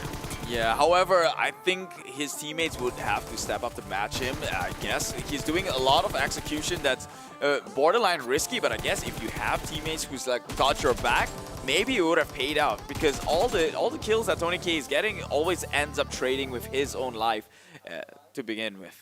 And we saw in the very final moment, it was basically Stone, the man on a mission that Wonder Kid, well, I can't really call him Wonder Kid. This guy basically is a monster where we saw him surviving with no HP. He's basically Frankenstein walking around on broad daylight, and it's like, hey, I'm here to claim my top 3 spot. So, of course, for Rivals, this is their chicken dinner to take, and they definitely have shown us that they have been able to close out games very efficiently when they get that opportunity. So this is about decisiveness when it comes down to the action that you need to take. And when we look back into that matchup where there was like EVOS as well as the Infinity cutting across the coves as well as the river, it definitely was 4 Rivals here playing kingmakers of who gets to get past. Yeah. And I think that is definitely the wisest of choice, because some teams chose to play a little bit too passively when opportunities like that don't always come by. Yeah, I have to agree with you. And one of those teams who's still currently passive, I think Bantam United, is very apparent. The way they choose to play the map, having the weirdest split, right? Like they'll send like 2 members far apart somewhere separately, while another 2 will stick together. And I guess that's telling itself that you're reducing the firepower coming out from your side in case of an engagement. So Bantam is playing the more tactical style when it comes to their gameplay, and I don't know, I just feel like there's a reason why they're here in C. I think they should have the firepower to keep matching. Indeed, and it definitely is not only telling of their full capabilities of what they're supposed to be offering us here at the PUBG Mobile Pro League Southeast Asia stage. So I feel like chances now are being dimmed down, because we only got like, what, 2 more matches to go, and they definitely got to prove it. Here is your MVP of the match, and it is Appy. He has basically opened up fire. He takes a lot of damage from that last round as well, other than just doing damage. It was basically to secure the final few blows onto those remaining members out there. And he's got like, what, 40% of contribution? That's definitely cool. And when it comes down to long distance, let's be real here, it's less than 100 meters. So not too hard for Appy, but he definitely was the most vital member there to be contributing to the team. I mean, he was the guy on the roof, right? He's got the sentinel eyes across the map, although got taken down twice. But let's take a look at the match rankings here. For eliminations point for 4 Rivals, well, they were in a compound for the most part, 15 placement points, so that would make up for it. VPE though, 8 kills, 2nd place. Not even top 3, they made it to top 2 because of Stone, and it's Infinity who takes them the 3rd place here with only 2 kills on their back. I swore that Infinity was the last few members alive, but I guess this is the total points, right? So VPE managed to clutch more points than Infinity themselves. Axis coming up with 1 elimination points in their end. So yeah, fun fact, Axis Race 1 currently holds the most points before they even start this match inside of Sanout, because they always play the killing meta. They always get themselves in that top 5 by hook or by crook. Now, we take a look at both Stone as well as Tony K, 2 Thai Titans here that have definitely locked on for multiple times before, where we have Vampire Esports Ace here that has been able to offer 831 damage. That's huge. That's like taking out 2 squads. Yeah, I mean, it is Stone. He was at one point 1v3ing. I forgot what team that was, but it was like in a shed, which he was holding them off. So FaZe, Tony K, not to snooze on as well. 597 with the longest eliminations of 153 to the 115 of Stone. 57% contribution, 53%. This is by far the highest team comp contribution I've seen in a player. Yeah, and you just look at all these charts here. We have a lot of fluctuation when it comes down from left to right. It feels like a little bit of a pulse, no? Going across with very good damages being done. We see an average of about 500 being the main ratio between majority of the team. While Vampire Esports may have actually offered the most damage as well as the highest of kills, they didn't last till the very end as compared to 4 rivals there. Everybody else got themselves about 3-pointers as well as 2-pointers, and of course the common one marker out there. So please, it's something for everybody. Yeah, can't be too greedy, I guess. But VPE, man, looking very scary. Like I mentioned, I think arguably they're the most consistent so far because we've seen them pull their weight in week number 1, weekdays, and the Super Weekend, and now currently still in that same sort of pace. I think Vampire Esports is well on their way to just warming up and before showing us what they're really capable of. But the same can be said with Bantam, at least for week 1. They're apparently doing very well in the overall rankings for the Super Weekend at the very least. We have 111 points, so this is not reflective of what they're capable of. Yeah, I believe that there's definitely more that can be offered here. Let's take a look at the match summary once again. And well, we see 2 stones here, double Tony K's here on both damage as well as elimination. Asa now makes it to the lead list for the first time of this weekend, and I think that today definitely is him shining bright on many of all these occasions, and with many of all these knockouts actually coming from KF, where we saw him trying to cut across, and he was the one in charge of knocking down Appy twice. Yeah. The sharp reflexes, that guy. Like, who would have thought the roof was the first thing he looked at? Now take a look at the weekday rankings. We have Vampire Esports now claiming the #1 spot, formerly from, I think it was number 3 or number 2, around the area. It was a top 3 finish for sure. 84 points.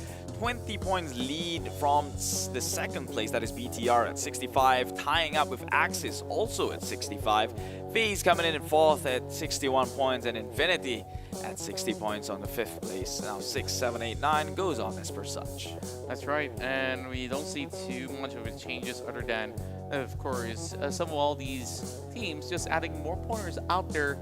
Now, heading to the second page, we have to remember this. Anywhere from 17 to 20 is going to be that danger zone, and you probably will be shocked to wonder, why is Geek Fam doing, what are they doing on the 16th spot? Yeah. Well, I guess today is really not their day, that they're having some struggle here, getting right by it. Yesterday, I believe that they've been able to secure a ticket there inside of Sandhawk, so if they do get a win though, that definitely will be great. Just as Dogma, they're just like, what, 5 points away from that safety net? I'm not counting to 16 because 15 is what you want to be sure of. Yeah. So definitely Geek Fam. First, it was Team Secret who was risking elimination, I think, earlier on today, but they had a great game in map #1. But now it's Geek Fam, another Malaysian team, who's on the brink of being eliminated here. So we have only 2 games left in the day. We will go through it, but for now, we have an interview alongside with Tash Bunny. Thank you so much to Keith as well as Contra. I just want to say though, y'all did not share with me your outfit memo for today. Contra, very colorful, very smart, and then you have, you know, Keith all black, super good, but we'll keep that for later because right now I have a member from Axis Red One. I have Hey Noob. I don't know, I mean I say Hey Noob, right? Like your name is Hey Noob, macam you are telling people that they are a noob. Tapi when I say Hi Hey Noob, macam I'm calling you a noob. So kita cakap sikit pasal the background of your name. My name is Boleh jawab bahasa Melayu tak apa? Saya tahu nama Hey Noob sebab saya niat nak ni je, gurau-gurau je bila nak orang. Enemy. So basically he was saying that if he were to knock someone and they read Hey Noob, people will feel very hurt. It's his way of just trolling around. And I like that. I nak curi nama you untuk my next in-game name. Thank you very much. Okay, so for now though, jom kita bercerita sikit tentang Axis Red One's performance untuk hari ni. I think for in the super on the week in general, macam Tasha rasa there are games that Axis terkeluar awal and don't perform, tapi in general korang very very consistent. So macam mana korang boleh maintain consistency and tak rasa koyak bila korang keluar awal? Kalau kita keluar awal, kita macam reset balik mental kita orang. Macam lepas tu kita orang tengok game balik lah. Dan kita jadi korang lupakan apa yang kita kalah, fight ke, miscom ke, kita lupakan. Buat game baru. I see. Okay, so tengok tadi this week kita tengok banyak map Sanhok kan. So compared to a map Sanhok and Erangel as well as Erangel dengan map what do you call this? Erangel and apa nama tu, Miramar. Which maps korang lagi prefer? Erangel. Erangel plus Miramar or Sanhok? Plus Sanhok ah. Sanhok. Korang prefer Sanhok? Sanhok dengan Erangel lah, sebab dua map tu boleh kutip point yang banyak sekali. I see. In terms of kutip point banyak, is it in terms of korang kutip elimination or korang go for placements? For placement first, lepas tu no choice kill. I see. Okay, another thing though, nak tanya sikit pasal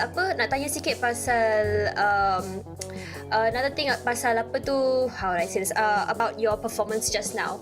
Korang dari biasa, usually the strats untuk korang dekat Sanhok is basically you guys would go for as many eliminations point as possible. So nampak korang habis Sanhok with like 7-6 eliminations. Lepas tu baru kacang susu would go back and terus main healing game, right? So apa yang terjadi match tadi that resulted in that? Apa yang saya nampak tadi, macam diorang macam miscom, tu timing yang salah untuk nak buka tu. Okay, so you guys mentioned miscommunication. What kind of miscommunication that happened? Miscom tu macam tak, macam mana nak menembak ke tak ke, macam ni nak buka kanan salah. So dia kepung dekat situ. So macam tak boleh lari dah. I see. So he mentioned that they were actually just surrounded and he cannot run away. That's actually what happened. So let's talk about this as well. After this, we are going to head back into Erangel. So I think Axis Red One, I think in terms of points, I think you guys do prefer playing healing game on Sanhok compared to getting the circle. But that does result in you guys not getting chicken. So are you guys okay with that? Just try to get as high placement points as possible. Kalau nak dapat bagi kita orang chicken tu, macam kita orang punya chicken bonus je lah. Kalau kita nombor 2 kita okey lah, macam lah. I see. So basically, in terms of Axis Red One, they don't prefer looking for chicken. It's just a bonus. They don't mind going second or third so long as they can get as many points as possible. And I think because this is just the weekday, it's not the super weekend, so you just are just aiming to qualify. Betul tak? Betul. I see. Okay, so lepas ni, nak tanya sikit, apa yang kita boleh expect from Axis Red One? What can we expect from Axis Red One? Macam ni contoh expect tu like what? Expect tu macam kita boleh tengok apa dah sesuai. Korang akan main lebih agresif ke? Korang akan comeback ke? Ataupun kita akan nampak korang kembali ke nombor 1 ke? Korang akan lebih agresif. Lebih agresif? Lebih agresif. Okay, kalau saya masuk lagi agresif. Kenapa tu? Sebab saya open voltage lah. Aduh, baba habis lah gitu habis. Aish. Alright, so translation for that is Axis Red One is planning to go super aggressive, especially if Hey Noob is in there, and he is just gonna go all out every match. Look at that, he's already doing this. He's ready for you guys. So watch out, Southeast Asia. Axis Red One's coming. Thank you so much, Hey Noob, for the interview. I'll see you later. Bye bye. Kita ganas. Alright guys, the ending just now, he mentioned that kita ganas means that we are extremely violent. So I think teams in Southeast Asia either can use that against them or fall to that. But for now, let's have a look at the match 3 of today. And I'm just not gonna lie though, when you see the ending for this match is super anticlimactic. The matches in Sanhok go like this. Go high, high, high, super high, and then it just drops all the way till the end. And that is how it goes. It's a reverse climatic sort of thing. So for now though, let's have a look at the flight path from Kampong all the way up to the southern side of the ruins, I believe. And if you look at the elimination feed though, the first team out was actually Onyx. And this is actually so surprising because they actually started today very, very strong. And this kind of reminds me of last week, how they were always one of the first few teams out early, and I think they need to reconvene and rethink how they want to play right now, unless they want to miss out, unless again on some points. So for now though, looking at the circle, we are seeing a very deja vu moment sort of circle that we've seen earlier in the first game of today. Not necessarily the best sort of circles, but 4 rivals though planted themselves right smack dab in between 3 islands. They didn't even travel too far. And actually what's really surprising about 4 rivals is that usually 4 rivals is a type of team to go back to the lobby with quite a lot of eliminations, or at least they would even end the game with eliminations. And it's actually so surprising how this time around they only ended up with 4. So, and that is because of the final of the last final few circles. So if you look at here, they did cross by once, but they did end up just going back to that area again though. So if you can see here, there were a lot of teams. We are seeing a high amount of body counts for each team over here. Like if you looked at just now, FaZe with 7 eliminations, VPE with 6, RRQ with 6.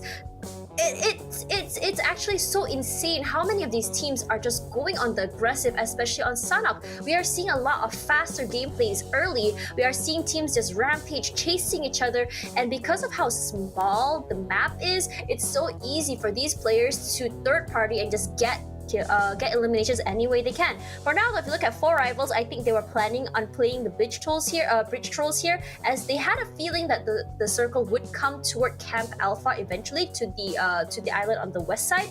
But because the other 2 areas were just very, very small areas, personally I was kind of hoping it would be a water bridge, but water circle, I mean, but we can't get to what we want.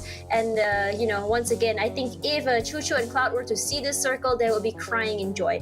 And one really frustrating thing about this particular circle in general, and we are seeing a lot of teams that usually do well in Sanhok struggling, is because once again we were given a very, very tough circle in between 3 areas, and there's a lot of water. We saw a lot of swimming, we saw people blown out of the water. And if you can see here toward the final few circles, VPE though, they camped themselves to the southern side of the circle, and now they have to cross over, and with such a small area, it's really, really hard for them to navigate. For now though, MSC as well, they had 2 players knocked out early, and VGM once again, one of the teams that are they don't necessarily have the highest amount of eliminations, but they are playing the survivability game. We are seeing them survive a lot faster than they did last week. We are seeing them, like last time, what I noticed is that they would be one of the first few teams knocked out, but this time around though, we are seeing them a little bit more in the spotlight. They are getting eliminations here and there. They are winning some fights, but they don't necessarily get knocked out early, and I think that's what they want to go for. Get just as many points as they can, be it placement, be it fights, and that's how it's going to be. So for now though, this will be the final circle, and it's actually so crazy how Stone though just single-handedly gave VPE so many points. If I'm not mistaken, they had 6.7 points just from eliminations themselves, and Stone was just absolutely crazy. And if you look at that ending though, it looked like it almost seemed that the team that was up there, Infinity, had it in the bag, but it's just so unfortunate that it didn't happen. The damage was just too much, and as they say, sometimes when you have the circle, is just a little bit more of an advantage to you. And I was actually kind of hoping that we'd see 4 rivals just die to the circle because they didn't have enough medkits, but it be what it be. Axis though, not their best game, only going back to the lobby with 1 elimination, very different to what they usually do in Sanhok. But as again, I would say this is a very, very tricky circle, and clearly today the circle gods are not happy, and I think they're not happy because I wasn't giving the memo on the wardrobe today. So Contra, Keith, you have a lot of explaining to do. For now though, I'm gonna pass the mic back to them for match number 4. Take it away, guys. Well, Tash Bunny. Gotta chill for a bit because none of us actually Whoa, planned on no. wardrobe. I've got a comeback. Okay, so Tash, okay. listen up, right? The whole reason we didn't coordinate wardrobe with you because yesterday you told us yesterday was your last day on the English panel. What happened to that? Right. Here she is today. we get trolled every single day, and she always gets away with it. Like, she kept asking us why. So I guess that you don't like it to be too colorful. Well, I guess you just like the black and white. To be fair, we didn't coordinate, right? But I think what we're painting ourselves to be here is the anti-Choo-Choo Cloud combo. Like, they always sync up uniforms, and this is 2 different contrasts. This is the real rebel. Like, we're going 4 rivals mode. We're like fighting each other. Like, okay, like it's done. I don't want to be. Fights us. We fight Tash. I don't want to be Tash in the fights shadow. us. You know, we don't want to be in the shadow of Choo-Choo and Sir Cloud. So we're making our own stand. We're always wearing opposites. Well, you know, like everything's pretty much all for fun, and you know, I was telling you that I kind of look like SpongeBob today. Yeah. You were telling you, yeah, you look like Joker. Not really Purple SpongeBob. Joker. I honestly don't know because, like, yeah, this is the few things that I find in my wardrobe. It's like, okay, let's put this all together. It looks cute. Yeah, I mean, it's good enough to start a circus, bro. Just telling you that you just gotta let me juggle some balls, and I don't know, maybe that might just actually work out if I'm not casting. Well, Tash wants a challenge. Hey, what if his prediction is wrong? He'll attempt to juggle. Juggle what though? I don't know.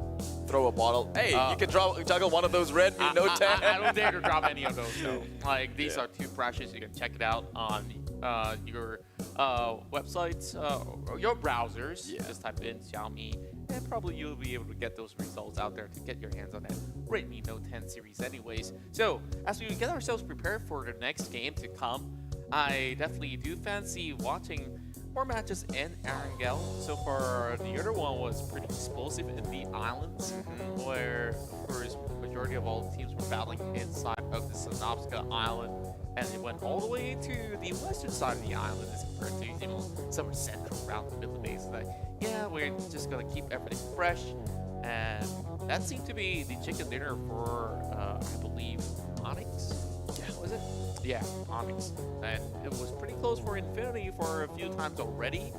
So with them just basically having that consistency here, all they have to do is just get another consistent run. They should be booking their way to that Super Weekend. Now, we have a few on the list currently that's not looking all too hot. Yeah. So NFT, they definitely missed out games, so they were like somewhere around that corner, but they did manage to at least push their numbers up.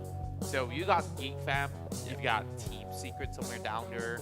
No, Team Secret had the good game. Yeah, they had one good game in the morning, and then they bounced upwards. Yeah. So they pretty much have a little bit of more clearance as compared to the rest. So who do we have currently at the bottom? It's Yangon Galacticos, and then we also see BN not really doing. Yeah. So PUBGM, they are also risking a lot of the potential to be eliminated from this week's Super Weekend. And I'm not too clear with I think it was NFT. It shouldn't be, right? NFT definitely has a little bit more of that certain wiggle room. I'm not too sure if they're 16 or 17. Yeah. It's somewhere around those lines, but I believe that there are still a few teams here that doesn't really have that clearance. I would look at teams like Anchor PUBG today. At least they start off well. Yeah. I don't know how much more points did they get throughout the entirety of the course of the action.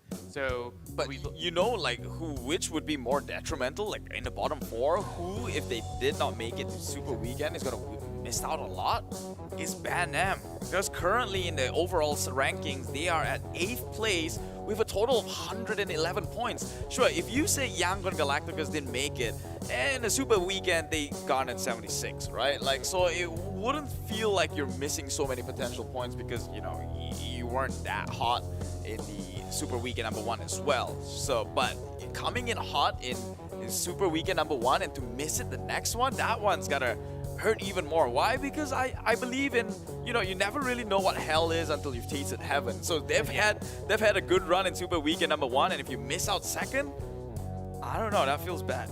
You know, at least Onyx so far has been consistent for the past 2 rounds. They managed to get some good numbers out there, so they kind of bounce all the way into the position that they desire.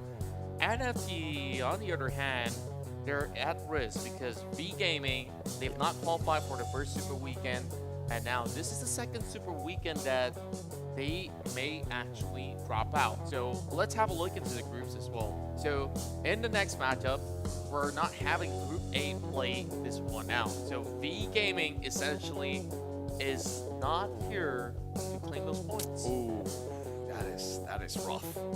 That is rough. That's a lot of points on the table to be missing out. But at least after this one, they still have like 1 more games to play in a day. But yeah, I get your point. When you get an Erangel map, it's way more stable in terms of how you're going to play it to secure the points. When it's Sandhawk, it does get a bit of, you know, on a rough edge, a little bit more on the RNG side. So to be missing out, to be the one missing out the Erangel map and then having the last game being a Sandhawk isn't very convincing, especially it being the second day of the weekday #2. Exactly. So for it is what it is, right? Like, somebody's just got to take an L sometimes. Yeah, that's and out of all these 20 teams, we're not saying that there's any teams that are even close to being bad. It's just that the level of competition is off the charts. Yeah. So if you were to meet any of these teams out there in your public lobby, you best believe that they will make it either a chicken dinner or a top 2 finish. Yeah, for sure, hands down. And if neither of those, at least come out with that 20 frag bomb, right? I mean, they are pros. Obviously, if they're queuing into like a local lobby, then hands down. These players, these teams, they're talented. Don't take anything away from them.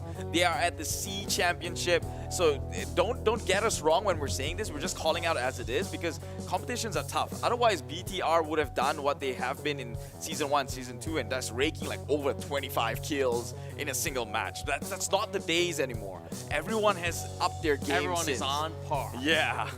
That's why it's definitely scary when you basically bring all the best in the business and you put them all in the same map and you get the best PUBG Mobile Esports that you can actually have right before your eyes. Now, we're about 1 minute before we take off that flight, so let's set our expectations here.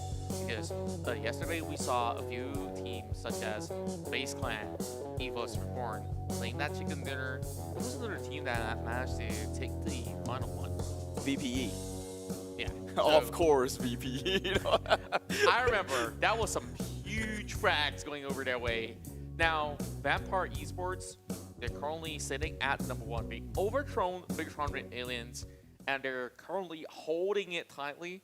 I want to see if there's still any more fight left in Bigetron RA aliens for the weekday, because, you know, hashtag IndoPride has been showing up in our chat for quite a lot.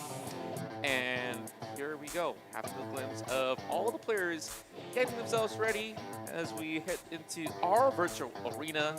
You know what time it is. It's time for us to head to our flight. This time, we're going to the sunny old Erangel once again. As we look into the tower, wow, spaceship shoots that laser right across, and we're about to change our scenery into the island of greens and hills, rocks and bullets and grenades, everything here, and bodies and crates. Chicken dinner up for grabs. Yeah, well, a lot of, I guess, good news for all the other teams playing this time around. Vampire Esports won't be in. Group A will be taking a break, so we won't be expecting them to, pull off another one of those Erangel chicken dinners like they did last night. So a little bit of a solace for them, but obviously does not change the fact that it's not going to be easy because you still have Group E, the most stacked group, as you mentioned, playing within this map alone. So I really wish the best to all of them, man. And let's just take a look at a flight path here. Pretty even. Everyone's gonna get the drop spot they want to. I'm not sure who's gonna occupy Milta Power now that VPE isn't playing, and that's usually the drop spot. It could be a potential pickup. It could have actually been. Now, interesting enough, you look at the Infinity picking over Nazca with her waves. It feels like almost each and every match we have different people going into Island. But the United will continue to go to Novorpoi. And I guess that Novorpoi is a very tricky city to navigate around. If you guys do remember Team Secret back in the olden days of the PMCO C League, they usually take like phase 1, phase 2 just way outside of the play zone. Oh. And only they get right in. Guess what? I mentioned Novorpoi, and that's where the first circle is going to show up, somewhere towards the central zone. Kind of like a 60-40% of where it's going to go. Like 60% being the mainland. That's going to be the safe areas to play. So, where would you predict the ending to be? Oh, well, hopefully a better circle than we had in the first Erangel. I think Team Secret suffered the most in that one, having to rotate all the way from Severny down to Sosnovka military base. This time around, they're, I guess, relatively closer, seeing as though it's a 60-40 split. But if it pulls hard shifts downwards, then we might see the same fate coming up from Team Secret. Yeah, and I guess that Bigetron RA aliens, they honestly don't have to make too much of a move because they always drop into the farm. So this is where they could just hold on to those long-range angles if there's going to be any sort of pressure at all. NFT, though, just arrived at the scene in Yasnaya Polyana, and it shouldn't take them all too long to loot up. NFT found themselves another vehicle for Drone themselves. Ron has been able to show off a clutch performance when they were taking on Anchor PUBG earlier today for the first matchup inside of Erangel. Now, speaking of Anchor PUBG, it's funny how our dear producers are like listening to each and every word that we say, and Anchor PUBG is also a team with good methodological plays, where it's more of a step-by-step method where they take checkpoints and they don't basically go off course all the time. So having a formula that works is also vital. So it's kind of like going to war, you have to map out some of all these checkpoints and you need to know where the enemies are. So these are the traps behind the scenes that majority of teams here with the analyst, the coach here, is drilling day after day for them to try to perfect it. Yeah, and talking about having coaches, I heard Geek Fam one is quite in the question mark zone here. Nobody knows if they do have a coach or they do not. Oh. That was a topic of conversation, at least for the Malay casters. I do have the answer, but I will keep it as a mystery. Oh my God, you're one of them. You're contributing into the mystery here, which is not very nice. I guess one of the Malay casters got flamed by the Malaysian community early on because he mentioned that Geek Fam don't really have a coach. And then everyone else was just calling this dude up saying like, hey, this is their coach. But he asked the players and the player says they don't have any. Right. So who's right? Yeah. I'm still not gonna answer this one in the case that you're baiting me to do that. Now, whether you have it or not, it's really down to the confidence of the team. Some teams basically work well without coaches. Back in the days when Bigetron RA aliens basically took the world by storm, majority of the time during the C League, they didn't have a coach with them. Oh. Only in the global finals, I guess that Boyka just wants to say, hey, I'm in Malaysia, hit me up. Ta-da! Suddenly, he became a coach for a while. So, after that, of course, Boyka just loves playing too much. So, he's back in the scene. He's still playing to today, and everybody calls him Old Man. All legends will always be Honestly, old. he's not that old. He's 28. He's Wait, no, what? I thought he was 30. He hit 30. He's the same age as I am. Now I'm revealing my age, and you're gonna Oh call my me old man. god. But it's basically because he has this baby face and it doesn't match with his body that Yeah, much. I agree that one. Of course, if he listens in, like, yeah, he's basically just gonna come DM me for a little bit. But Boyka is a chill dude. He's pretty cool. Hang out with him a couple of times. Now, try to keep all of you spectators currently watching to have a little bit more context. Yangon Galacticos. This is a team that has qualified for about 3 to 4 Southeast Asia tournaments already. This is no strangers to the SEA scene. But to my surprise, although they've been here multiple times, we have yet to see them clinch, a top 3 finishing. Back in the days when we look at the wildcard region, you also do have stacked numbers out there. And Onyx Esports definitely is one of those names. We also look at Blacklist International to have a certain outstanding performance out there, but they were always inching to qualify, though. I pretty much feel bad for Blacklist International in the case that if there's any Filipino fans or fans of Blacklist currently watching, I honestly hope they actually make it someday. Yeah, I mean, they've always been like huge contenders towards the C wildcard region, especially in Cambodia and Myanmar. But this is surprising because remember when you were casting for PMCO C final, I think Yangon Galacticos was playing in that tournament, and they were absolutely scary. They were nasty. They were crushing everybody then. I think that was basically the debut that no one saw coming. Like, it was the rise of the wildcard supremacy, if I may add. May actually state it out. So yeah, I'm trying to make a point here that they are, they are ferocious. They're the team that does not belong down in the bottom, or at least if they're going to be at the bottom, they're going to be at the bottom with at least more points than what they garnered right now, right? But they went missing, I guess, on a hiatus because of some reason in Season 3. Myanmar wasn't part of it. But now that they're back, it seems like they've been nerfed heavily upon return. Yeah, I guess it's just a lot more hungrier teams that's appearing here in the C League overall. And you just look at how stacked it is. And even for EVOS Reborn, you know them as a big name, and last season they definitely achieved pretty much podium finish, right? They didn't make the cut to play their That's vocal. true. Like, if that doesn't tell you enough, you can't say, oh, EVOS Reborn, everybody targets their name and like it wants everybody down. And I think I kind of You cursed it.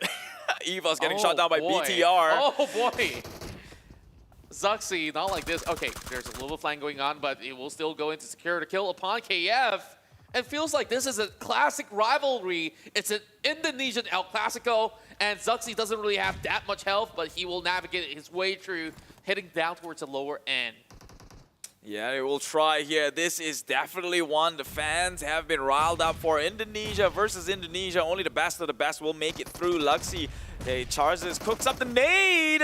Tosses one in, but Redface gets a hit onto Zuxi. Will confirm the kill as well. Microboy, though, he's got another nade as well. Nade's being traded here, but not getting onto anyone just of yet. EVOS now has the number advantage with 3 members on their end, 2 this side of Bigetron. Has to be careful. Redface is going in for the peek here on the left-hand side. Bigetron does spot him out here. Yuhai will try and peek it off, but Yuhai gets knocked down. EVOS seemingly to come on top in a game of mechanical skills and taking these fights over at the compound. So can Bigetron make it out alive here? They have to actually pop these smokes just to have defensive measures out there.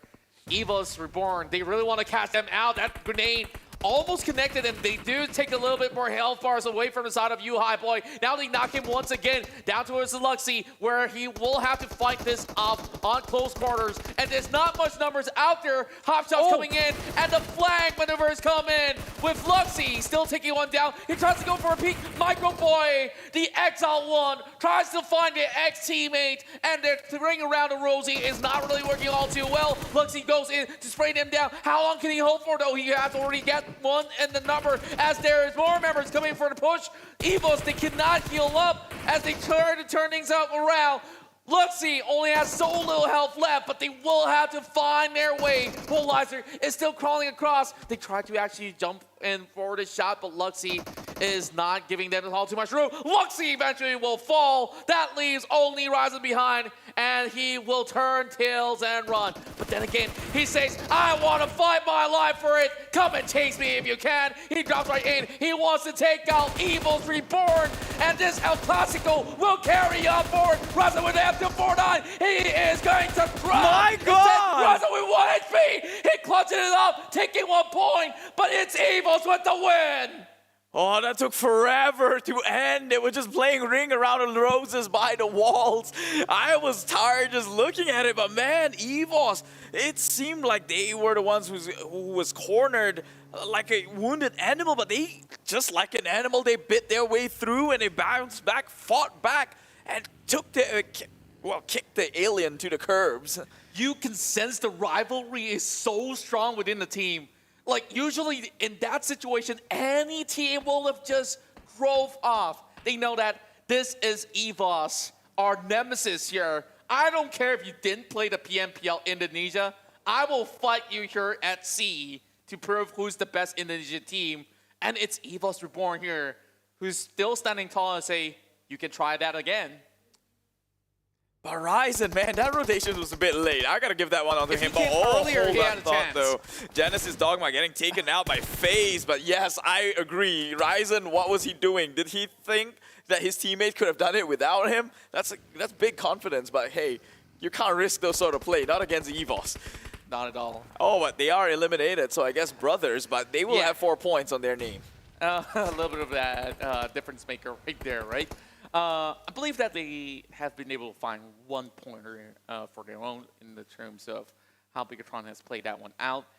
FaZe Clan, though, got a lot of damage output being soaked up as members of the side of Genesis Dogma goes ahead to turn the other way around. You know, I was about almost bust my voice out there for that fight because that's El Clasico. You just got to take it. So they definitely delivered all the way. That is something that all the Indonesian fans will be talking about by the end of this match, or, you know, end of the day. Everybody just like to chat on IG or wherever you guys like to hang out.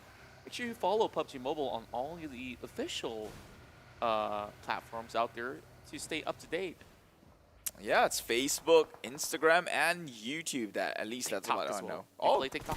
Great. No, not really. I thought it's cringy, but hey, Geek Fam now shooting the likes of Axis, who's making a way onto a compound. But oh, someone's getting shot down from afar. APG coming in with the upset. From a mile away, they shot the members of Geek. I think they lost 2 on the ground at the very least, can be picked up. So not too detrimental unless Rift just secures one. No, it's just 2 members injured on his knees, not out just yet. And they will just basically take a little bit of time here to basically patch up some wounds, get some members off from the ground. A little bit of the long-range traits coming in from Eagle Esports, as we have pretty much a few pickoffs across the corner. Only 53 players still left alive. As of the current, Tony K, classic stuff, takes out Frankie. Okay, today, the Savior didn't look like they were on the best form. Let's be honest here. Like, yesterday, they definitely take a little time to warm up heading into the late game, and they start to get some more consistency. But look at FaZe Clan, they're charging right in. Yeah, they're not going to give them time to warm up as you speak, but FaZe, they're the ones who's falling. Apparently overstepping themselves. These Xavier, they are PMGC teams for a reason here as they try to go head-to-head against FaZe Clan. Oh, Vintorius takes 2. Then the rest of FaZe comes in with the buggy. Can DX Xavier play themselves out here? Duck will be trying to play that ring around a rosy game. He's got the info. He sees them from behind, but not taking the sprays as he should. We'll see those members trying to run forward. it will get taken out here. FaZe coming out on top in this engagement alone, leaving Lamborghini, the luxury vehicle, in the shade. Wow, that's a really nice toss though. Just having a good cover ground out there. Tony K will eventually take off Goo, where he was left all alone out there. Lamborghini now gets taken out by Ventures with the sharpest shot. And you saw he was the one in charge to clean up two of the players initially from DX, and he got the third one. Yeah, it was an initiation that actually favored the side of D Xavier having compound and taking one member of FaZe out, but man, FaZe outplayed the entire situation, taking it from the hands of D Xavier. Now take a look at the circle though, closes onto farm, which would have been ideal for Bigetron if they hadn't had that clash earlier on. Now that they're out, there's a lot of opening for all the rest of the teams. That's what I was feeling for, you know, like I was pointing out, this is where they basically hang out all the time. This is their hometown. They didn't have to commit to anything just because they sniffed out, oh, it's the White Tigers. I gotta go beat them. And I guess it's kind of like the reversal going in. Meanwhile, C-Sky only has seeked out one kill in the form of Gatuni. Mila dropping a little bit of nade just to pray that this connects to somebody inside of the house. So these longhouses won't be having too much, but Team Secret, they're just going to leave Kit B, and maybe they could have actually gone for the pickup. I mean, listen to the gunshots, man. Probably it's a bad idea just to stop in the middle of the street. But stopping by the opposite section isn't exactly the smartest thing to do either. Yeah, you're feeding Banam, and they see you in the ditch. The nades will be raining hellfires here as they keep tossing one over. Kid, that is the fragger out. At the very least, I mean, the guy who's filling in for you high at the time being. And now Team Secret playing with still Y2K. I'd like to see his brilliance make it out of this one. Yeah, Y2K definitely has a little bit more of an understanding of how to approach some of all these situations. Back in the days, Y2K has captained RSG back in Season 2 of the PMPL MYSG. So with that sort of experience, eventually he moved into a coaching role after he was basically leaving RSG at that moment. So Bad Nam, just on the opposite corner, I still feel that this is quite doable for Team Secret, judging for the fact that today, Bad Nam hasn't been taking the right fights at the right time. But with such a position, you just can't help but to think that Bad Nam basically have all the advantage that they have got in their hands. It's just that they have to use it to full effect. Yeah, so it's definitely their position to lose if Team Secret were to be able to capitalize on that. That small minor mistakes that maybe Banam is more prone in making, then yeah. Wait. Is that a swimming Kong? It's a monkey that swims. Yeah, I mean, Kong, monkeys are kind of human too, so it's not too impressive. But if you had the Godzilla, the baby Godzilla, strong. Yeah. Yes, need to get it strong. I got that at the last minute here. But Infinity though, take a look at Infinity losing already 2 members against Onyx. You would have thought that Infinity would come out on top in these sort of engagement. But Onyx, they have been on better strides today as they now fight against Infinity and tries to wipe them off. Newsy, less than half HP. It's just Mela now, tries to go in for the peak. But hesitant, Newsy will take 1 member down from Onyx. Ah, my. Infinity here. Is basically a squadron that leaves none standing once they actually move right in. There's going to be a little bit of peek coming in from C-Sky only. He goes in for the hot shot, and he almost got Mela. That's a great effort being shown there by Onyx Esports, but that's all that they can actually get out of the situation. Meanwhile, battle of the wild cards. They're moving right in. Yangon Galacticos knows that this is a familiar enemy, and they won't just try to flush him head on. They're chasing outskirts, and they found one sec. And also Tamio, that's on the outskirts as well. Sharp eyes coming in from Shroud, and this is what you expect coming from the C region. And everyone else from Yangon Galacticos is already kneeling down on the ground, except for that one member that's hiding behind a tree. Yeah, this battle of the sea wall cards is definitely a lot of hype behind this. I don't know what's the reason between these two nations, but they hate each other. I've seen the comments. They're calling each other noobs, and well, this guy Tamayo. This is how they prove it. Yeah, they're really making a statement here. That was 2 up against 1, and he's got the chance to actually heal himself back up. If Twen does not make this, capitalize on this moment, he's gonna lose 2 members. And Yangon, I would say they're the victor at this point. Yeah, and you look at more fights coming in the way. NFT pushes through the building, but they also have members being knocked down as well. Tamio uses a grenade, secures the kill, and we saw Axis Red One actually steals a couple of kills that Tamio himself had knocked out, so he didn't really have the time to secure those numbers, although he were the ones to do most of the damage to Ankle Pubg. Yeah, so, Tamio, can he make it in the circle, though? No, surely he'll opt out. Bow out will be Yangon Galacticos. Only 1 kill despite a great effort coming out from the Myanmar side. Always a thorn in the flesh. That has remained the same when they were taking on each other in the wild card series.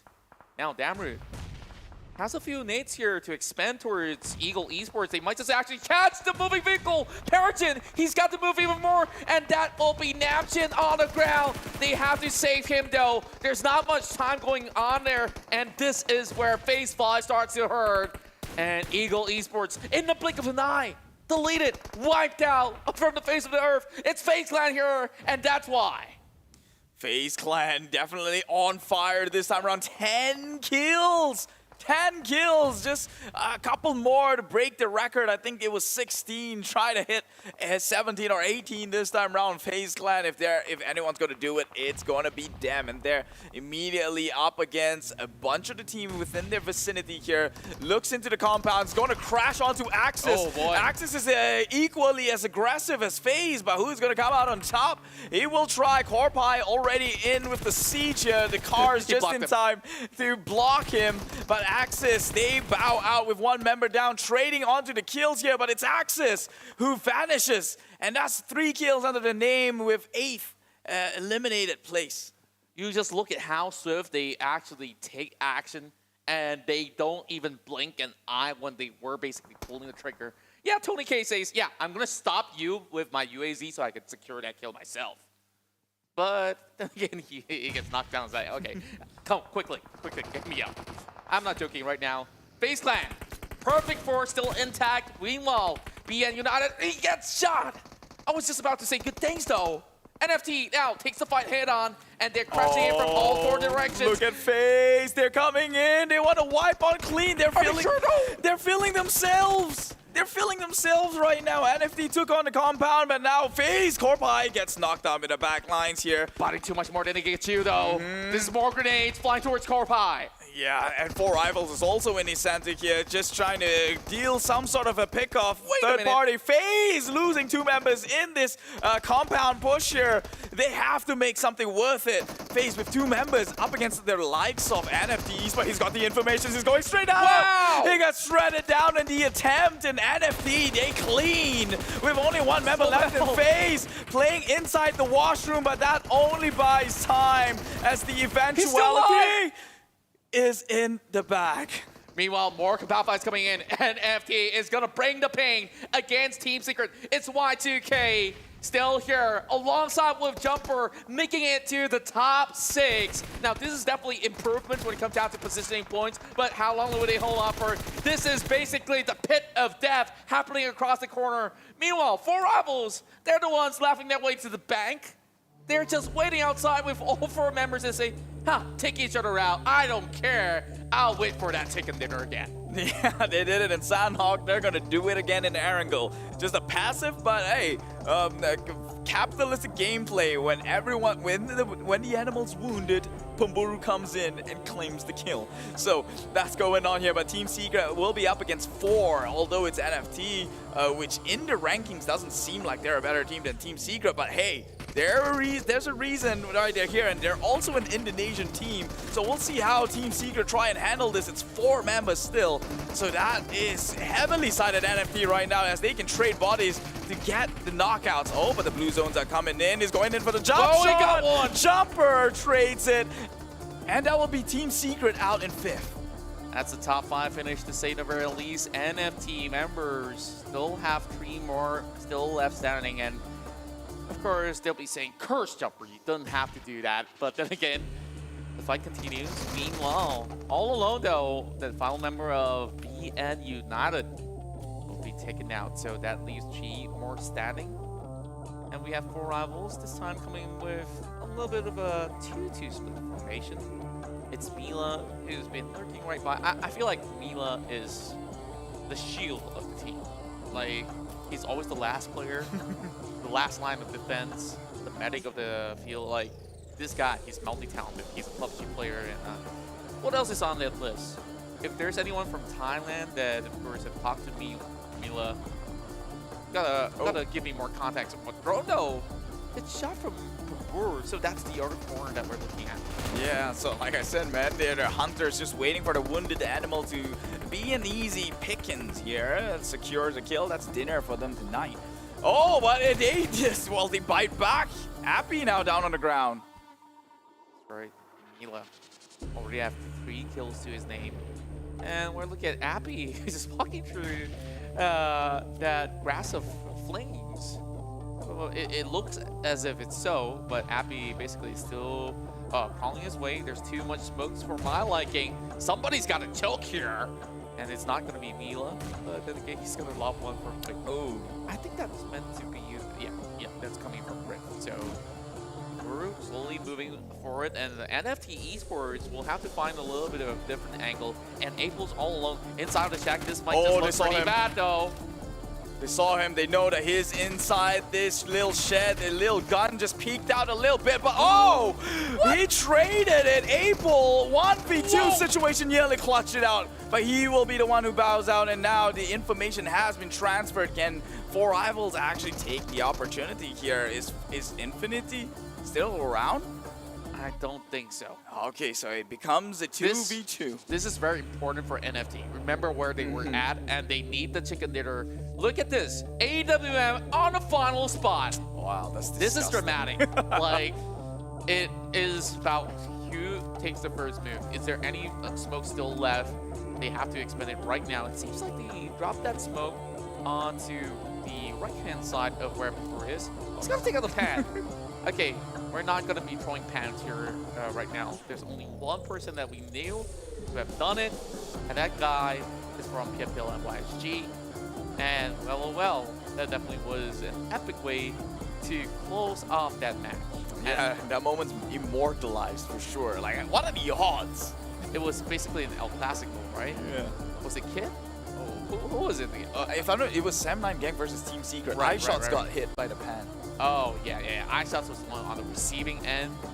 And I want to find out who was the one to throw the pan again. I guess we'll gotta see. But meanwhile, right now it's just gonna steal. It was basically Deb. Ah, there we go. Marking a name for himself. So it's gonna be pretty passive. Yeah. Right now, yeah. Nah, you guys ain't gonna get that one. Surely it's a bait. You go pick up the pan, you get shot, right? Yeah. If this was to be a short put Olympics, I guess that would call for a gold medal. But Pubg will eventually bleed out to the zone, and NFT Esports celebrates that chicken dinner. This is a very crucial chicken dinner going inside of NFT Esports. They were close in the chopping block, no longer, as the number of kills that they've raked throughout this one game alone, plus a chicken dinner. This is why we never count teams out, and this alone will propel them at least maybe in the top of the second draft or even the first. I want to know how many spots have they climbed with this chicken dinner. It might just skyrocket their way into the first pager. Yeah. Because this is definitely something out of the ordinary. 11 pointers there to close off this run for them. And NFT Esports, they just look absolutely sublime. So now that we were left with only one game remaining, we'll only see Group A, B, D, E playing later on, and NFT Esports are the ones to take that chicken dinner home this time around. Yes, and these are the players, Drawn, Flippy, and, well, Ramones, that's the one guy that you always have your eyes on. I guess because he's got perfect hair and the gameplay to go on to with. And of course, Svavel, I always hesitate saying his name. I don't want to butcher it because they're chicken dinner winners. Yeah, we start off the highlights here with the pass the code, so you already know this game's gonna be good. Yeah. Look at how long Luxy has been able to hold on and Ryzen, if and only if he pushed it much early on. Yeah. But then again, holding that flying angle was really important because Ryzen has been able to find one pick out of that. And we saw a lot of all these great shots being fired, and you got to commend FaZe Clan.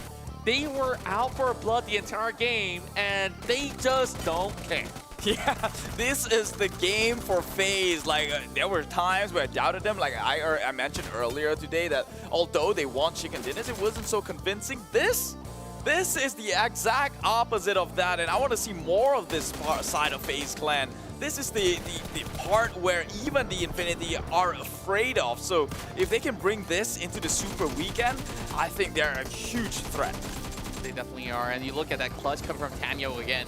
That double takedown just hiding by the tree is a perfect spray transition that's coming in from Yangon Galacticos. And FaZe Clan had this grenade lobbed so far away to connect onto Bokyopi. That is a huge tilter, and that was basically that huge opening for FaZe Clan. And we come into the House of Doom and Gloom.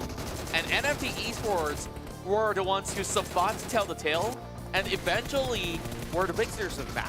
Yeah, and they had to tank through at least 2 teams going into their compound.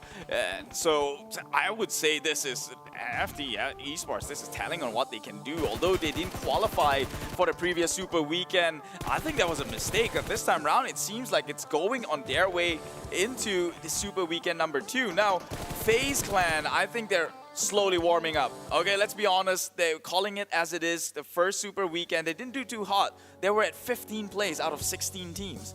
Surprising, I know, but I guess this time around maybe they're just warmed up and ready to go for Super Weekend number 2. It's basically a wake-up call for many of them, and it's definitely great to see many of all the teams here realizing how important this means to their career, or even basically just appearing in the PMPL C League itself to make a name. And this is possibly one of the biggest stages that you can ever have when it comes down to the PUBG Mobile Esports world. So kudos to some of them who have been able to actually make the cut. And NFT basically is heading to the moon. Yeah. With such a performance. With only 1 game left, I think that performance right there most definitely secured themselves. How much point can the next person have to be able to push that much point which they have accumulated all the way back down? Yeah. No, it's a bit impossible. But that means there will be new 4 teams down in the bottom, and that's what I'm curious of. Because now, who is going to be on the chopping block? And I guess that's the whole hype for weekdays. And we're going to find out later on when they show us the tables.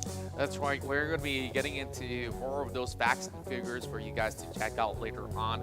And as we look into the majority of all these players here who have been able to get into all these sort of great position to challenge in close quarter combat, I think that this is one of the most explosive rounds in Erangel that we've seen so far, and I'm loving it. So far, week 2 is definitely a little bit of change of pace as compared to, you know, teams feeling a little bit paranoid. Should I take this fight? Should I not? Like, it feels like everybody has a vendetta, and you can see it from Bigetron RA. It's like, okay, that one knock basically had their blood boiling, and we just went at it with EVOS Reborn. Now, both teams actually didn't make it far too long into the game.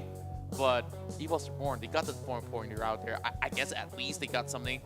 But Bigetron RA, they were supposedly chasing against Vampire Esports instead. That's true. That's the one that they have to eye out for on the top of the podium right now. But again, it's also the weekdays, right? So I think maybe Bigetron just want to have some fun at that point. Like, usually, like, it's true what you said. Most teams, when they lose 3 members, you just drive off and play for placement. But knowing that they are already up there, you're most definitely qualified for the Super Weekend. And maybe they thought, hey, let's just let our ego take the better half of things, and we'll try and contest it against EVOS Reborn. And I'm glad they think so, because then we have a show to watch, and that was very, very interesting. And it falls in line with the whole narratives of these two giants, because one fell after the other. EVOS joined in the ranks at 15 plays, while Bigetron fell out at 16. So. Yeah, it's also thanks to Infinity that's coming in from the back. Like Infinity basically are pure opportunists. Like many of these occasions where you just see them, okay, I heard a fight going, okay, I'm gonna be the news reporter. Standing behind me is basically EVOS Reborn as well as Bigetron RA aliens. As I can report, I can hear Rise and Shoot still trying to rush right in. So I guess we should actually give them an interview with our bullets eventually. So Spit to the barrel. Okay, EVOS Reborn, are you ready to take on this fight? It's like, guys, give me a break. You know, like that's sort of scenario we can imagine, like sock puppets talking. Yeah, no, they're sad too, because like Microboy was like, I killed a brother. And going back to the storyline, right? Like Microboy made the biggest transfer to EVOS Reborn, and you know it definitely was mixed reactions, because I was watching the farewell video from Microboy. 1 hour later, he was announced into EVOS Reborn. Like, yo, that's the quickest transfer in esports lifetime. Yeah, why not wait? I mean, if they've got the cash to buy him out, then I guess that was instant. The content was so rapid fire. EVOS, you guys definitely killed it. Talking about things that, well, people killing it, it's NFT this time round with Flippy. the MVP, which happens to be Flippy. 3 eliminations under his name, 506 damage dealt, 26 minutes survival time with the 16 minutes, seconds, I guess. And take a look at the match rankings. Take us through it, actually, Contra.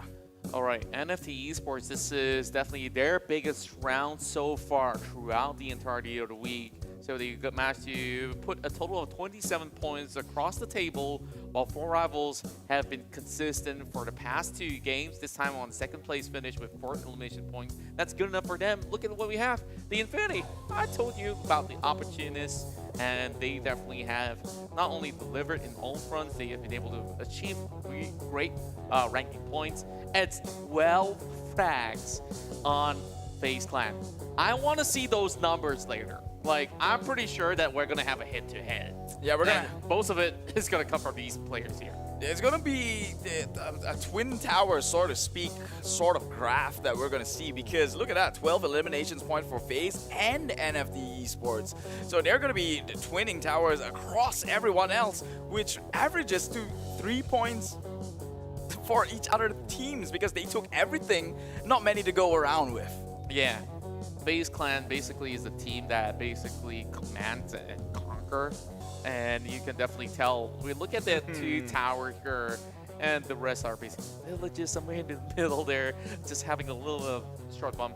It's an average of 2-pointer as well as 3-pointers for both majority of the other players, but you gotta look at those damage output. It's not that they're not shooting empty shells out of their barrel. It's just that they couldn't really finish off the job, because majority of them were fighting in close quarter. So there's always time for pickups, time for some reset. And one evident fight was that EVOS versus BTR that we have mentioned early on. 740 damage. That's just between those 2 teams. Yeah. Ridiculous, right? And you compare it to EVOS, who is only 480. Because all the shots coming out from EVOS were the ones that count. Right. I guess maybe some headshots or something. I don't know. But, well, that one will have to go on off. But most assist will be the Infinity God Tunny. Interesting names, though. Yeah. So don't worry about that. Of course, we will have a little bit more of that summary, of course, to be refined for a little bit. So, FaZe Clan members, though. Man, they're fire. Like, yeah, dude, hands down. They're just basically blazing it, winging it, barbecuing, whatever words that you could basically put heat on. They were delivering on all fronts, and you know, like, it just reminds me of that taco I had the other day with crazy hot sauces. FaZe Clan is the product the next morning, right? the heat. They definitely are that the spice and everything nice. Yeah. And of course, they definitely hurt everybody while traveling that journey. Right? All right. Okay. Right? So the end product of it is definitely gold, though. Yeah, true. Like, that's 12 points. The satisfaction it gives you. Of course, as a viewer, it definitely gives me that pleasure as well as satisfaction as we've been watching them grow along the way. And having Tony K here, it is something that we just got to give more and more highlights to this boy here, who first is working his way to be crowned as the very best. And I think that FaZe Clan, they tried so many times. There are instances where, you know, they were champions of the league, but then there was that slot back then. Yeah. And then when there was that slot, they were like, you know, few points shy. It's definitely heartbreaking. And FaZe Clan fans finally have that opportunity here. They're not going to waste it. And now, back to the overall stats that we've been waiting for. Yeah, 60 total eliminations done in this single match alone, and I think majority of it is divided between both FaZe and NFT, of course. With 70 total knockouts. I think this is like one of the highest I've ever seen. Yeah, I mean, it should be. I assume so with the pace that we're in.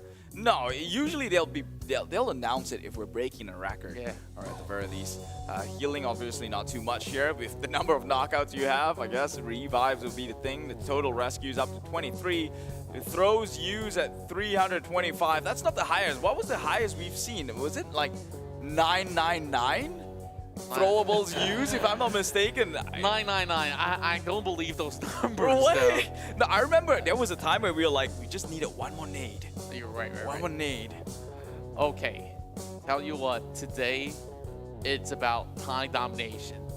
It feels like a throwback, and the Thai PMPL side, they definitely have a lot to celebrate for. FaZe Clan as well as the Infinity, they tie at both second place. It's maybe just about the elimination points that FaZe Clan has more as compared to Infinity to place themselves a little bit higher. Vampire Esports now a cut above the rest, while 4 rivals continue to move upwards. Now in the 4th place, but where does that actually place BTR? Wait, suddenly?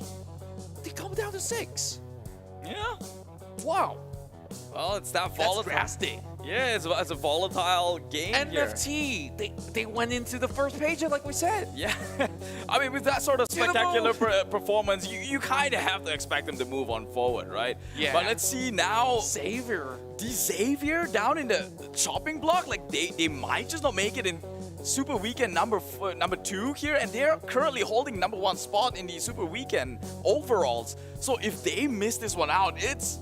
Bro, that is bad. It's horrifying. Yeah. But hey, tell you what, they've got that slot for PMGC already, though.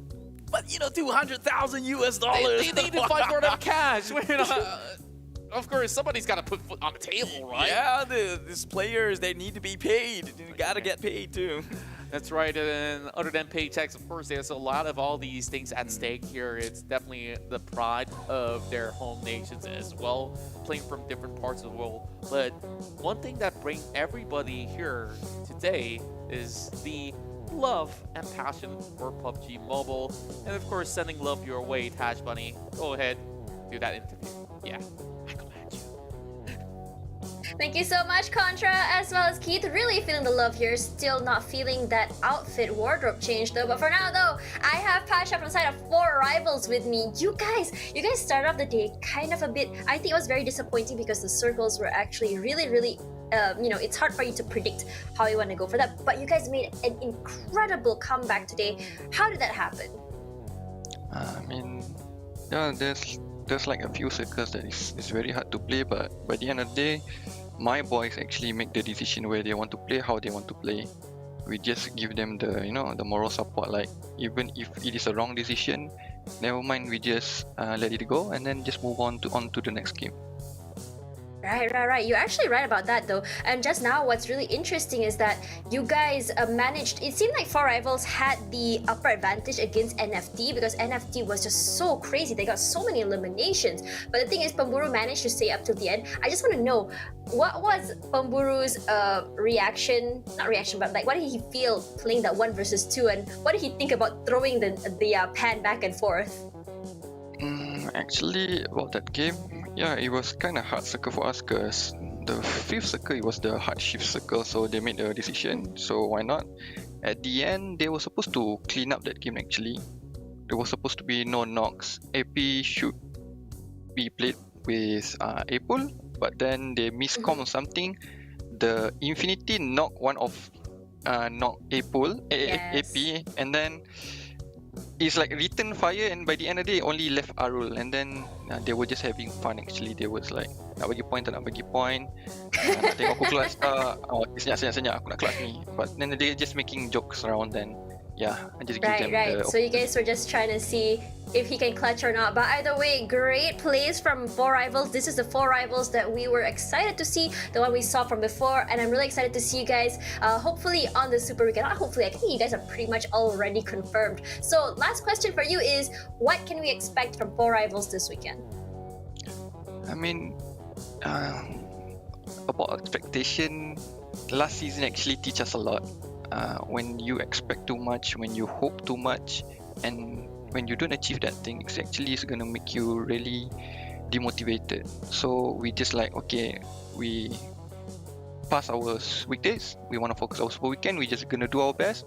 No matter what happens, we just win as a team, lose as a team.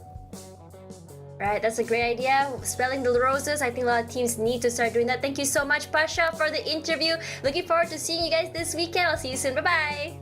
Thank you. Alright guys, I actually had an like a little conversation with Pasha before our interview because I was just really surprised at the outcome of the bottom 2 for 15th and 16th place. Actually seeing Geek Fam and GD there was so surprising to me because their performance was actually a lot better last week compared to this week though.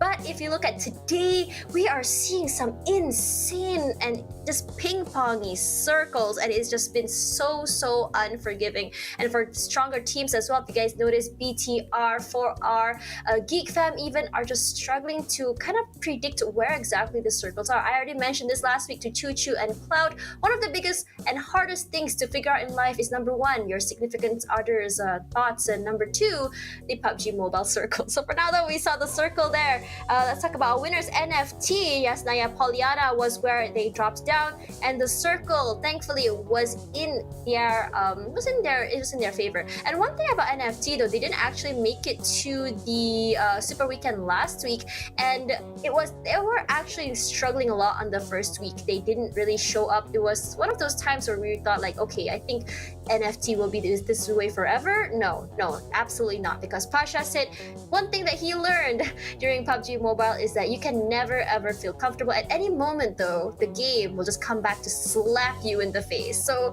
being comfortable is not the name of the game here. For now though, the circle actually just kept on going southward toward the side of Farm, and we are seeing a shift again. We are actually seeing a lot of these circles today down the south side, and thankfully though, not another Sosnovka military or at least not Sosnovka Island circle, but toward the side of Farm. And everyone would be shifting in from the north side, you can see, unless they were already from the side of Novorodnoye. I can never say it the way Contra says it. I think he needs to give me a tutorial on that. So for now though, looking at how it was, we did see some teams swimming because they were kind of predicting the circle to go toward the island. That didn't happen. Whoever that was swimming would either drown or get blown out of the water. That was just really unfortunate. You can see there how many teams were outside. Look at where Onyx is. They took over the entire southeastern side. They were playing bridge trolls. Their GD was just straight up in the water. They had the boat, and I think that may have just been their downfall. And Infinity though, they had an entire southwestern side. FaZe though, oh my god, let's not talk about them. I don't know what they did or something from week 1. They went from a team that we it was good seeing them, but we didn't think they were the fiercest. But this week though, they decided to come back with a vengeance. 12 eliminations, if I'm not mistaken. That's absolutely insane. They were just going around and just rushing into every single team that they could find and see. It was absolutely, I wouldn't say disgusting, but it was nasty though, like in a good way though. But for now, 2 Eagles tried to play, 2 Eagles was actually gate kept, and they actually punished the team that tried to gatekeep them. For now though, Infinite not so lucky this time around. But the thing is, when you look at Infinity, you can always see Nuzi and Mila, the incredible duo for the team, I believe, that really tries to make things happen. Just this time around, not quite so. For now though, when you look at the final circle, right, it was really interesting that 4 rivals actually had total control of the circle, but NFT's dominance and firepower was just too much for them to handle. We did see a little ping pong moment where they threw pans at each other. Would love to see that. And yeah, that is the end of that. It's a little bit too hard for Chonburi to actually do anything. It was a flat land with basically no cover except for that shack. And what's even worse is that it's hard for Chonburi to actually do anything. And yeah, a great job from both of them. Seeing that though, 4 rivals, one of the best teams I've seen so far. Great form, great mental health, and really importantly, I'm just really excited to see what they can serve to us in this weekend. For now though, we're going to be passing the mic back to our casters, Contra as well as Keith, to see what's going on in the 5th match for today. That's right. It's great to, of course, celebrate chicken dinners out there. And of course, now we're only down to 1 more game here remaining here on the final day of the weekday in week 2 of the PMPL C Championship Season 4. It's Contra alongside with Keith, and of course, we'd like to thank PUBG Mobile as the host of the entirety of the event. Now we got to also thank our official smartphone partners. With Xiaomi, you can challenge your boundaries with the Redmi Note 10 series, and of course, you can also watch and earn with Esports Fight Club, as they are our official media partners for the PMPL Season 4. Also, not forgetting our official media partners, WeTV, always more where you can watch all the best Asia content for free on WeTV, and you can download and get it on your phones or even tablets on your Google Play Store, as well as the Apple App Store. And all this is coordinated by VSPN, as VSPN powers esports, and they are, of course, bringing us the exciting tournament to enjoy overall all across the world. So Keith, my oh my, it comes down to this. We will have to say goodbye to 4 teams, as they will be left to, of course, not board the plane for the Super Weekend. Now, of course, some of them have had some rough run, but there were also close calls, because when we look back at the chart, there were a few teams that maybe are not supposed to be down there. Well, I will get more into that, but first, if you want to be one of those teams to play on this stage, well, this is a starting platform you can go on. That is the PMCC Southeast Asia, talking about, of course, the PUBG Mobile Campus Championship. Just head over to www.pmccsea.com/my, as the registration is already live all the way down to the 24th of October. And as you mentioned, you don't want to see teams go away, and well, maybe it's necessary for new and upcoming teams to take over your spot. But I get your context here. 4 teams currently risking sitting out from the Super Weekend number 2, and one of them is D Xavier, who, by the way, currently holds #1 spot in the overall ranking. So for them to sit this one out is devastating. This is crushing. Like, nobody deserves to have their ego crushed just like that. When I talk about ego, it's like not the egoistical maniac. We're talking about, you know, like all your pride at stake, that you are one of the best team, or flat out the best team of Vietnam. Now it's basically Eagle Esports that says, hey, I'm gonna fly that flag if you're not gonna do that. And yeah, we're gonna see different kind of alternative play styles. But then again, the team that I'm most concerned of, V Gaming. Last weekend they were not there. It's RQ that bounced back up. Onyx have been able to clinch quite a good top finish for a few matches, and we saw NFT RQ. Yeah. They're all the way up to the skies already. So Indonesian teams, they're quite clear But the problem is, a few of these teams, only from Vietnam, possibly needing to go through that rough patches. And they need the round just like how NFT secured that last chicken dinner in hopes that they can qualify to the Super Weekend. So 4 teams that may not be able to make it through, and you just got to force somebody down to the gutter. Like you mentioned, man, it's all part and partial of the sport, and that is esports. You're gonna have to have people who excel, and you're gonna have people who you didn't perform as good, as well in a single day or given point of time. Unfortunately, it's going to be the 4. I almost feel bad because early on today, early on this week for the day 1 of the second week of the weekdays, I started off saying, just because you're number 1 doesn't mean you're gonna stay on top. And that is just like literally what's happening right now. That's right. The higher you climb, the harder you fall. So this is where we, of course, have even better news for you guys out there. If you're sulking over your favorite teams not really doing all too great, Vikendi is now back, and if you guys haven't played it yet, this is your chance to, of course, revisit the chilly terrains of Vikendi. Runic Power is already available all the way up to November 15th, so make sure you mark your calendars whenever it comes up online. You got some 5 Till Dawn coming up in 2 days. I'm definitely happy for this one, alongside with Payload on the end of the month, October 31st until November 15th. Same goes to Infection Mode. Yes, Infection Mode, 1 for Halloween. Although you don't celebrate it, hey, you can still hop on the fun. I know a lot of people who would dress up for Halloween. Well, if you're not going to do that, might as well do it virtually by playing Infection Mode, That's right. So far, there are so many ways that you can celebrate with PUBG Mobile. Like, I guess that, you're never going to be alone whenever you go into any of these lobbies, because 60 or other players, 100 players in the lobby out there. Infection Mode definitely is a fun mode that you can play along. So I'd go that angle of friends and companion for Valentine's Day. I'll save that for Valentine's Day if there was anything that's going on, right? Like, you gotta push that loneliness factor. Like the left hand of the smartphone. Yes, of course. Exactly. That's what you meant. Yes. So as we continue on, now we're only down to that 1 game remaining. So points after points after points. I think that after those matches, we can see that it was only down to single digits that separates that 16 to 17. So it definitely is panic station for anybody that's currently sticking by that corner. So last we checked, like the Savior, they're on that borderline. And there's also somebody up above them. I definitely got to check back who that is. Do you remember? I don't quite remember, but if I'm not mistaken, Geek Fam is still not safe. Yeah, and this is definitely worrisome. That's basically the champions of the MYSG region that needs to buckle up here. And when we look at past standings over the weekend, Geek Fam, 3rd place finish.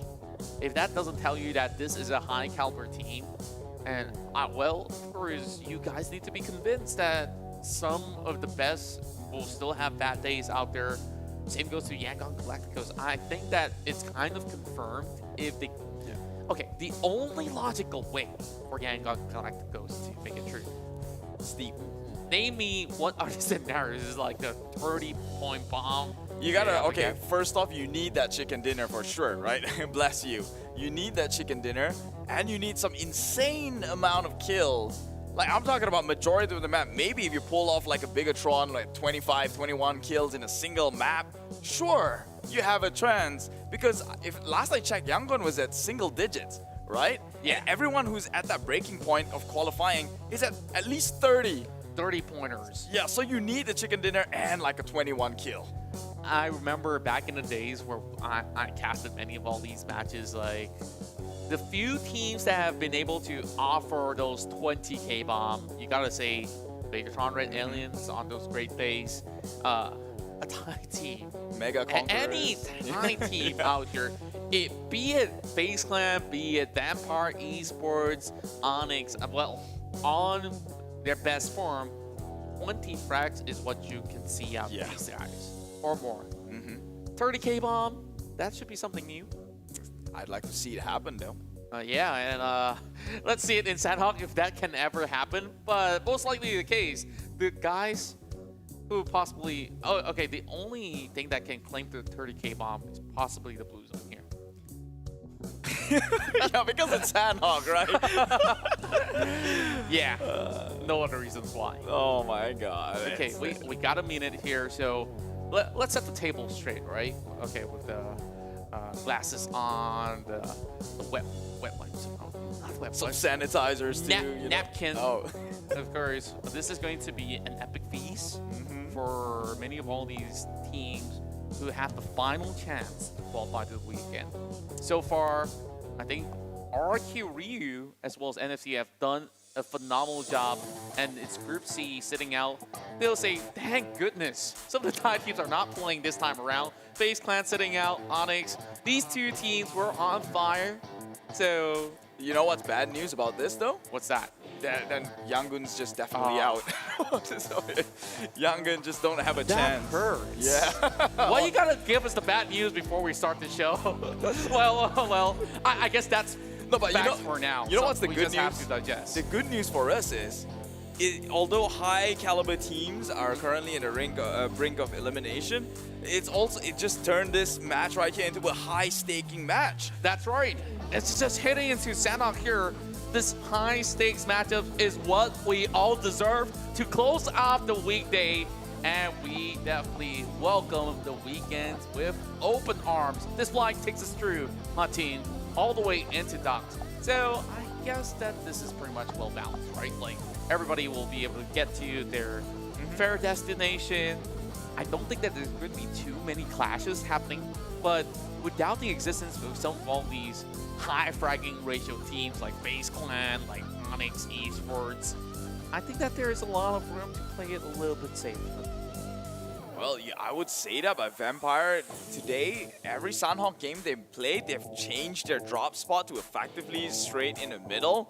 So they're going a bit more aggressive. They're taking an approach in Sandhawk completely different than they were yesterday. And the circle look, again, very, very familiar. It feels like a deja vu, and I like the fact that the top 5 elimination, when it comes down to the scoreboard, the frags, it's 5 different names from 5 different organizations or teams. Now, Geek Fam always have to deal with Anchor PUBG. You know why? What? The ruins.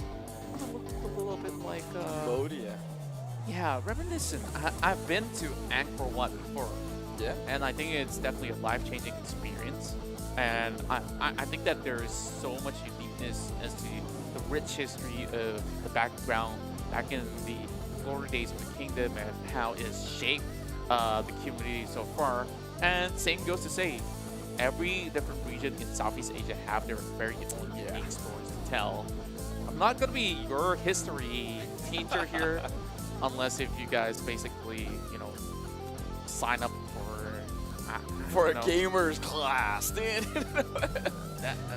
that doesn't tell you that I'm a huge nerd. I don't know what else would be.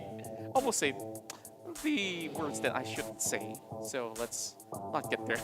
It's nothing wrong being a nerd. Look at Geek Fam, they're rocking it. They're a geek, and always a fan. Yeah, I could follow the word geek. So not too bad, not too bad. Now, got Tuni though. What's he doing in the open fields here? Just hanging by, seeing a couple of tropical palm trees, and he is going to look for Star. Heading into the village compound. Not going to be able to find all too much, as he currently is looking for a bit of vest. Dressed to impress, they say, and it's Lizer opening a fire. And it's already Tom here that gets pinned down. V Gaming needs those points to qualify, and they're not in a good spot. Lakawi, they start off here, and this is where they got picked off. Did they not know? EVOS likes to lurk around the Lakawi section. Yeah, I mean, between down in the bottom 4 here, at least 2 of those teams still has a shot, right? Not too far apart, and that is V Gaming, like you mentioned. They're one of those teams, alongside with D Xavier. Still super volatile in the bottom here. But Infinity, I honestly would like to just sit through the day and talk to Logan, since he's pretty sufficient in English, and just find out and pick their brains on what they have in Sanhok, because it seems that maybe their initial plan is just to go out scout for meds. It seems like they're sending people over.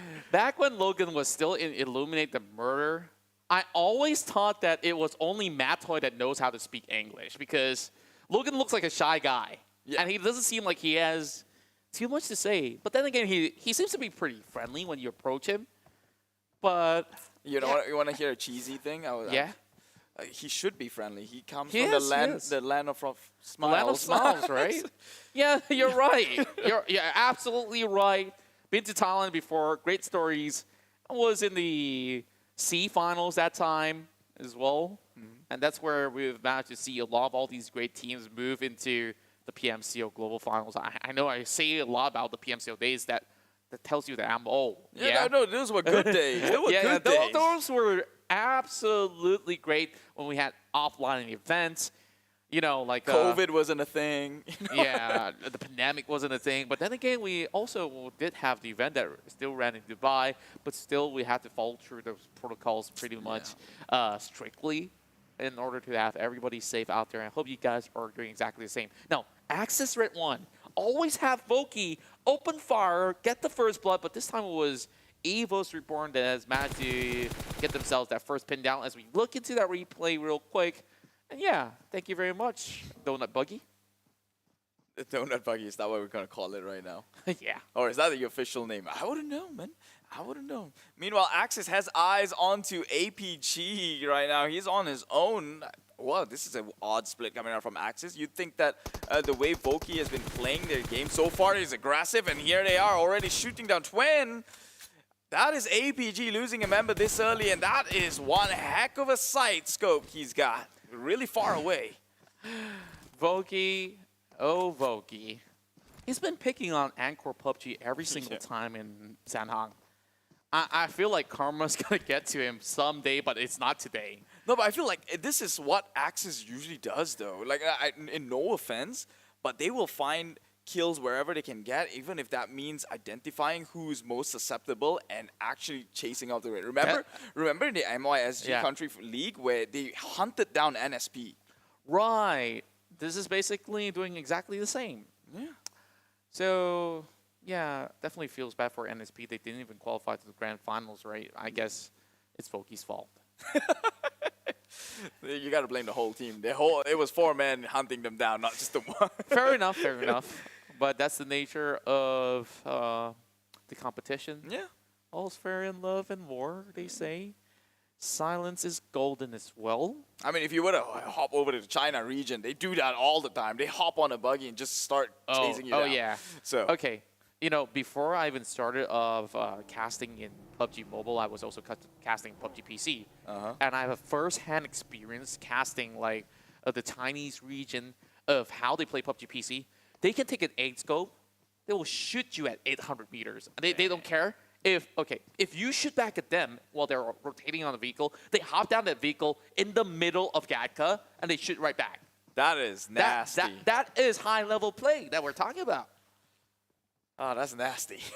Right. These guys are definitely on another level. Yeah. So I think that Southeast Asia can match up to the standard of what the PEC side has been able to offer for a few particular seasons already. Of course, you got those big names like Nova XQF or even 4AM, who's been able to make waves so far. DKG. Man, you just go down the list. There's so many of all these great teams that every single name that you're going to pop is a top 5 material when you put it globally.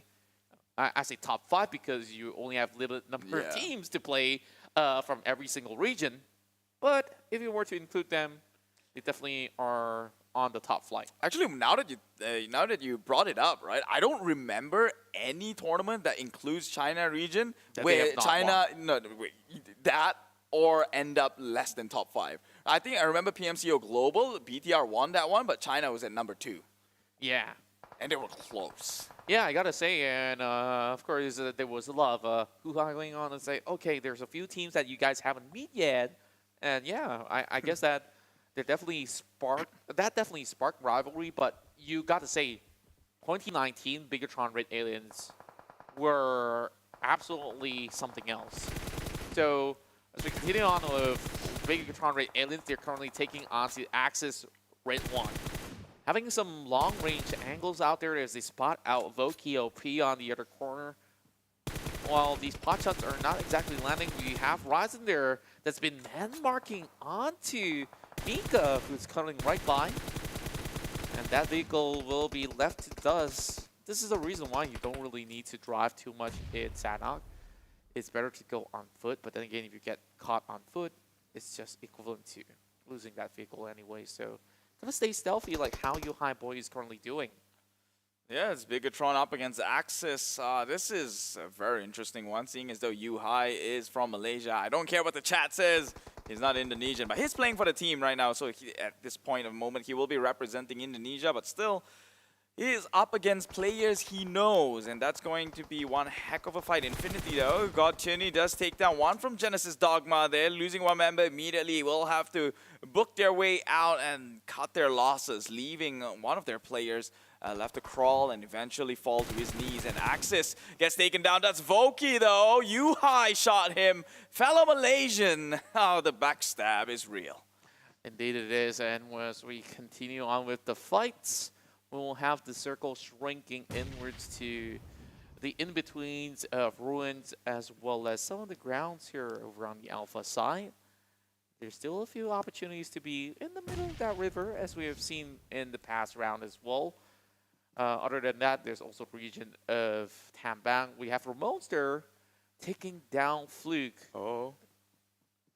Do you think High saw the nade getting tossed over across the rock? Hey, noob, it don't matter here because Luxy spots him out first. We'll be tagging him down, and surely the information has been transferred. High immediately goes in for the aggro, tries to jump on the rock to nail that angle, but unfortunately, a little bit too much in cover. Here is one of Axis. That is Hey New. High Boy definitely is very familiar in such a situation. This is going to be Lexter that takes down Chonburi. So this is basically a good debut coming out from members of Axis Red 1. Hey New now taken out though. And it is Apple that kind of assists Bigetron on their pursuit, but Bigetron Red Aliens is not a team that's going to be happy with all these kills that's supposed to be earned by themselves. Yeah, and they even lost a member at it, so... I mean, sure, wasn't the cleanest fight anyway. Yeah, right? you trade it, you get one kill on your way, but still, it could have been more, could have been better. Meanwhile, Xavier, currently who's at the brink of elimination, tries to go up against EVOS Reborn. The White Tigers, they shoot back. He tries to go in for the drop shot, but with two members in the area, he will bow out. Lamborghini on the ground, and more to be claimed here as Frankie 007 will not live to tell the tale for another day or live to die another day. Yeah, got them with the golden gun as well, and of course, they got a lot of hands like an octopus. Not gonna. The Bond reference. Yeah. I'm glad that I get all of that. So Swavel now gets flushed out. Well, he was in the river though, so he was already pretty much dampened out with the rest of EVOS Reborn. Now pushing right in.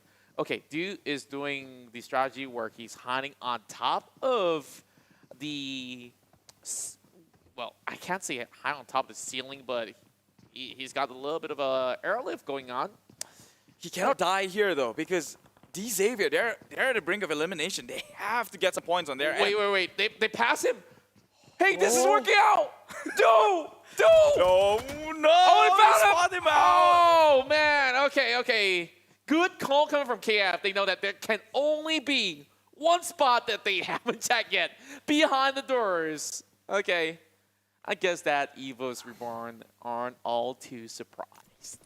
You know, if Xavier just bows out here, I think that kind of just solidified their position. It's going to be hard and unfortunate, but it is what it is. You know, V Gaming might have the chance to even overtake them and maybe make it up onto the top 16 position, but we'll see how they play this one out here. Now up against Vampire Esports. It's not going to be the easiest of things to execute, but they will try. That's right. as we are currently seeing pretty much great movements from all across the map. Meanwhile, inside Paiman, Vampire Esports is going to be very wary of their surroundings. NFT is just going to be lying in wait as they are about to cut across from the boot camp section. As Yuhai, who's been able to use the QBU. Something that you don't always see Yuhai do is to take a DMR into battle. But hey, times have changed, players have improved, and now he's ban-marking other players in C in order to actually shut them down. Okay. Oh. I think I mentioned too much of Tanban when we started off the game, right? Yeah. So that's where we'll be seeing the fights happen. Still, we have about, like, what, 30% of water or a little bit more that is going to be pretty much unplayable. Yeah, but you know what good news is for Geek Fam? That's where they drop, though. True. So wait, there's a team from the north, though. Who's that? All the way up? Looks like they came from Cal. That looks like Genesis Dogma, if I'm being honest here. Oh, yeah. I will... Our eyes are... eyes. just for context, we're like 5 feet away. And APG as well dropped into the spot where the circle is at. So this is going to favor them highly. And we said that Geek Fam was in the brink of elimination just as much as DX is. And now things just went in their favor.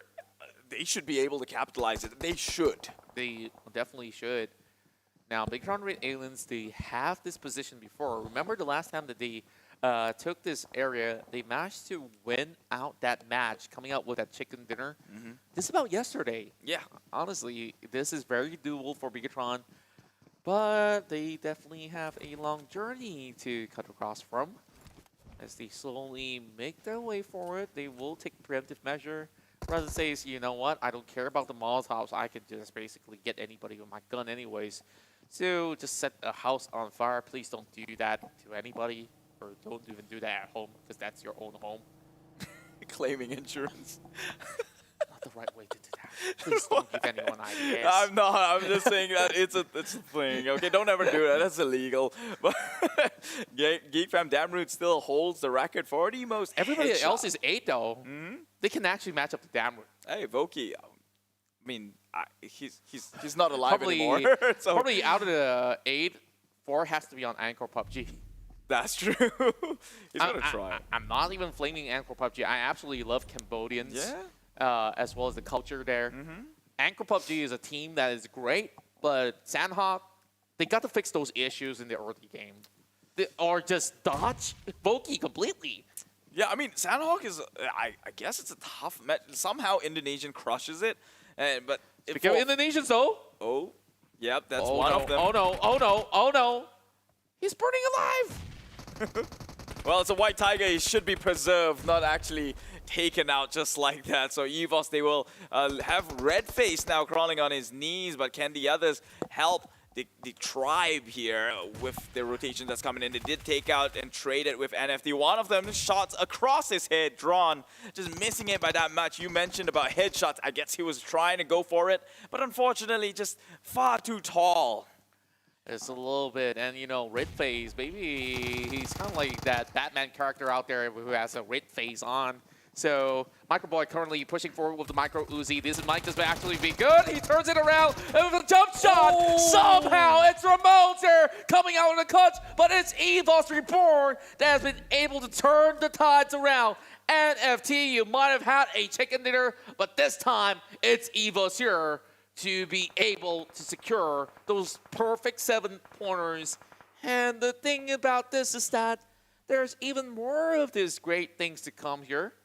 And that's their goal, moving downwards of the south side of Ruins. Yeah, and look at VGM. They're just going to play it safe. They know that they still have a shot. They don't want to go out too soon, at least not right now when there's still 15 teams remaining. They have to play for some decent placement points and maybe just nudge enough just to qualify here. All they have to do is beat DX's score. That's right. And Axis Red 1, I'm really surprised on the way that they actually positioned in some of all these matches. Sometimes they play by the blue zone, sometimes they don't. At this time, you can see that their names are now blinking blue, meaning to say that they're not going to do that. Chuano and the rest of V Gaming They're currently trying to fight their way through the comp, and it's a great one to bring down near Infinity. They finally find that refact going on. Mila tries to clutch this one out. They find 2 members out of V Gaming. And this is that last stand player that we've been always keeping our eyes on. Mila is basically like Wolverine, and now he's got that MG3 that we're talking about here, being that OP weapon. He's gonna bring the plane alongside with Newsy. And you can see them running for their lives. They need to secure those points. This is not how V Gaming wants to bow out. And they are getting caught on. Mila, bring that MG3 out there. And it's a shutdown of V Gaming as they will be eliminated. And they won't make it to the Super Weekend. Last place solidified, that would be Yangon Galacticos, and now V Gaming not going to pursue any further with not much points, not even with placement, with how soon they will bow out. So 2 spots in the bottom 4 has been confirmed right now. DX is still in, could play for placements maybe, but they have to let a certain condition meet. They have to have teams above them bow out before them. So it's going to be one heck of a climb, but if DX can pull it off, it's going to be legendary. Now Infinity takes one down from RRQ. One more just waiting by the door side. Surely they've seen that one go. He moves on forward. He takes a lot of shots, but will eventually die out as well with the backup coming in. Unfortunately, RRQ Ryu did not receive any points, although they get that knock. It could instantly be revived right across. Booms will eventually be taken out by the play zone. Genesis Dogma still hasn't really seen the light at the end of the tunnel throughout the weekday run, and I am honestly surprised that they weren't actually fully punished. They have just about enough points to actually get right by, but they can't continue to do this, especially on the Super Weekend. MS Chonburi now finding the crosshair onto Chopper as they try to look out for the Vietnamese destroyers out there with Lizer cooking up a grenade. This might just be able to actually chip out the HP bars. Lizer is playing alone though. The rest of EVOS is pretty much quite far away. The circle will slowly move forward into where Geek Fam is currently located. And we talked about it. These guys are having Ruins as their hometown, and this is the perfect playground for Geek Fam. Yeah, Geek Fam, the odds are in their favor. I guess they want the people, the gods of the PUBG Mobile wants them to play in the second Super Weekend, not giving them the hard way out here. So Geek Fam, it's up to them to try and play the circle into their favor now. They already get closer than most. Okay, I was impressed because it was three-way warfare. It's 4 rivals onto MSC and MSC attacking EVOS. It's basically like rock, paper, scissors going on in this three-way warfare. And everybody's kind of like by the corners of the circle. So it gets really, really awkward. It's like, no, you. No, you. It's like, get off my lawn. Okay. Not that they have their names on it, but Microboy is getting one, though. Yeah, and also while that all happened, APG actually trying to wipe Infinity, only leaving 1 member left alive. So I guess Infinity will revert into the healing game as of usual. Now BTR losing another member here against the likes of Bandam. Bandam has to hold his compound though. They haven't had a good run so far in the weekday. Again, they're the second in the bottom here. I'm not sure how plausible is their way to qualify, but why don't you just... This is plausible right now. I'm saying plausible because Batnam. We talked about that situation where they need those frags, they need those numbers, and now MS Chonburi just hiding, praying, kneeling on the ground, hoping for the ping to stop, but it's not going to stop anytime soon. MS Chonburi will still have NC2, just going for the revive. So, as we currently have more of those players pushing right in, it's going to be Pamburo there that finds another Blazing Brethren that will be taken down. EVOS, they lose 3 members, but they still have that perfect tenor there to book out of this match. It doesn't really matter as they will qualify to the Super Weekend already. Yeah, and talking about qualification, D Xavier confirms their spot at the bottom as they bow out earlier on. Just now, when when the whole fight between MSC was happening. They didn't get any points at all. Are you serious? Yeah, they got shot down. D Xavier, the final member, so that would solidify the stay. But Banam still has a chance, like you mentioned. 4 members still alive on their end. 3 kills already going their side. They just have to perform better than DX and Axis. How? Okay, I'm sorry to cut you off there. It's all good. MS Chonburi, they're from the lower ground. They won that fight. How? I need answers. I need those replays later. Tasha, this one's on you. Yeah. Well, talking about MSC, though, they're burning out in the blue zone, but I think they did enough damage. Having one member still in, maybe they're playing the heal game as well, but Banam, this should be the game that they pop off. They have no other chance. They have to. It's White Cat. He's got 4. He's looking for 5, and his QB there is just going rabble on this one. Yeah, he's trying to rake in the points for the side of Banam here and recognizing that BTR is still on the opposite side here. But they have so much at stake. Banam currently holds number 8 with 100 points in the overall ranking.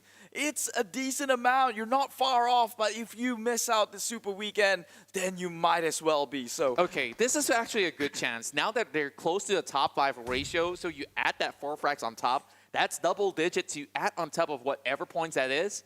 And now that teams like DX APG is not getting any points, there is a possibility. Same goes to V Gaming. So they might actually make it off into the Super Weekend. Now, Anchor PUBG going to be raining grenades from the top of the hills. This is going to catch on. And we're looking at another one that needs to be picked up from the ground. Anchor PUBG, what's their next move? oh my god, Capone gets traded with Yuhai in the back end here. They have to come out and confirm the kills, Banam. They know where BTR is at. They knew they haven't wiped out BTR. They know the locations of where Yuhai is at. But what happened? Capone actually overstepped, overpeaked a little bit, and now that's going to give APG the way in, pushing into the compound, and suddenly Banam is the one who's being sandwiched amongst these two squads. And you look at Yuhai Boy being the final member remaining, and they have finally taken them out. Oh my word. Bigetron RA Aliens, they managed to secure a top 5 finish, and now it's down to this 3 teams here. Anchor PUBG tries to recuperate. They do have more nades to cook up. Batnam, if they win the chicken dinner right here, they might just actually be safe. But Anchor PUBG is in the way. They have the high ground. The revives will come right through. It's going to be a 2 versus 2 scenario. I just look at one of the player that bleed out, and that's going to be Shroud that got picked up. Now here comes the flank angle, though. This might just actually look pretty bad. And they get taken down. It's only 1 player left. Batnam, they need the chicken dinner, and they will get it by the very end. A dramatic finish for the Vietnamese region as they celebrate this chicken dinner and all 7 kills in the hands of White Cat. A really, really great comeback from Banam. They really do not want to let go of the spot for the Super Weekend. They have accumulated a total of 111 points in the overall ranking so far. They want this bad. They want to sit for another Super Weekend. They cannot let this one pass, but here comes the bigger question. Is this enough?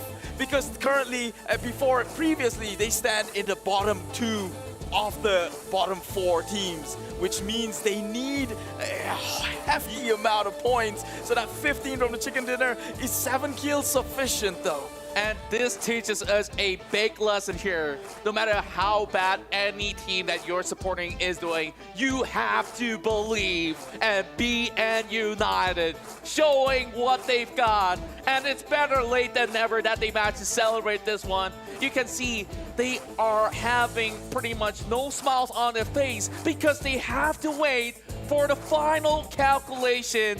And you just got to thank White Cat for all these numbers that he's been putting in. Well, you know what they say, man. Black Cat is bad luck, but having White Cat in your team, that just turns things all around. 7 kills on this guy, man. Life hacks. Life hacks right there. Get yourself a cat at home. Yeah, okay. If Black Cats work that way, what about white dogs or other pets that you can have? Hamsters, guinea pigs? Does that work as well? Okay, put that aside. Attention is drawn to Batnam as your winner chicken dinner winners as the highlights will real through. This is the first blood coming in, and Lizer break that side into that member into Lokawi. That's definitely some distance. Smoky OP, basic teardown, early kills coming in for Access Rate 1. And then they paid the price. They tried to go aggro on BTR, which was a bad idea. BTR bit back hard on that one. Yeah, and this time around, Bigetron RA Aliens managed to survive along a little bit longer as compared to some of all the other rounds. This was awkward. Absolutely awkward. Or brilliant. The guy hit in a spot no one would have checked. It's kind of like a bit vain play, but EVOS Reborn definitely had pretty much the same level of IQ, at least. You know what's my biggest question throughout this whole match so far? Where was VPE? They didn't even have a chance to show up. Right. I think that they possibly have done just about enough in the past couple of rounds that we saw. VPE, you still have Stone there that has been able to also spread so much damage. And MS Armory, okay, this was the highlights. Look at that. He snaps left to right, getting two. And this is why we fear the Thai team so much. And Yu Hai Boy, he just basically single-handedly wiped out a squad that moved it. Yeah, 4 Rivals was somehow in a compromising position though. They were running downwards in the open. Sure. But Banam, they are the highlight for this last game, of course. Whether they make it or not, it all comes down to this. All comes down to the wire. And I'm curious. I can't even do math. I'm bad at math. Yeah, I'm not gonna even try because I would most likely butcher it worse than you would possibly do. So, okay, but I'm still gonna try now. Okay. We got 7 on White Cat. All right. Okay. I kind of wish he added 2 more because cats have 9 lives. That's true. Okay. Yeah, and this might just be that lifeline match. It might just be 2 It actually might just be. I'm not gonna jinx. I'm not gonna calculate. But if you add chicken dinner together, that's 15 points. So you got about a total of 22 points. That might just be a good score. They might just make it. Wait, hold up. Okay. Wait, I think you need to have at least 36. 36 and above. Maybe. I don't know. Again, bad at math. I'm just gonna leave it as that because I forgot what the number was for the base of what Batnam has when they completed the first 3 matches of the day. So far, if we look into many of all these teams, okay, let's just say, for example, if Batnam does qualify, who did they knock down? Because we saw Xavier, they didn't have that much points. They broke out with 0. I think they are the next one to, or it might just be confirmed that they're not. I think it's kind of confirmed. Like, we hate to say it that way, right? Because they're number 1 in there needs to be more Vietnamese flags there to play on the Super Weekend. We don't want to just see Eagle Esports. Like, okay, this is kind of upsetting for those of the fans who are actually watching from the Vietnamese region or fans of them. So you got V Gaming. Honestly, they're not in the hot form last week. It carried forward to this week, unfortunately, and this is the nature of league. These 2 days are more crucial as compared to the Super Weekend because you got 3 Super Weekends to still chase up those points. So long as you qualify to all 3, you're kind of safe. This time, they don't qualify for both, meaning to say that week 3, you gotta hustle for it. And White Cat, this is that man on a mission. This is the first time I'm looking at 70% through the week. Well, I mean, he's the only one with the eliminations, man. Can we just give him 100%? At this point, I mean, sure. I guess some other people did fire some bullets, so that kind of counts. But man, White Cat, this guy, I think in Bantam, he's the standoff one. I think we've always seen White Cat taking the front line. I think it was another one of the Sunhawk maps where he single-handedly tried to take on MSC, which then turned sour for Bantam. But hey, he shoots in the team.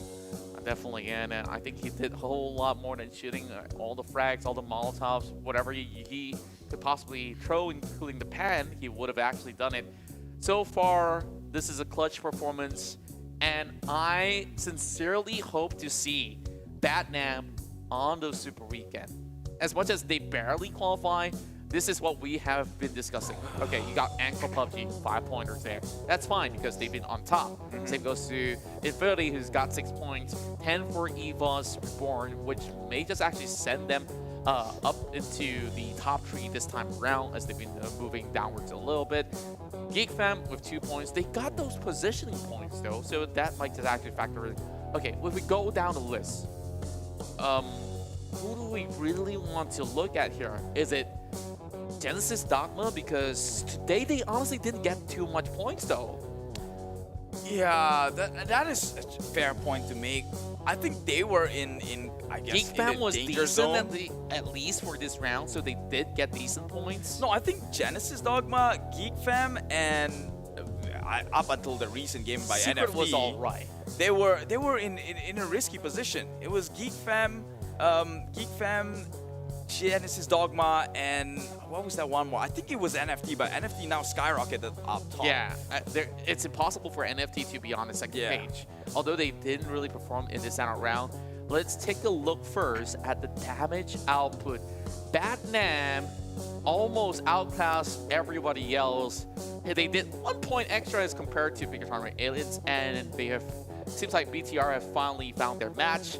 Well, EVOS Reborn, I think they were taking a little bit way too many fights, and they were down to that one player left, and Microboy was just trying to wing it. It's like, okay, whatever that's left, we'll just take it. 10 pointers, sure. Best way to crash out in Sanhok is with high kill volumes, and you're possibly satisfied. Access rate 1 still coming in with 1K. Same goes to 4 rivals. So far, Malaysian teams have been able to impress me a whole lot. So that possibly can continue heading into the Super Weekend run. Now, Vampire Esports, something of a low count this time around. Same to Genesis Dogma. Well, I couldn't really say much about Eagle Esports as well as the Savior.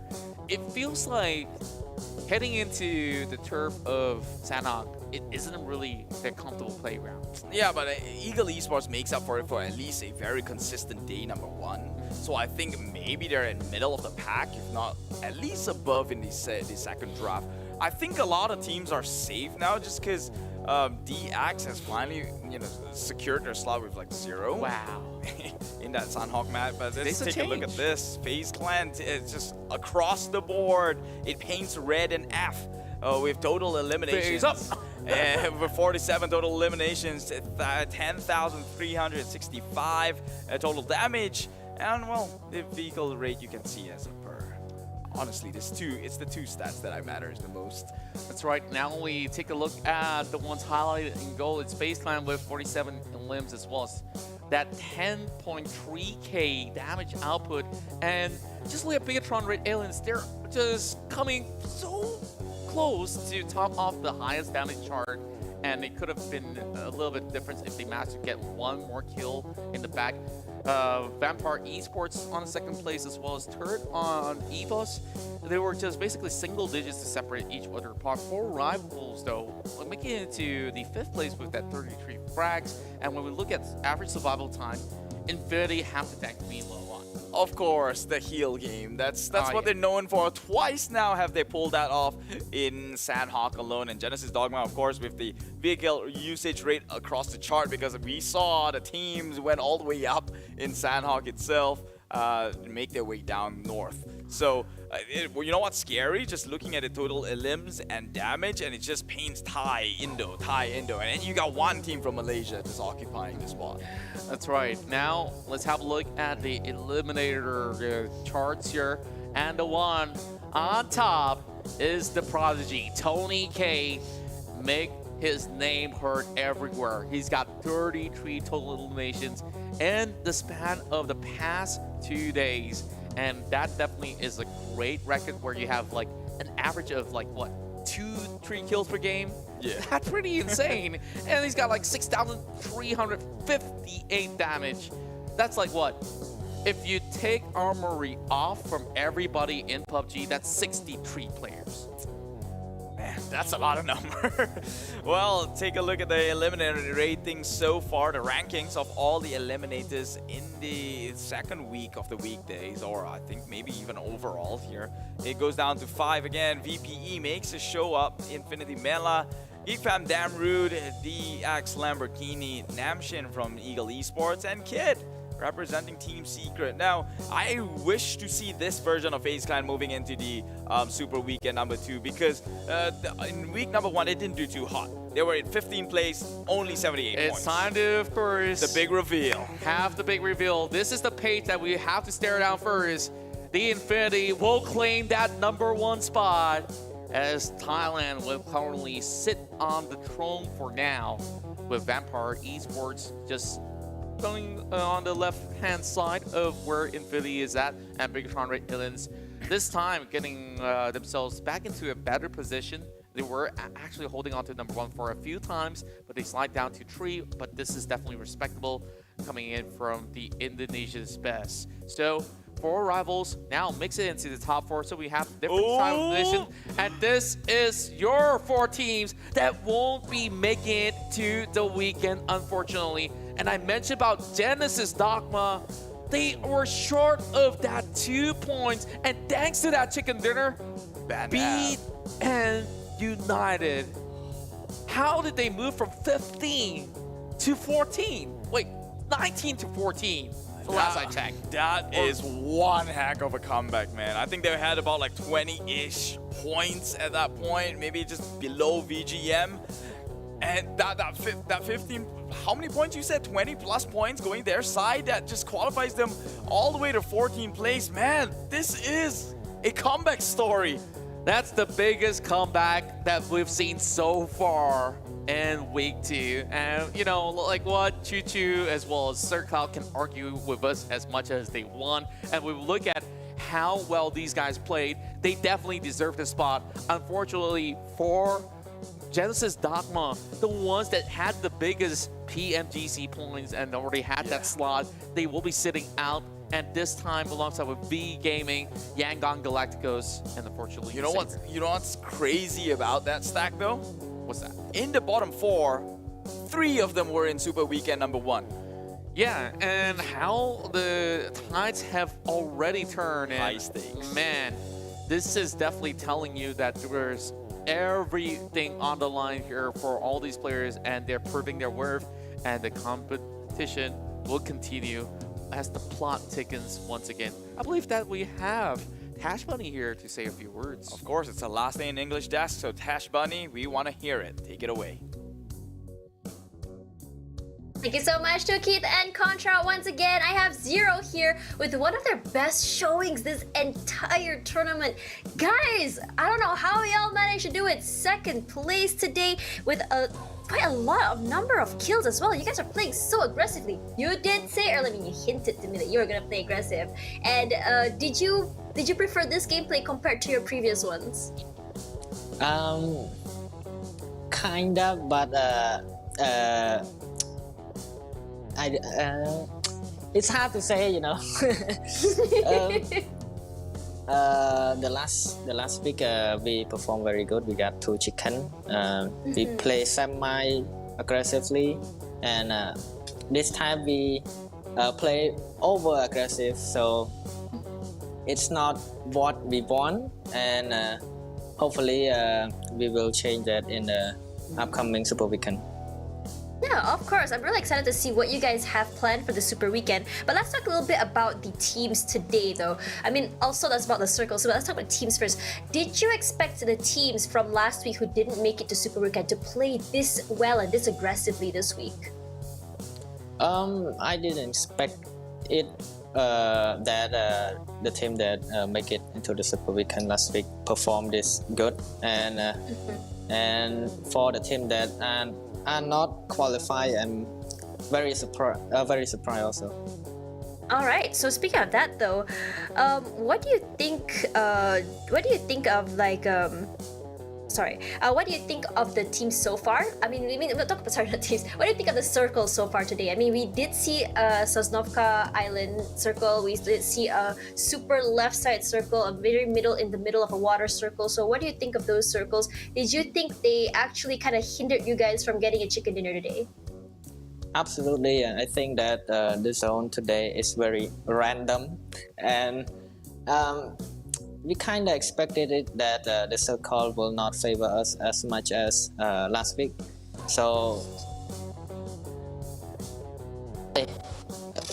it's kind of surprising. I see. Okay, so I think that's why you guys decided to play aggressive, because you guys were trying to make up for those points in eliminations, and I think it really worked out on your end. Really excited to see what you guys have in store for us this weekend. So Zero, this will be my final time speaking to you because I'll be over on the other desk soon. So hopefully you guys do really well. I am cheering for you guys. So bye-bye, Zero. Bye-bye. All right, guys, so let's have a look at my final wrap up for English Desk. Let's do this, guys. Map 5 Sanok, we were seeing a water circle once again. What is going on? BN United, though, on another level, wanted to finish today with a bang, and they really delivered. They dropped all the way down in boot camp, and they didn't have to go too far. They just looted there. And honestly, in terms of rotations, I feel like they didn't have to go so far, though. They did come out to the side. They did swim over to the side of the from there. They took a big fight, went down to the side of ruins with a total of 7 eliminations, though. If you guys saw earlier, they were all from the side of White Cat, who really wanted to bring something more for the team. If say he was in a Pride of Lions, and you can just say that White Cat is definitely the hunter, bringing all those eliminations back to the table, as well as those extra points. For now, though, they actually came up to the south side of ruins, and it just so happened that the circle was going to be there. The circle prediction was honestly on point there. And this thing is about this circle is actually quite tricky, because no one can really figure out just now whether it's going to be on the top side toward Camp Alpha or whether it's going to be bottom side toward ruins or Tambang. But as contrasted before, he mentioned the word Tambang, and clearly the circle gods are clearly favoring him today. But eventually it did do a hard shift to the right, to the side of ruins. So for now, though, if you guys could see, there were so many teams from the north side who are still stuck outside there. 2 Eagles and GD just so unlucky getting stuck out there. 2 Eagles forced to swim over because they were just not very convinced that the circle would not have any the bridge will not have any bridge trolls. For now, though, 4 Rivals really early to the circle once again, and 4 Rivals' performance today was actually not bad at all. They were very one thing I really like about 4 Rivals, though, is their flexibility to play with any strat at any time depending on their situation. Definitely worth commending. Geek as well, though, if you mentioned today just now, they were actually on the 15th place, if I'm not mistaken. They were competing side by side with GD, and I was honestly so worried for them because they were actually one of the best teams in Malaysia, and the performance last week has been absolutely stellar. So for them to make that last minute comeback, they truly live up to their name, Raja No Prank, or a Malay king of pranks. Rather, they were saying that they were actually the brother team or wanted to follow in the footsteps of VTR. They definitely delivered on that. Speaking of, though, we saw a really big fight on top and on the northwest side, where APG was actually just attacking Geek Fam while they were in a fight with Onam United. And the thing is, after they were done with Geek Fam, immediately APG rotated south, wanted to go toward BN. But the thing is, BN was just so lucky in terms of positioning that Nate just really caught one of the members of BN United so well, and that was it, though. So for now, though, that will be my final wrap up for English Desk. Thank you so much to you guys who give me so much love over here on the Analyst Desk. Will be my final day for real this time, and I'll be moving over to the Malay Desk starting from next week. So for now, if you guys want to catch me, I'll be over on that side. So I'm just going to be passing the mic back to Contra and Keith. I'll see you guys on the upside. Thank you very much, Tash Bunny. Of course, we'll definitely miss you here, and of course, it's only gonna be, a night that will. You know what's not cool though? What's that? She was bringing viewers over to the other stream. Come on, leave some of the rest of it. You've got majority of the views Don't already. worry, I believe some of you guys will still be hanging out with us, and of course, we thank you guys for participating here on the live stream and turning on to your favorite teams. We also like to thank PUBG Mobile for hosting the PUBG Mobile Pro League Southeast Asia Championship Season 4, as this is also brought to you by our dear partners for making it happen. And of course, to start things off, we got to thank Xiaomi, as they are our official smartphone partners, of course. But before we get into that, I believe we got a special news to share to all of you guys here, because it is your Super Weekend teams right before your eyes on your screen that have qualified for the Super Weekend run. Yes. Of course, would you like to start things off with this one? Introducing your Super Weekend team for the second time coming. This time round, Infinity Esports, FaZe Clan, APG ES, Team Secret taking up the first columns on the top, with Vampire Esports coming in second alongside EVOS Reborn, MSC Chonburi, and Bandam, the comeback team, to take it away with the second half. Well, we got Bigetron RA, Aliens, Axis, redONE, Geek Fam, as well as RRQ, Ryu, and we got 4 rivals, NFT, Onyx, and also Eagle Esports. So far, we're looking at pretty much 4 representatives from Indonesia, all 5 from Thailand, and also 4 more coming in from the Malaysian region so far. Of course, it definitely has been quite a blast here hanging out with you guys, and you know what? This is how I love to spend my birthday. So of course, oh my God! I purposely kept it. We're not gonna go without singing him a happy birthday. So 1, 2, 3, 4. Happy birthday to you. Happy birthday to you. I'm gonna make it fast. I know I can't sing and it's horrible to listen to it, but I'm wrapping it up. Happy birthday, dear Contra. Happy birthday to you. Love you guys so much, and of course, thank you for the song, Keith, and of course, I definitely love spending time with all you guys here, casting all your matches, and I really gotta thank you guys for, of course, cheering on, giving your support to everybody out there, and those who are supporting us in the PMPL will be our official smartphone partners, Xiaomi, with the Redmi Note 10 series. You can challenge your boundaries, and of course the official media partners, Esports Fight Club, where you can watch exclusively with Esports Fight Club, so make sure you check that one out. And our official media partners, WeTV, you can watch Asia's best content for free. Yes, it's all for free. Download it now on Google Play or the Apple App Store, and all this is co-organized by VSPN for bringing us all the exciting stuff in the tournament. You know, Keith, I know I hogged a lot of mic for the closing here. Any last words before, of course, we head into the Super Weekend? All right, congratulations to all the top 16 teams who's qualified their way to the second Super Weekend. And of course, a very big happy birthday to this guy right here. Drop it down in the comments. And of course, let us know who your favorite teams are going into the weekend. My name is Keith, alongside it's Contra. Once again, the birthday boy, signing out for the night. Bye-bye. All right, take good care. And of course, stay safe. We love